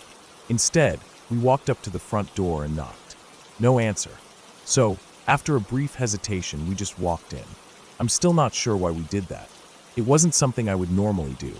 It wasn't something Matt or his mom would usually do either, but we did. And the moment we stepped inside, the atmosphere changed. There was loud music playing, the kind of music that felt out of place. It was old-timey, creepy, with a distinct vintage sound that almost felt like it was from another era. The kind of music you might hear in an old horror film, the kind that made your skin crawl. I didn't understand why it was so loud, so in your face. But we walked further in, trying to figure out where the music was coming from. We moved through the house, poking around like we had every right to be there. The more we explored, the more uneasy I felt. It felt like we were intruding on something we had no business in, but we didn't leave. There was something compelling about it, something drawing us deeper into the house. The living room had an odd setup, with a painting across from the couch. It was a large painting of a man. His face was painted in a way that made him look like he was bleeding. His eyes stared straight ahead, his expression cold and distant, like he was trapped in the frame. The blood was so vivid that it felt almost real. I couldn't look at it for long. I walked into the bedroom next. It was tiny, just a mattress on a frame with no blankets or pillows. The dresser was bare except for one thing, an unopened pack of small underwear. They were packed away neatly, but it didn't sit right with me. Why were they there? Why were they the only thing in the dresser? And what kind of person lives in a house with no furniture except for a bed and a pack of underwear? On the porch, there were more strange things. Jugs of water, dozens of them, lined the edges, stacked like they were waiting for something. Maybe they were there for hunting, or maybe there was another explanation. But it didn't feel right. We found a bookshelf, and on it were VHS tapes. A lot of them. Most of them were blank, with tape on the labels. Each label had a boy's name written on it. Billy. Dylan. I can't remember all of them, but there were at least 20. My mind started racing. Why were these tapes there? What were they for? The names seemed so random, but they also seemed deliberate. It felt like someone was collecting something they didn't want others to see. I wanted to take one of the tapes. I couldn't explain why, but I felt an overwhelming urge to take one, to find out what was on them. I didn't though. My friend and his mom didn't think it was a good idea. Debbie, especially, was adamant that I shouldn't take anything from the house. She said something about ghosts following us if we did. I don't know if she truly believed in that stuff, but in the moment, I didn't argue. We spent about 20 minutes exploring the house, just wandering around like it was normal. But deep down, I knew it wasn't. After we left, I was unsettled. I kept thinking about those tapes, about the house, and the strange music still echoing in my mind. I reported the place anonymously. I didn't want anyone to know it was us, especially because we had trespassed. I didn't hear anything about it after that, though. Nothing came of it, and as far as I knew, no one ever investigated. I still don't know what those tapes were, or if they were even worth investigating. It was a small town, though, so if there had been something wrong, I feel like we would have heard about it. But still, to this day, I can't shake the feeling that something wasn't right about that place.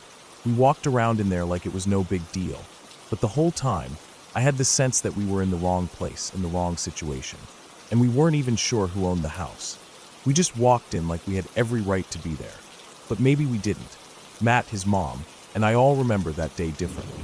We still argue about who was the first one to walk into the house.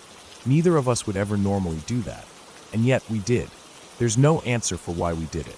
All I know is it felt wrong, even in the middle of the day. And I don't know if I'll ever stop wondering what was really going on there.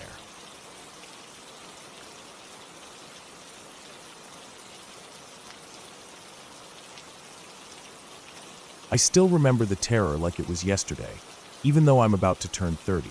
It's strange how the mind can latch onto something, some feeling, some presence, even from such a young age, and carry it with you all the way into adulthood. For as long as I can remember, I've had night terrors. But when I was little, it wasn't just dreams. It was something else entirely. I must have been around 3 or so when it first started. My parents owned a small movie theater in a small town, not a corporate cinema, but a little 2-screen place that served the community. It wasn't glamorous or anything, but it was ours. My dad ran the place, and I spent a lot of time in there, often sneaking into the dark corners of the building. There was an attic and a basement, and I made it my mission to explore those places.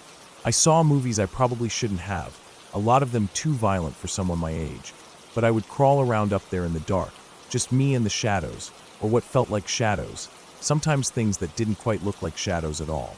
I think that's where it started, but I'm not sure. I'm not sure if that's just what I tell myself. It's what I want to believe, because it seems easier. Like if I can trace it back to something physical, I could just box it up and move on. But I still remember those first few times.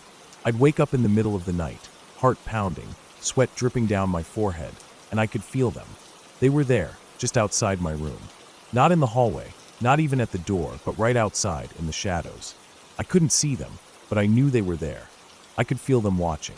The feeling was like being suffocated with a heavy weight, like something was just waiting for the perfect moment to get me.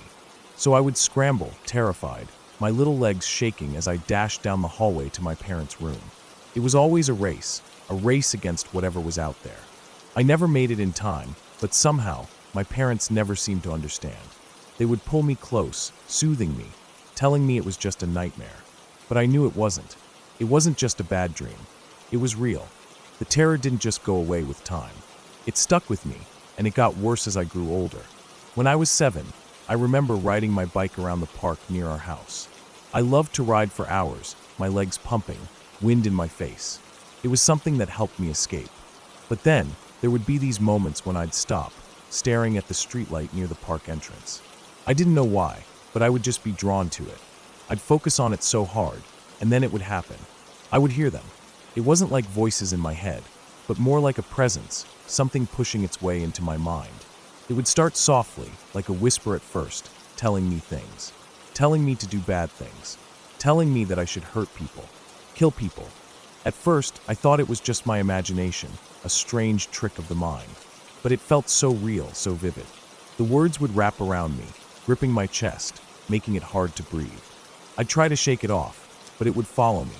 Even when I got home, I couldn't escape it. The terror wouldn't leave. I'd lay in my bed, staring at the walls, knowing they were out there. Watching, waiting. Sometimes it felt like they were inside the walls, right next to me. I could feel their presence, crawling just behind the plaster, just behind the wood. And when I told my parents, I could see it in their eyes, just a flicker of worry, then a soothing smile. They'd say everything was fine, that it was just a phase, that I was just imagining things. But I knew it wasn't. I could feel them, feel their eyes on me. And I would cry for them to stay with me, but I never told them everything. I didn't think they would understand. The years passed, and eventually it seemed to go away. I got older, went through my teenage years, and things started to settle down.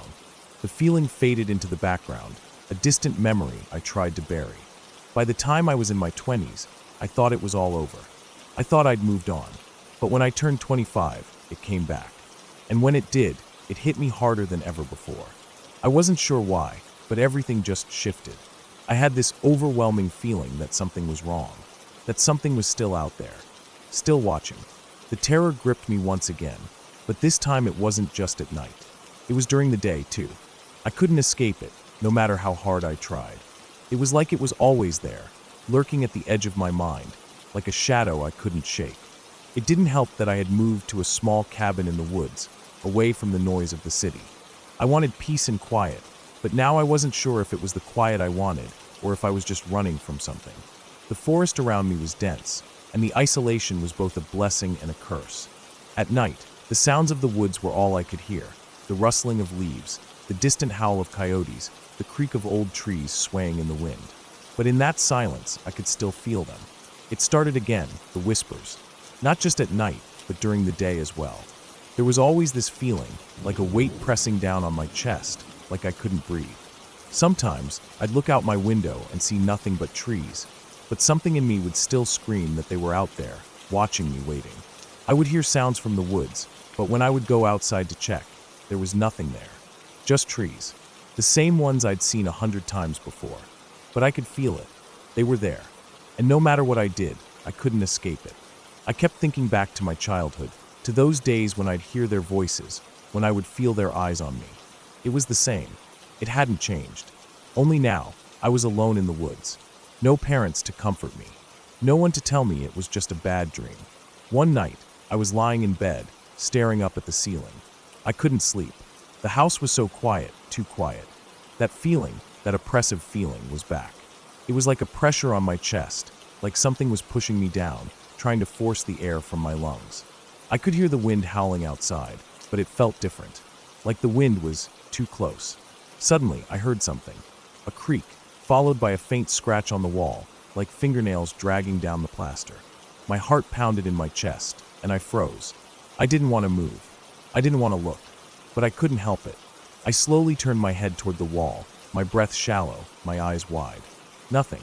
I exhaled, trying to calm myself, but my body wouldn't relax. The fear was still there, gnawing at me. I could feel them, just outside my door, behind the walls, in the air around me. I knew they were watching. I couldn't see them, but I could feel them. I lay there for what felt like hours, the terror growing with every passing minute. I wanted to scream, but I couldn't. I couldn't make a sound. Then, something changed. The air around me felt colder, the silence deeper. It was as though the world had stopped. I felt it, that unmistakable presence moving closer, coming for me. But this time, I wasn't a little kid anymore. I wasn't going to run to my parents' room. I wasn't going to hide. I was alone in the woods, and whatever this thing was, it wasn't just a nightmare. It was real. It was always real. I lay there, staring at the ceiling, and I realized something. Maybe it wasn't them at all. Maybe it wasn't something outside of me.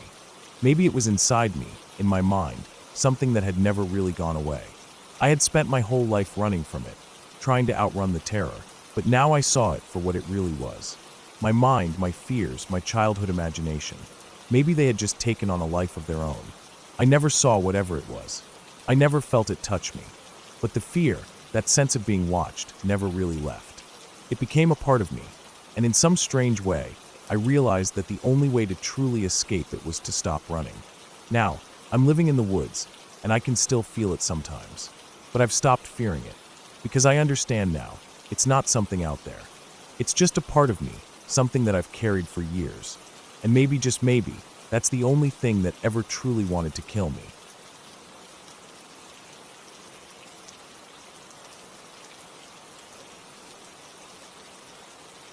When I was about 11 years old, I had this small room to myself at the end of the hallway in our house. It wasn't anything special, just a bed pushed up against the corner near the window, an old wooden cabinet for my clothes, and a small desk I barely used unless I had homework. My bed was a little too narrow, but it was mine. The paint on the walls was slightly chipped in some places, and the door didn't close right unless I kicked it a bit at the bottom. Still, I liked having a space that was mine. It made me feel a bit grown up. That summer, it was hot. I mean, the kind of hot where even if you're lying still, you can feel sweat building up behind your knees, in your armpits, and down your back. We didn't have air conditioning in the house, so the only relief I had was this old standing fan that made this low, rhythmic whirring sound when it was on. I'd gotten used to it over the years, and now I couldn't fall asleep without it. Even the uneven clicking noise it made every few minutes felt familiar. It was one of those nights where the heat feels thicker than air. I had my windows open, hoping some kind of breeze would come in, but nothing helped. I lay on the bed in this spread-out position, arms and legs stretched wide like I was making a snow angel, hoping the air would hit as much skin as possible. I wasn't wearing a shirt, just a pair of thin shorts. I remember how the sheets stuck to me every time I moved even a little. That night, I didn't bother with a blanket. There was no way I'd need one.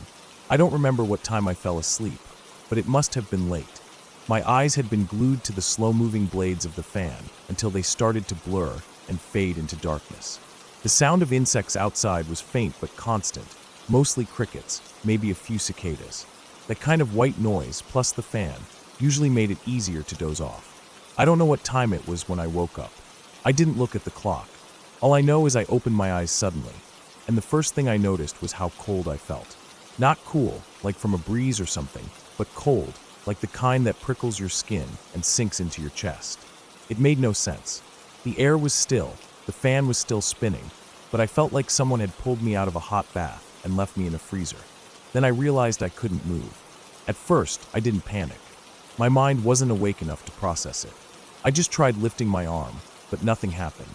I tried shifting my legs, my head, even twitching a finger, nothing. That's when my heart started pounding. Not just fast, wild. I could hear it inside my ears, like someone had stuffed cotton in them, and all I could hear was that thumping sound, fast and uneven. I stared up at the ceiling and felt that familiar fear crawl into me. The kind that starts in your stomach and spreads out into your limbs. I've always been the nervous type. If I heard a strange noise outside or saw something weird on TV, I'd cover my head with a blanket and wait until it went away. But this time, I couldn't even do that. My arms and legs were stuck. I couldn't even turn my head. I was frozen in that exact same spread out position I had fallen asleep in. It felt like something was pushing down on my limbs, holding me flat against the bed. My first instinct was to close my eyes tighter, like I always did. I squeezed them shut, trying to tell myself it was just a dream, or maybe I was just imagining things. But the feeling didn't go away. The pressure on my arms and legs, the pounding in my chest, the cold, everything was still there. Then I did something different. I don't know what came over me. Maybe it was because I was so scared I didn't want to feel like a coward. Maybe it was just curiosity. But I decided to open my eyes and look. It was the worst decision I could have made. My room was dark, with only a little bit of light coming from the street lamp outside. It was enough to make out shapes, the corners of the desk, the pile of clothes on my chair, the edge of the fan still turning. But right above me, crouched or maybe kneeling on the bed, was a black figure. I couldn't see its face. I couldn't even tell if it had one. It wasn't like seeing a person in the shadows. It was more like a hole in the air, just a dense, dark mass where no light touched. It was right over me. I couldn't tell if it was touching me, but the weight on my arms and legs felt like it was. Like it had one hand on each limb, holding me down. My body didn't move, not even a twitch. I tried to scream for my mom, to say anything at all, but nothing came out. My mouth wouldn't open. My chest heaved like I was out of breath, but there was no voice, no sound. I blinked. The figure didn't move.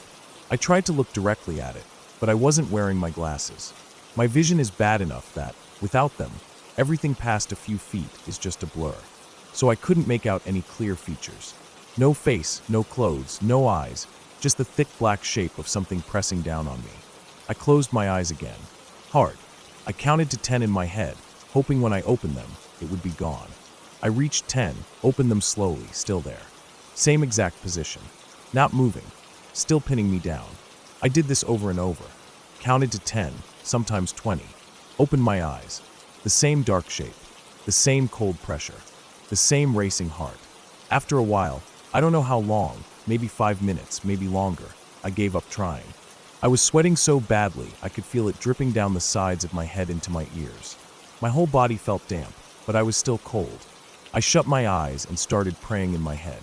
Not loud, not even with words really, just this desperate wish for it to end. I told myself over and over again, this can't be real, this can't be real, please just let me wake up. At some point, I don't know when, the pressure started to fade. I didn't feel it lift. There was no sudden release. It was more like my limbs just gradually became my own again, like feeling returning after they'd been numb. First my fingers, then my toes, then my arms and legs. My chest felt lighter. My mouth could move. I opened my eyes one last time. There was nothing, just the room again. The fan still turning, the window open, the night sounds outside. No figure, no weight, no cold. But I didn't move right away. I stayed frozen for a few minutes, not because I couldn't move, but because I didn't trust it. My heart was still pounding so hard that I thought I might throw up. I finally pulled my limbs in tight and curled into a ball, hugging my pillow like it was the only thing keeping me alive. I didn't sleep again that night. I don't think I even blinked for a long time. I stared at the wall, then the window, then the door. I didn't want to close my eyes again. I was sure that if I did, it would come back. I lay like that for hours, waiting for the sky outside to turn from dark blue to gray, then light orange. I didn't get out of bed until I heard people moving around the house. I waited until the sounds of breakfast, dishes clinking, the fridge opening, told me the day had really started.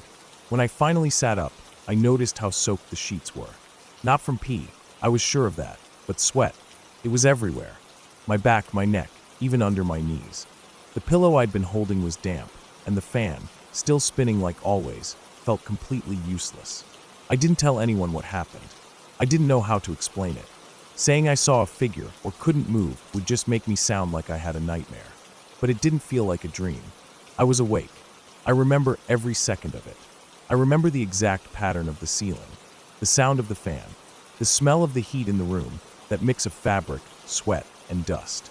I was there. I was awake. For weeks after that, I was scared to sleep in that position again. I'd lie curled up on my side, usually with the light on. I never said anything to my parents, but I started falling asleep in the living room sometimes, pretending I was watching TV. I didn't want to be in that room alone. Not because I thought something supernatural had happened, but because something in my body had gone wrong. Like my brain had betrayed me. It felt more terrifying than a ghost. At least with a ghost, you can tell yourself it's not real. But this came from inside me. Later, I learned about sleep paralysis. I found out that other people had experienced the same thing, being unable to move, feeling a weight on their chest, sometimes seeing shadowy figures. Some even saw the exact kind of dark shape I saw. It helped a little, knowing I wasn't alone, but it also made it worse in a way. If so many people had felt this, then it was real. It wasn't just some weird dream. It didn't happen again after that. Not like that.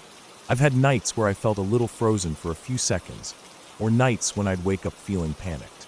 But never like that night. Never with that figure.